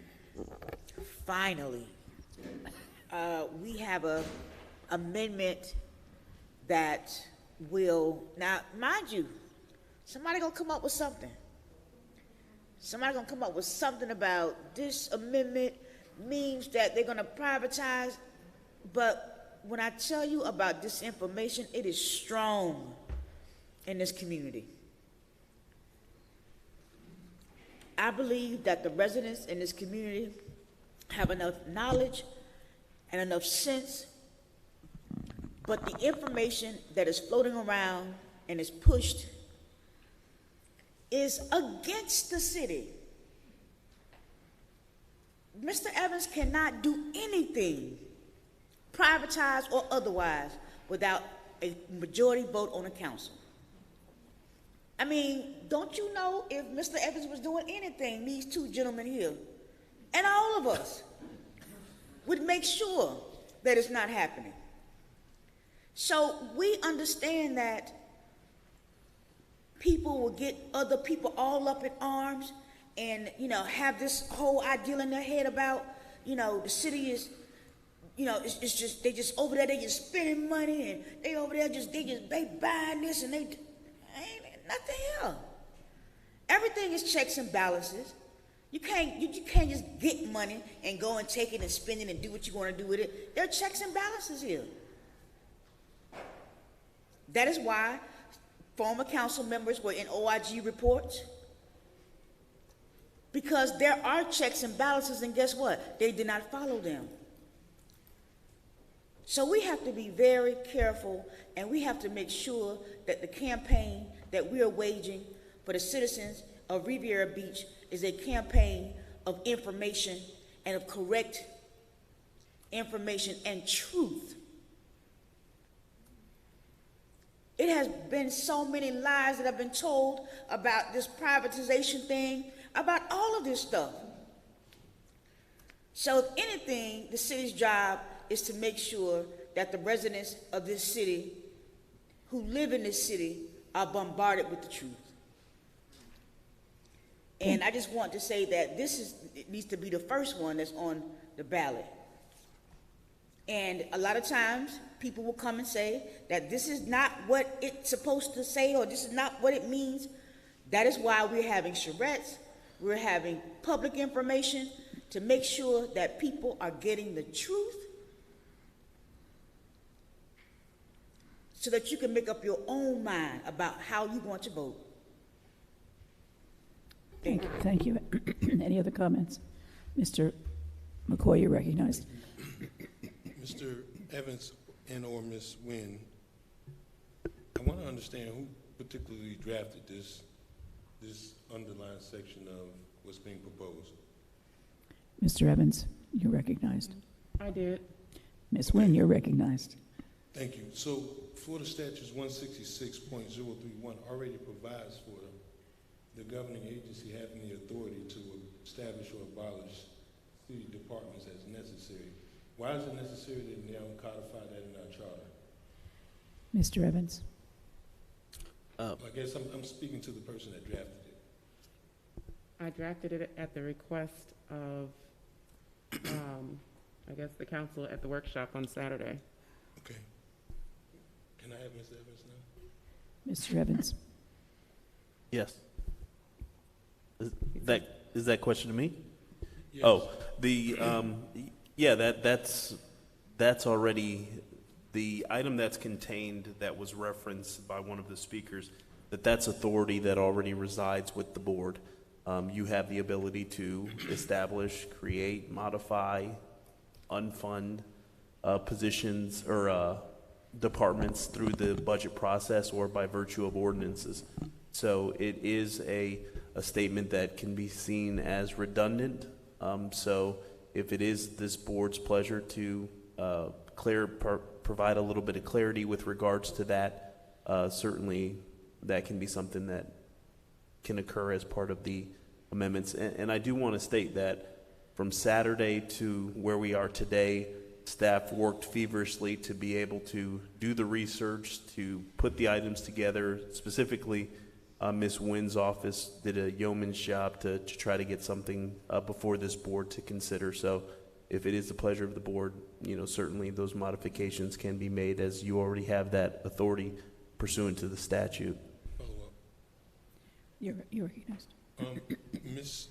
Ms. Evans and Mr. Evans, I want your attention on this, and I certainly think what you're saying makes sense, because if it's already established for in state law, I don't want to put a provision in here that would then tie management's hands later, and somebody interprets this as if you decide to consolidate or you decide to rename the library multimedia services, that for some way or another that is driven by the charter instead of by state statute. Or if you choose to consolidate operations, like we went some years back, I think 2016, and moved code enforcement to code compliance. They moved them from underneath the police department to development services. So I just want to make sure that this is clear and it doesn't present an opportunity for someone to interpret that the changing, establishing, or abolishing of any kind of city departments is dictated by the charter. Because believe it or not, it's easier to pass a state law than it is to modify the charter. And I would certainly like to defer to the state law on that, and not exactly make everything such a unnecessary bureaucracy. I think the second sentence of the underlying language definitely establishes and gets us to, I think, what the desires have been expressed by me and then obviously other members of this body. And I just am cautioning us against some confusion or misinterpretation from other bodies or other administrations to come. And that's just my recommendation. Are you suggesting an amendment to the motion? Well, I guess, Madam Chair, I want to see if Ms. Nguyen and Mr. Evans would think that could potentially lend to a problem later. Ms. Nguyen? This is something that's driven by the charter instead of by state law, and easier it is to change state law than the charter. So I want to see their response on that. Ms. Nguyen, you recognized. Madam Chair, I do agree with the council person. I think it can cause for some confusion, and as we try to streamline exactly what we're trying to accomplish, I think less is more in this particular case. And so we would be, as staff, be amenable to a modification that tweaks the language in the proposed item that's before you this evening. Are you making an amendment, Mr. McCoy? Yes, but I am willing to ask staff to go and amend it, but I don't know exactly how they would word that. But I would suggest, if you're looking at the second sentence, I think that satisfies the police and fire departments shall be considered charter departments and shall only be abolished subject to the approval of the electors. Yes, we can make that change. We'll just delete the first sentence. Okay, well, who made the motion? Who made the motion? Councilperson Miller Anderson made the motion, and it was seconded by Lanier. Okay. And the second person accepts, I think. Whoever made the second, it was probably you. I don't remember at this point. Okay, so it is moved and seconded that the council shall submit the proposed charter amendment concerning adding a provision that police and fire departments shall be considered charter departments and shall only be abolished subject to the approval of the electors of the city. Have I captured it, Mr. McCoy? Okay, any other discussion? And Mr. Lawson? Just point of parliamentary procedure. Wouldn't we have to approve Councilman McCoy's amendment first and then approve the motion with the amendment from Councilwoman Lanier? I'm sorry, Councilwoman Miller Anderson? We could. Given the time, I was thinking we could. But all right, let's vote first. Thank you. You're right. Let's vote on the amendment. Madam Clerk, we're voting to amend the motion to only include the police and fire. Madam Clerk? Hold on. Can you repeat that? We're voting on the amendment first, and the amendment states that we will delete the section on abolishing other city departments and only leave the section on the police and fire department.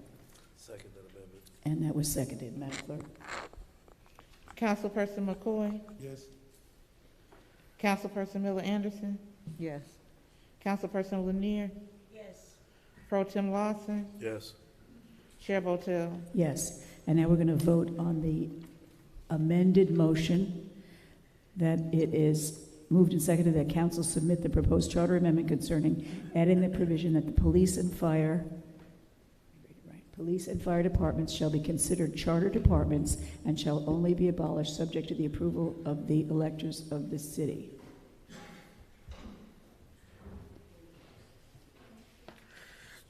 Have I captured, is that all of that? What did you change?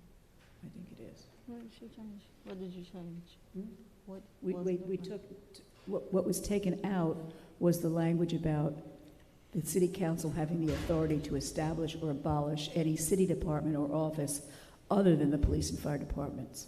So we took that out and just stated that the police and fire departments shall be considered charter amendments and shall only be abolished subject to the approval of the electors of the city.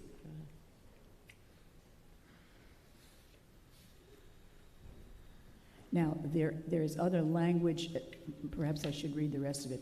There is other language here that says, and calling a special election on the proposed amendment to the city charter to be held in conjunction with the regular city council election on Tuesday, the 9th day of March, 2021, providing notice of special election, providing for balloting and election procedures, providing for inclusion in the charter, providing for severability, providing for conflicts, and providing for an effective date.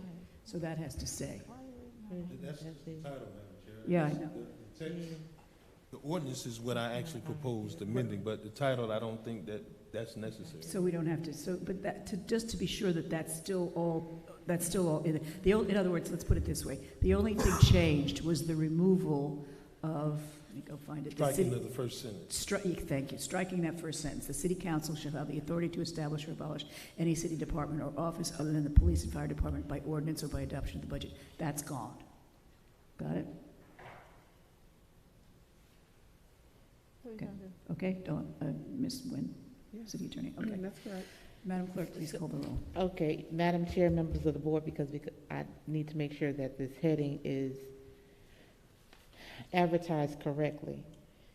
So the heading that will be advertised will be ordinance number 4159, an ordinance of the City Council of the City of Riviera Beach, Palm Beach County, Florida, providing for the submission to the electors the proposed amendment to the city charter in accordance with section 166.031 Florida statutes, submitting proposed charter amendment concerning adding a provision that the police and fire departments are hereby created as charter departments, and calling a special election on the proposed amendment to the city charter to be held in conjunction with the regular city council election on Tuesday, the 9th day of March, 2021, providing notice of special election, providing for balloting and election procedures, providing for inclusion in the charter, providing for severability, providing for conflicts, and providing for an effective date.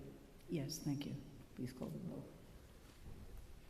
Councilperson Miller Anderson. Madam Chair. Yes. So I want to get some parliamentary information first. Ms. Nguyen, I want to get your attention to Florida Statutes 166.041, procedures for adoption of ordinances and resolutions. Section 3A says, except as provided in paragraph C, a proposed ordinance may be read by title or in full on at least 2 separate days and shall at least 10 days prior to adoption comment and so forth. Ms. Nguyen, I guess what I'm hearing that just got restated is that's actually a separate title. So unless this first title, I guess I'm not sure we should be changing the title. If we are changing the body, we have to change the title, because otherwise it would be incorrect. It would be misleading. Okay, so, but when it says the title should be read twice, so this, what she just read is the first reading, and then when it comes back modified, the new title is going to have the exact length. Okay, Correct. I just wanted to make sure, because I don't want to be stuck here and figuring out that we didn't do something correct. All right, sorry, thank you. Madam Clerk. Councilperson Miller Anderson. Yes. Councilperson Lanier. Yes. Councilperson McCoy. Yes. Pro Tem Lawson. Yes. Chair Votel. Yes. That passes with a 5-0 vote. It is approved, and the administration is directed to act accordingly. Now, was that was the last of our... We're now on to item number 13, Madam Chair. We're now on to item number 13. Before we proceed, I have a question for the city attorney, or perhaps for Mr. Evans. If the mayor vetoes these ordinances, what happens? What's the process that takes place? You can overturn the veto by a supermajority vote, so it would require a 4-to-1 vote at least. Okay. Okay, and do we have a time to do that before we have to get this to the, this is a question for the clerk. Do we have time to do that if the mayor does veto these, and I'm hoping he doesn't, but if he does, do we have time to have a meeting in a timely manner to get these on the ballot? You would have to call a special meeting. Okay, and at what point will the mayor reveal the fact that he's going to veto them? Will he reveal that? How does he reveal that? Does he reveal that at a public meeting, or is that an action he takes without being in the public? No, he does it, I believe, in writing at the clerk's office. Okay.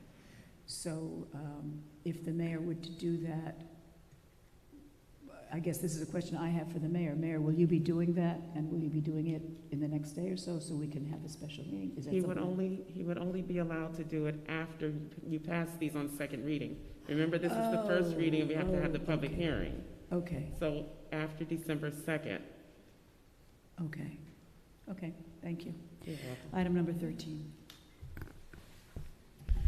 Resolution number 107-20, a resolution of the City Council of the City of Riviera Beach, Palm Beach County, Florida, authorizing the mayor and city clerk to purchase bunker gear manufactured by Lion and sold by Municipal Equipment Company, LLC, through the National Purchasing Program in the amount of $275,214.80, authorizing the mayor and city clerk to execute the purchase contract, authorizing the mayor and finance director to make payment, and providing an effective date. Madam Chair, members of the board, we do have public comment on this item. The acceptance of public comment on this item is now closed. Thank you. Would someone care to make a motion to approve this? So move. Thank you. Someone care to? Thank you. Do we have a presentation? We do. I can see we have a presentation. Good morning, Madam Chair and members of the board. Thank you. I've been dying to say that. I was looking at my watch from like 11 to be able to say that. If we can have representatives from Fire Rescue, Acting Deputy Chief Mark Johnson is going to make the presentation. Thank you. Welcome, gentlemen. Good evening. This project that's in front of you is part of our 10-year capital replacement plan. The gear gets replaced about every 3 years or when it goes bad. The new gear that hopefully we'll be buying will replace the gear that we have now. The gear that we have now will go into reserve, and the existing reserve gear will be decommissioned.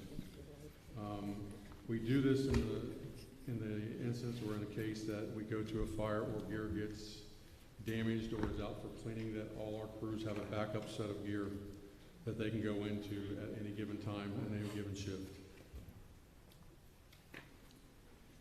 You said we had public comment. Madam Chair, members of the board, the speaker withdrew their request to speak. The member of the public that put in a card to speak on this item withdrew their card. Couldn't hear her. Thank you. Any comments by council? Seeing none, it is moved and seconded to approve the submitted agreement with Municipal Equipment Company through our membership in the National Purchasing Program for the purchase of firefighting bunker gear. If you are in favor, please vote yes. If opposed, vote no. Madam Clerk. Councilperson Lanier? Yes. Councilperson McCoy? Yes. Councilperson Miller Anderson? Yes. Pro Tem Lawson? Chair Botel? Yes, that is approved by a vote of 4-0. It is With directed that- Councilperson Lawson out. Lawson is out. Yes, Councilperson Lawson is out. Thank you. Administration will act accordingly. Thank you, gentlemen. Have a good morning. Good night. Item 14. Resolution number 108-20, a resolution of the City Council of the City of Riviera Beach, Palm Beach County, Florida, accepting the recommendation of staff and authorizing the mayor and city clerk to execute 3-year continuing service agreements with the firms of Allsite Construction, Inc., Built Solid Construction, LLC, E&F Florida Enterprises, Inc., Emerald Construction Corp., Helena Construction, LLC, IQ Constructions, Inc., J&J Construction Corp., New Bold Construction, Inc., Randolph Construction Group, Shamtech, Inc., and Shamut Design and Construction to provide renovation and construction services for various citywide projects, providing for 2 additional 12-month renewal options based upon the mutual consent of the parties, and provide an effective date. Madam Chair and members of the board, we do not have public comment on this item. The acceptance of public comment on this item is now closed. Madam Chair, I move the approval of resolution number 108-20. Thank you. Someone give a second. Second. Thank you. Mr. Bailey. Good morning, Mayor and City Council. Excuse me, just go right to it. No problem. Madam Chair, members of the board, if I can have Mr. Terrence Bailey, Director of Public Works, make this presentation. Thank you. Good morning, Mayor and City Council. As you know, we are embarking on a Reimagine Riviera Beach program. There are a number of facilities, designs, and concepts that we need to put in place in order to activate and move our projects forward. The next 7 items are all of a similar vein, getting a pool of vendors, whether they be design professionals or contractors, for various activities related to our facilities. This specific item is a pool of 9 vendors, contractors who will be able to do renovations, small construction, and things of that nature. The methodology we will use is putting them under this contract, and as work comes up, we will develop a scope of work. Depending on the size and scale, there may be a set of construction plans. All 9 of these firms will be given an opportunity to provide costs for the proposed work, and we will award the work based on the lowest bidder in that small pool. And with that, that is how we will move forward with most of these contracts. If there are any questions, Mr. McCoy, you're recognized. We're prepared to answer them. Thank you, Madam Chair. Mr. Bailey, so these 9 firms that you spoke of, the bids that they would come back for, if they're above that threshold, 25,000, it will come before the body? Yes, sir. So I guess I'm a little bit confused, and I kind of share in this responsibility at the School District Construction Oversight Review Committee, but if we're essentially adding pre-qualified vendors, which I would venture to say this is exactly that, and there is no monetary action, these are very much routine, and these should be placed on consent going forward. It just seems like, we put these out here, right? If they've already passed the vetting process of staff, and there's not a monetary transaction, and when a monetary transaction does arise above that $25,000 threshold, then I would obviously expect to see it then, but I support it, but I just think sometimes it's a little bit too much bureaucracy to bring back something that really doesn't have any fiscal impact. So I support the item. Thank you. Any other comments? Yes, Madam Chair. Mr. Lawson, you're recognized. This question will be actually for Ms. Pimsel. How is the minority of participation being tracked on these contracts? Madam Chair, members of the board, Ms. Pimsel will address that particular matter. Thank you, Mr. Evans. And Ms. Pimsel, you probably should stay up here for the rest of Mr. Bailey's items, too.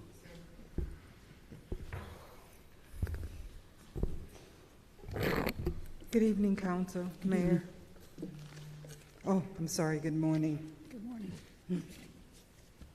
Would you please repeat your question? Thank you. Yes, Ms. Pimsel.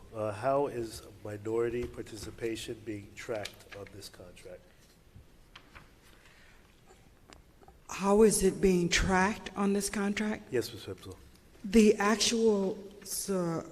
actual firms are SBE, MBE, DBE already. So by virtue of getting work, they would already be. Let me go over the firms. All-site construction is 100% SBE, MBE, DBE. Built solid is 100% SBE. E&F Florida Enterprises is none of those categories. Emerald Construction is 100% MBE. Helena Construction is none of those categories. Constructions, Inc., Delray Beach is 100% all 3, SBE, MBE, and WBE. J&J Construction Corp. is 100% SBE and 100% WBE. New Bold Construction is all 3 categories, SBE, WBE, MBE, 100%. Randolph Construction is 100% MBE and SBE. Shantech Inc. is 100% SBE and 100% MBE. And their tracking of their of what we would spend would be tracked through our Tyler system. Okay, and just a follow-up to that, Ms. Pimsel. The MBE, SBE for, I believe, just one of the 9 organizations did not fall under any of the categories, correct? There's a couple that did not. Okay, I must have missed the other ones, but, so the ones that did not, is there any additional preference in the code that actually gives any additional points or variance for MBE or SBE when they bid on these contracts? Yes, our code has a couple of provisions. Okay. One has to do with the location, and one has to do with whether it's located in Palm Beach County, whether it's in the city of Riviera Beach, or whether it's located outside of this area, but Okay. in Florida. So in our Muni Code 16.5, I believe that the percentage for local is 5%. That's what's outlined for local participation, Yes. or local preference. Mhm. Okay. Now, this is to the point of these contracts and why this can be updated and completed without a disparity study. So these things can be edited, and we can do certain things to add to the SBE, the MBE, and WMBE participation, because I believe that we have 5% for local, and local is currently defined as Palm Beach County. I would love to actually add something where we have a percentage that's incorporated for Riviera Beach, for local, and for minority, where they can have that percentage variance. Mhm. And also being familiar and understanding what's in our code, because this, I believe, one of my colleagues asked, what can we do now? We can update this code and add for a percentage that actually is reflective of what we're looking for in these contracts. Because when we have this sheltered market, as we've created for these businesses, these minority businesses that come in, these women businesses that come in, we give them a preference and a variance to where if they're within a 5 to 10% variance of what's offered or bid, they would actually be able to sustain and win that contract versus some of the other companies that don't have any local or minority or women. So these are the things that I want us to work on, and this is why I was very adamant about having our consultant look at these information, because prior to this coming to this table, we could have this written into our code where these numbers could have been increased to allow for a preference to our local, minority, SBE, and women businesses. So that's why I really want our consultant to review these things, because these are the dollars that are going out. This contract and continued contract that we're giving to these companies, I do appreciate a number of them fit within all 3 categories, but at the same time, this is going to be lowest responsive, correct? I'm sorry. I didn't understand the last part. This is going to be lowest responsive, correct? Once these companies bid on whatever projects are presented to them? Yes. Okay. That's the goal. It could be an instance where if the lowest doesn't have the capacity or the time to do it. So I don't want to say that blanketly, but normally that would be the case, yes. So as of right now, our code states that there will be a preference given to local as a certain percentage. And that's why I wanted to increase that, because the companies that don't have any of the minority, women, or SBE certifications, I want them to also have a preference so that we can encourage and empower them. If you could tell me how much, this is a 3-year contract with 2 one-year renewals? Yes. Okay. This contract, prior to it going out, I wanted this to have the eyes of our consultant that we hired. And I believe that this RFP was written after we secured Mr. Lee. So that's the whole purpose of this continuing contract. Understand, Councilman, but that is not in the contract documents we have with them at this time. But that was the instruction that was given at the very beginning before he was hired. So whatever you have in the contract now with him was not what was given when this Diaz instructed staff to hire a consultant to review this information. And I remember a few occasions that I was very specific with having a consultant review these RFPs that are coming back before us to give us the maximum local and minority participation. So we asked, what can we do? This is what we can do. We need to include a higher percentage for our Riviera Beach, for our local, for our women, and for our SBEs. Certainly. And it's just going to continue to fall on deaf ears till we do something about it. Any other questions or comments? Madam Chair? You're recognized. I'd just like to say that disparity studies are longitudinal, meaning that they are over a long course of time, not months, but years, so that you can have an accurate analysis of if there is a disparity. If you do it too soon, you may not find any disparity because all you have is several months of data. So I understand we all want to have a disparity study done, but the first part of a disparity study is to collect the data. Apparently, that's what they've been doing. Apparently, I know that we cannot force a business if we ourselves don't have an ordinance. So I understand where you're going with this, Councilman Lawson. Is that me? It's not me this time, thank God. But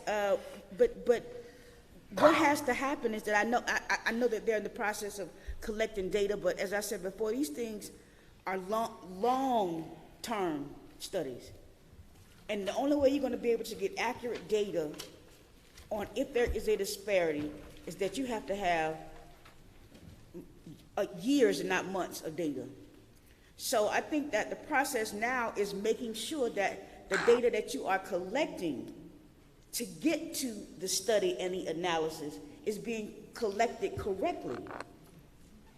So what needs to happen now in terms of Ms. Penzel's shop is that they need to be working with the consultant, and I'm sure that they are, to make sure that the data collection can be used a year and 2 years from now, and it's statistically correct, and you can analyze it in such a way that you don't get to the end of 3 years and find out that the stuff that you've been collecting, you can't do nothing with.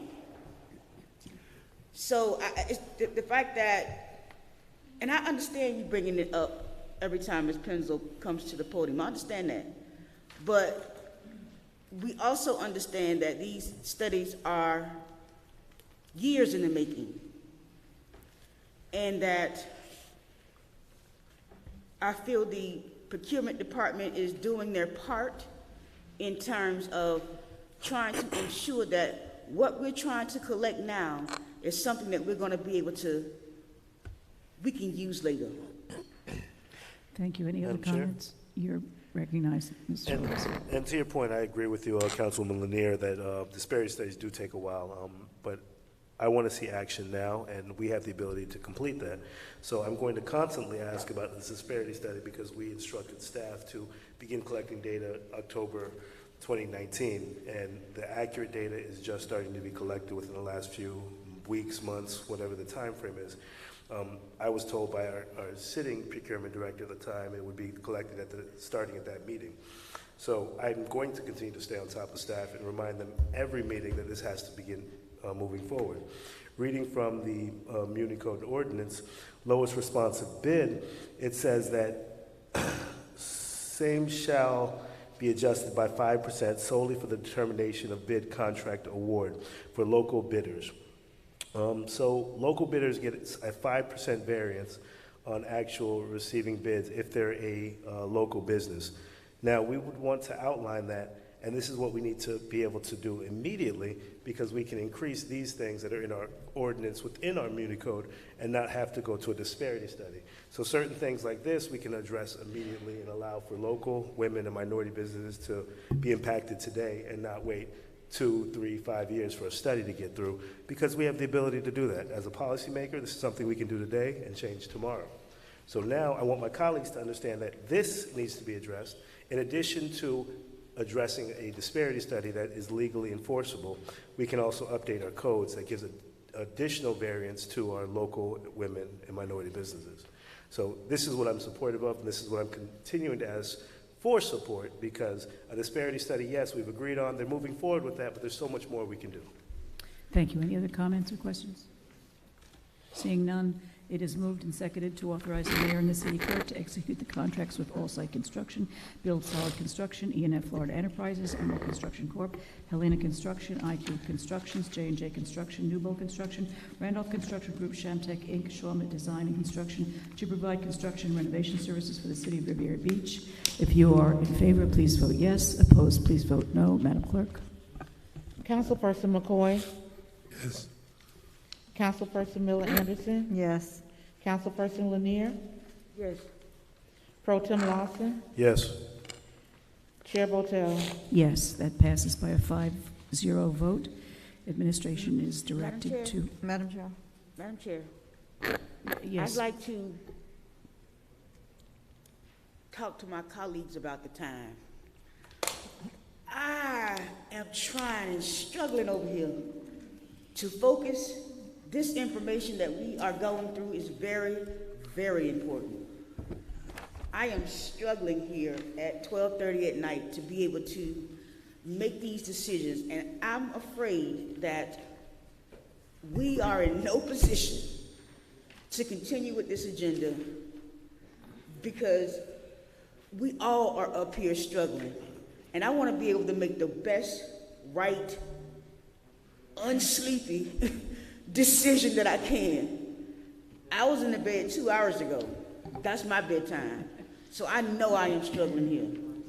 And I just do not want, I don't want to be put in a position where I'm just trying to hurry up and get through and go home. So I just want to have my colleagues to entertain something. Let me ask the city manager if there's something on this agenda that needs to be done tonight. And I'm looking at item number 23, for example. It seems if we have a broken diesel fuel line, that might be something that we might want to move on this evening. But Mr. City Manager, are there items on here that we could postpone to another meeting? Conceivably, yes, Madam Chair, there is, but there are certain items that staff is recommending that we dispense with this evening, as there is some time-certain items and some grants that we need to move forward with. Could you identify those so we can make a motion to deal with those tonight? So moved. Wait, let's get Mr. Evans to identify which ones need to be dealt with this evening. Mr. Evans. Right.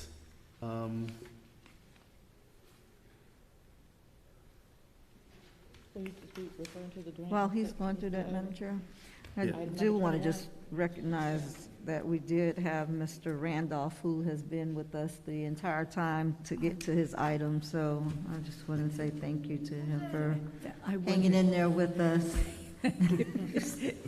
Sorry about that. Mr. Evans? Yes, sir. I need 16 and 17, the engineering services contract, which will allow 17 because the bridge at Palm Beach Isles needs to get design started in order to finish by March to stay on our current timeline. And number 10? Number 10? So, I'm sorry, could you, that was 15 and 16? 16 and 17. 16 and 17, sorry. Item number 22 and item number 23. Oh, okay, you know what, it seems that all of them, let's just go. No, we're not, he's whittling them down. Well, Madam Chair, Linear, we talked about this on Saturday, and remember, we did say there 20. were quite a few things that needed to be done. I mean, we're here. Yes, but I think... Maybe if we just limit some of our comments, then we can get through it. Yeah, I do think, though, if the manager is willing to just do items 16, 17, 22, and 23, was that what you said, Mr. Evans? And 21 as well. 21. Just trying to do them all. Madam Chair, I think we can move through some of these pretty quickly because we have discussed this with the board, and Mr. Bailey is certainly going to be short on these presentations. And all right, well, we'll try to limit our comments then. Okay, it is, let's see, did we have any other questions about, we did 14, now we're on 15, right? It is Resolution number 109-20, a resolution of the City Council of the City of Riviera Beach, Palm Beach County, Florida, authorizing a work order to All-Site Construction, Inc. of West Palm Beach, Florida, to renovate the second floor of City Hall in the amount of $49,776, authorizing the city manager to approve change orders up to 10%, authorizing the Director of Finance and Administrative Services to make payment for same from project number 18010 and provide an effective date.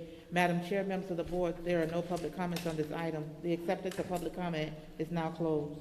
Thank you, Mr. Evans. Madam Chair? Yes. I Oh, sorry. move We need to to approve resolution number 109-20. Thank you. Do we have a second? Second. Thank you.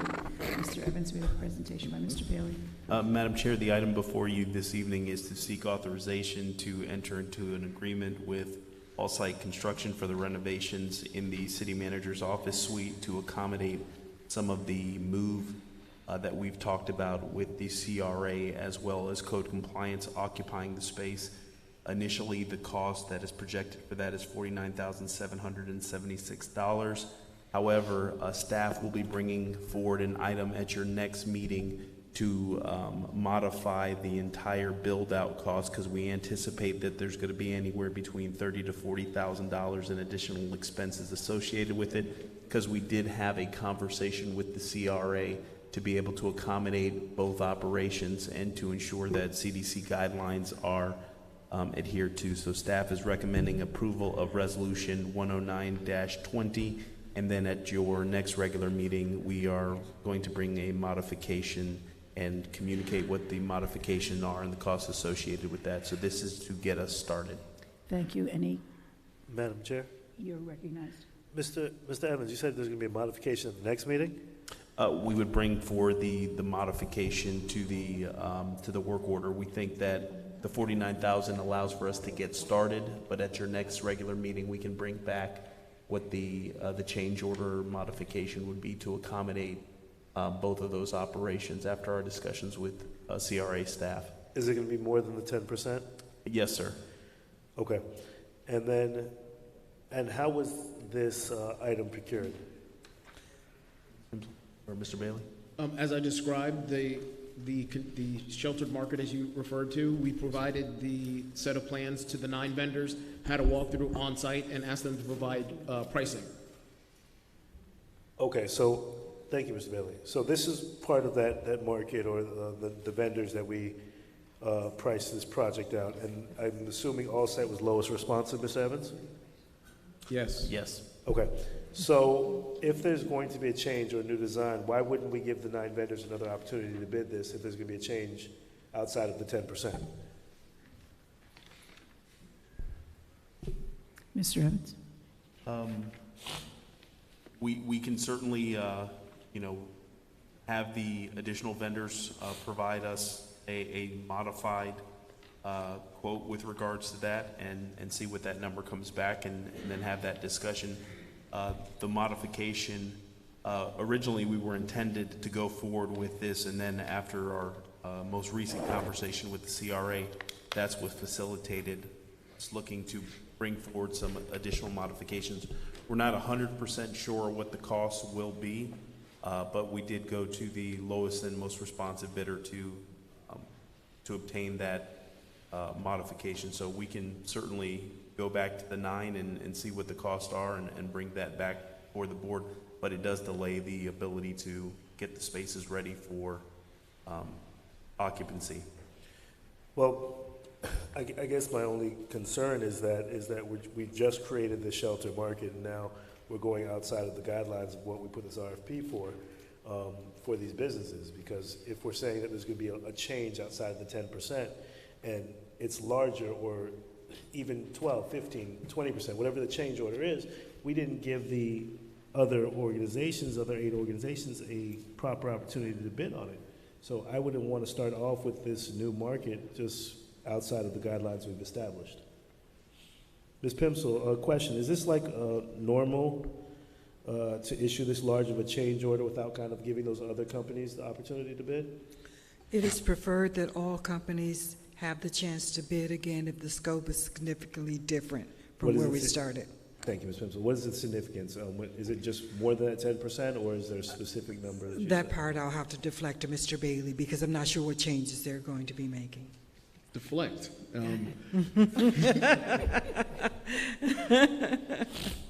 Yeah, there's not exactly a nice clean line in the dirt of when you approach the significance in the change of scope. Obviously, these are still the same renovations. They're wall studs, drywall, electrical, but the size and scale of the change, I believe the manager's committed to getting pricing from all of the vendors, so we will, in essence, rebid it with everyone, give everyone an equal opportunity. Okay. I want to have consistency with this program because this is excellent that we have a number of organizations that want to work with the city and a lot of MBE and SBE, so I want all of them to have the equal opportunity if the design or if the structure is going to change in any variance outside of that 10% change order that they agreed to. So this item would be tabled and we'll bring it back after we get new pricing? That would be my recommendation. So you're making a motion to table. Do we have a second? Second? If you're in favor of tabling this motion, please vote yes. If not, please vote no. Madam Clerk. Councilperson Lanier? Yes. Councilperson McCoy? No. Councilperson Miller Anderson? No. Pro Tem Lawson? Yes. Chair Botel? No. The motion to table fails. The motion to table was voted 3-2 and fails. We'll go back to the original motion. It is moved and seconded to authorize a work order to all site construction to provide construction and renovation services for the second floor of City Hall. If you're in favor of this motion, please vote yes. If not, please vote no. Madam Clerk. Councilperson Miller Anderson? Yes. Councilperson Lanier? Yes. Councilperson McCoy? Yes. Pro Tem Lawson? No. Chair Botel? Yes, that motion passes with a vote of 4-1. Administration is directed to move accordingly. Madam Chair, Yes. what did we figure out about the time? I mean, I'm all confused about this stuff. I really am. We're trying to move quickly through the agenda. I'm, And I understand. I don't know, I mean, I think I know what I just voted on, but I am very confused at 1 o'clock in the morning. So item number 16, we'll move as quickly as we can. Resolution number 110-20, a resolution of the City Council of the City of Riviera Beach, Palm Beach County, Florida, accepting the recommendation of staff and authorizing the mayor and city clerk to execute a 3-year continuing services contract to provide professional engineering and survey services with AE Engineering of Riviera Beach, Erdman Anthony of West Palm Beach, Chenmore Associates of West Palm Beach, KCI Technologies of Fort Lauderdale, Ingenuity Group of West Palm Beach, and Brown and Phillips of West Palm Beach, Florida, providing for 2 additional 12-month renewal options based upon the mutual consent of the parties and providing an effective date. Madam Chair, members of the board, we do not have any public comment. The acceptance of public comment is now closed. Madam Chair, You're recognized. I move the approval of resolution number 110-. What was that? Thank you. I don't know what that was. Oh, it's Commissioner Lanier's microphone. She's getting silly. She's playing with her mic. Do we have a second? Second. Thank you. Do we have any, Mr. Evans? do we have a Madam Chair, if I presentation? can have Mr. Bailey make this presentation and the following presentation. No specific presentation. This is a continuing services contract. We always have design professionals on contract at the ready for any need that may arise. If there are any questions, I'm here to answer. Thank you. Any questions? It is moved and seconded to authorize the mayor and city clerk to execute the contracts with Genmore Associates, Erdman Anthony, AE Engineering, Ingenuity Group, KCI Technologies, Inc., and Brown and Phillips to provide survey and engineering consulting services for the city of Riviera Beach. If you're in favor, vote yes. Opposed, vote no. Madam Clerk. Councilperson Lanier? Yes. Councilperson McCoy?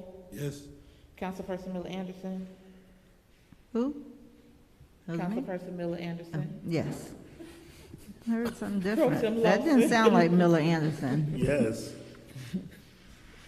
Chair Botel? Yes, that motion is approved with a vote of 5-0. Administration is requested to move accordingly. Number 17. Resolution number 111-20, a resolution of the City Council of the City of Riviera Beach, Palm Beach County, Florida, approving a work order with Urban Anthony of West Palm Beach, Florida for post-design construction oversight services for the Palm Beach Isles Bridge improvements in the amount of $425,000, and a work order for redesign of the Grand Bahama Bridge in the amount of $75,000, authorizing the city manager to approve change orders up to 10%, authorizing the Director of Finance and Administrative Services to make payment for same from project number 18097 and providing an effective date. Madam Chair, members of the board, we do not have any public comments on this item. The acceptance of public comment is now closed. Thank you. Move to approve. Thank you. Do we have a second? Second. Thank you. Any questions on this one? It has been moved and seconded to authorize a work order to Urban Anthony to provide construction, inspection, and redesign services for the Palm Beach Isles Bridge project. If you are in favor, vote yes. If you're opposed, vote no. Madam Clerk? Councilperson Lanier? Yes. Councilperson McCoy? Yes. Councilperson Miller Anderson? Yes. Pro Tem Lawson? Yes. Chair Botel? Yes, that motion passes with a vote of 5-0. Administration is directed to proceed accordingly. Item 18. Resolution number 112-20, a resolution of the City Council of the City of Riviera Beach, Palm Beach County, Florida, accepting the recommendation of staff and authorizing the mayor and city clerk to execute a 3-year continuing services agreement with the top 4 ranked firms of Sung and Associates, Inc., REG Architects, Inc., Alfonso Hernandez Architect, and West Architecture and Design, LLC, to provide professional architectural services for various citywide projects, providing for 2 additional 12-month renewal options based upon the mutual consent of the parties, and providing an effective date. Madam Chair, members of the board, we do not have public comment on this item. The acceptance of public comment on this item is now closed. Thank you. Would someone care to make a motion? Thank you. Second. Thank you. Any questions or concerns? Madam Chair, can we, I mean, I'm ready to go just like everybody else, but I don't want it to give the appearance that we're rushing through this. So if Mr. Bailey or Mr. Evans need to say what they need to say, I think that needs to happen instead of just skipping over it. Like, This is a standard CCNA I continuing just services think we contract still to put just, the 4 for architects formality, need to under. still do it. Okay. This is a standard contract, just the same as engineers and surveyors we just approved, to have 4 vendors to provide professional architectural services on an as-needed basis for city projects. Here to answer any questions you may have. Any questions or concerns? It is moved and seconded to authorize the mayor and city clerk to execute the contracts with REG Architects, Inc., Song and Associates, Alfonso Hernandez Architects, and West Architecture and Design to provide survey and engineering consulting services for the city of Riviera Beach. If you're in favor, please vote yes. If you're not, please vote no. Madam Clerk? Councilperson McCoy? Yes. Councilperson Miller Anderson? Yes. Councilperson Lanier? Yes. Pro Tem Lawson? Yes. Chair Botel? Yes, that motion passes with a 5-0 vote. Administration is directed to proceed accordingly. Number You 19. said 5-4? Which is 5-4 vote? What did you say, 4-5 vote? 5-0. Oh, 5-0, okay. Number 19. Resolution number 113-20, a resolution of the City Council of the City of Riviera Beach, Palm Beach County, Florida, accepting the recommendation of staff and authorizing the mayor and city clerk to execute 3-year continuing service agreements with the firms of the BG Group, LLC, Devland Demolition and Site, Inc., and Alpha Wrecking Group to provide demolition services for various citywide projects, providing for 2 additional 12-month renewal options based upon the mutual consent of the parties, and provide an effective date. Madam Chair, members of the board, we do not have public comment. The acceptance of public comment is now closed. Thank you. Would someone care to make a motion to approve? So moved. We have a Second. Thank you. Mr. Evans, do we have a presentation? Madam Chair, members of the board, this item is to secure continuing services with 3 demolition contractors for the provision of services as it relates to the demolition of structures within the city of Riviera Beach. Any expenditure that exceeds the city manager's threshold would have to come back before the board for authorization. Staff recommends approval. Thank you. Do we have any comments or questions? Madam Chair? Mr. Lawson, you're recognized. Thank you. Ms. Pimpson, with all of these continuing contracts, tracking of WMBE, MBE. Have we certified, or do we know how we're going to track the MBE and WMBE for these continuing contracts that we're approving? Yes, we have the SBE form that we put in our normal solicitations. I have recommended to the departments to use that. Once we do our approval process, then it sort of falls to the departments to help us to ensure that. But since most of these are certified already, you would be okay in terms of... So these are all certified SBE. Exactly. But do we have any information on the MBE or WMBE certification? We have for the BG group, they are all 3 categories. Yes, ma'am. For development land, they are 2. Okay. Alpha Reckon Company did not provide their certificates, and in order to be fair, I do not go and ask for the additional information, but they said that they would provide it. Okay, good. And then we'll just continue to follow the code with the percentages that we have currently for these continuing contracts. Absolutely. And in the interim, what we can do is start to take a look at upgrading these codes and increasing these numbers. Yes, absolutely. Thank you, Ms. Phipson. Any other questions or concerns? It is moved and seconded to authorize the mayor and city clerk to execute the contracts with the BG Group, Devland Demolition, Insight Inc., and Alpha Wrecking Group to provide demolition services for the city of Riviera Beach. If you're in favor, please vote yes. If not, vote no. Madam Clerk. Councilperson Lanier? Yes. Councilperson McCoy? Yes. Councilperson Miller Anderson? Yes. Pro Tem Lawson? Yes. Chair Botel? Yes, that motion is approved with a 5-0 vote. Administration is directed to proceed accordingly. Number 20. Resolution number 114-20, a resolution of the City Council of the City of Riviera Beach, Palm Beach County, Florida, accepting the recommendation of staff and authorizing the mayor and city clerk to execute a 3-year continuing service agreement with Advanced Modular Structures, Inc. to provide planning, design, permitting, construction, and installation of modular building structures for various citywide projects, providing for 2 additional 12-month renewal options based upon the mutual consent of the parties, and providing an effective date. Madam Chair, members of the board, we do not have public comment. The acceptance of public comments on this item is now closed. Thanks. Would someone care to make a motion to approve? We'll move. Second. Thank you. And Mr. Evans, with the presentation. Madam Chair, this item before you is to enter into agreement with Advanced Modular Structures. This was based on a competitive solicitation that the City of Riviera Beach put out to the open market twice. We received 1 responsive bidder. We've had conversations with the representatives from Advanced Modular and communicated our intent with regards to ensuring local participation.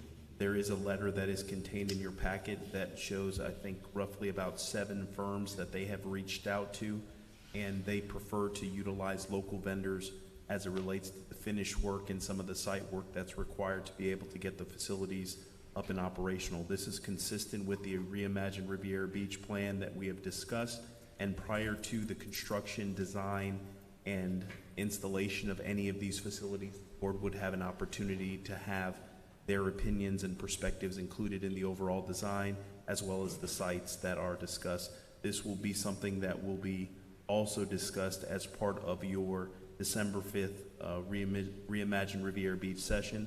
At this particular moment, staff recommends approval of Resolution 114-20.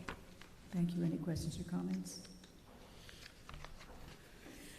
It is moved and seconded to authorize the mayor and city clerk to execute a 3-year continuing services agreement to provide design, construction, installation, and modular structure services with Advanced Modular Structures, Inc., and providing for 2 additional 12-month renewal options based upon the mutual consent of the parties. If you're in favor, please vote yes. Opposed, vote no. Madam Clerk.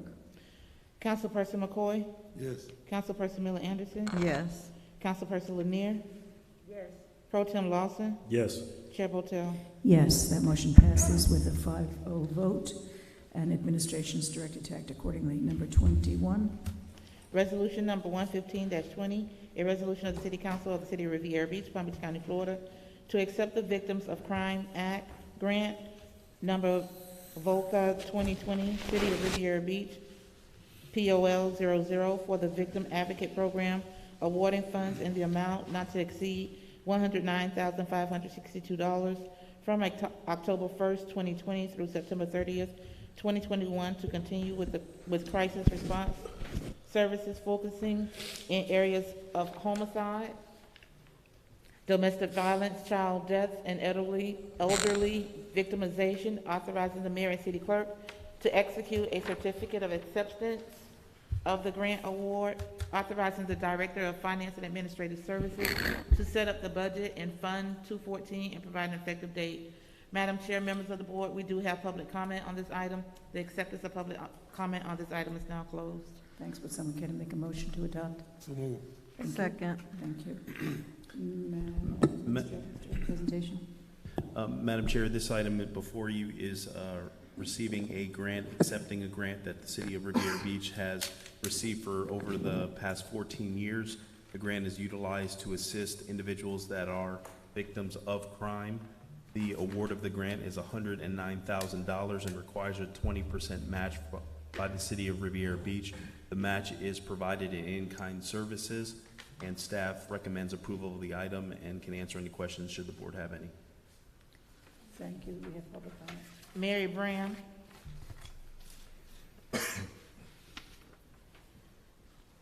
I would just like to say, I think in your closing discussion, city manager or someone, address to the general public why we are in here, because next week is Thanksgiving week. And I've already been informed that some of the staff will be on vacation and stuff next week.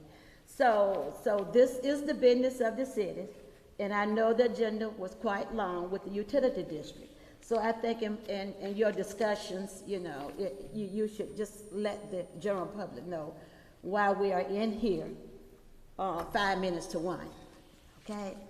I would just like to say, Mr. Aldred Marshall, he was in here earlier. That is a director of this program here. And we are always sending residents over to that department over there, that victim service department, and they are a good working team. So I say kudos to him as well as his staff. And we know Mr. Aldred Marshall, he was under the weather too, but we're so glad, to have him back with us. And just to give you some highlights about this program, see, the chief is here too, so I'm sure that he wouldn't mind me saying this. During the past 9 years, they have provided service for over 10,000 people. See, that's what the residents need to know. How your departments in here are functioning and the service that they are providing. So I would like for the management to say, we're going to get out of here, Deputy City Manager. Thank you. Thank you. Any comments or questions from the council? It is, and we have a presentation? I'm sorry. You already talked. We did, thank you. It's getting late. It is moved and seconded to accept the 2021 Victims of Crime Act grant number BOCA 2020 City of Riviera Beach POL 00680 for the Victim Advocate Program. If you're in favor, vote yes. Opposed, vote no. Madam Clerk.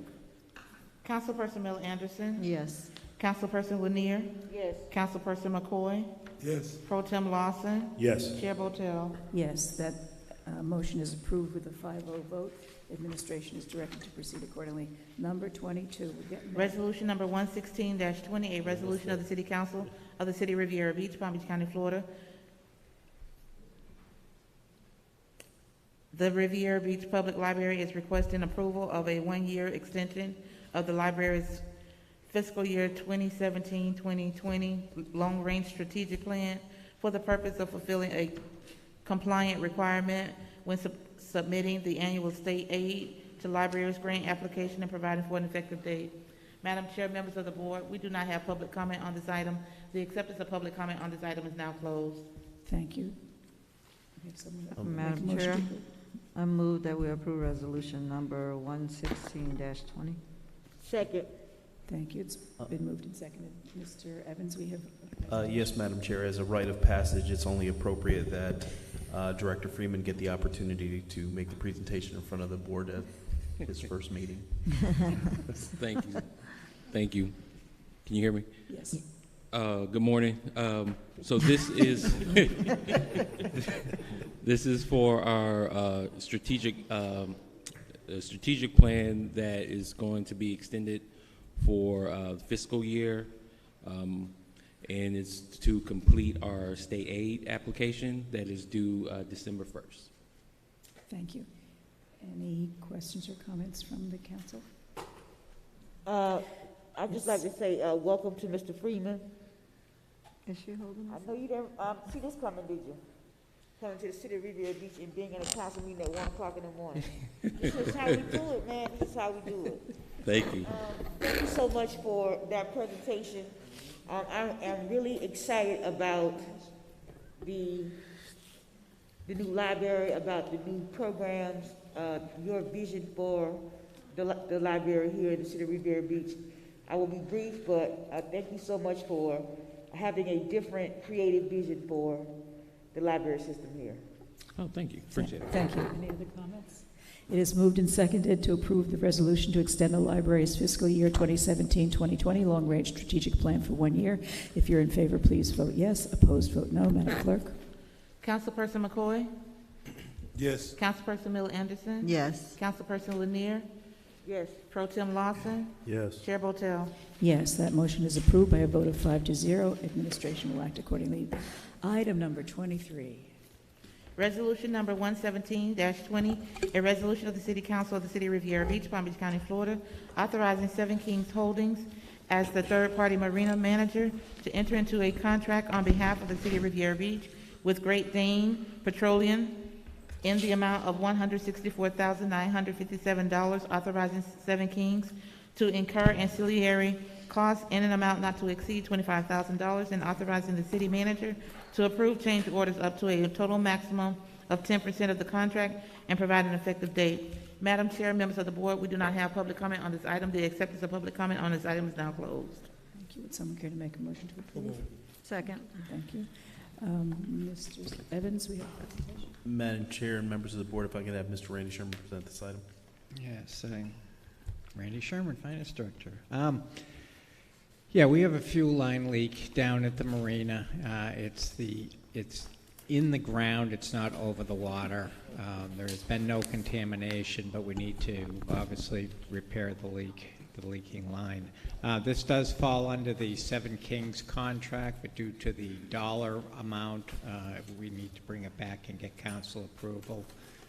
They have authority up to $10,000. The manager has the authority up to $25,000, but this item is for $189,000. So we're asking for approval to allow Seven Kings to proceed with the repair with Great Dane Petroleum. Excuse me. Any questions?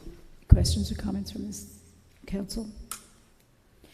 It is moved and seconded to authorize Seven Kings to engage Great Dane Petroleum to repair a broken diesel fuel line. If you are in favor, vote yes. Opposed, vote no. Madam Clerk? Councilperson McCoy? Yes. Councilperson Miller Anderson? Yes. Councilperson Lanier? Yes. Pro Tem Lawson? Yes. Chair Botel? Yes, that motion is approved 5-0, and administration is directed to proceed accordingly. Madam Chair? Yes. Can I be recognized for a motion? Yeah. No, not quite. Yes, you Well, because you're going to make a motion to adjourn? Yes. Okay, in that case, for that motion, you're recognized. To adjourn. Second. All in favor? Aye. All opposed? This meeting, we don't really make a motion anymore, but he just wanted to do that. This meeting is adjourned.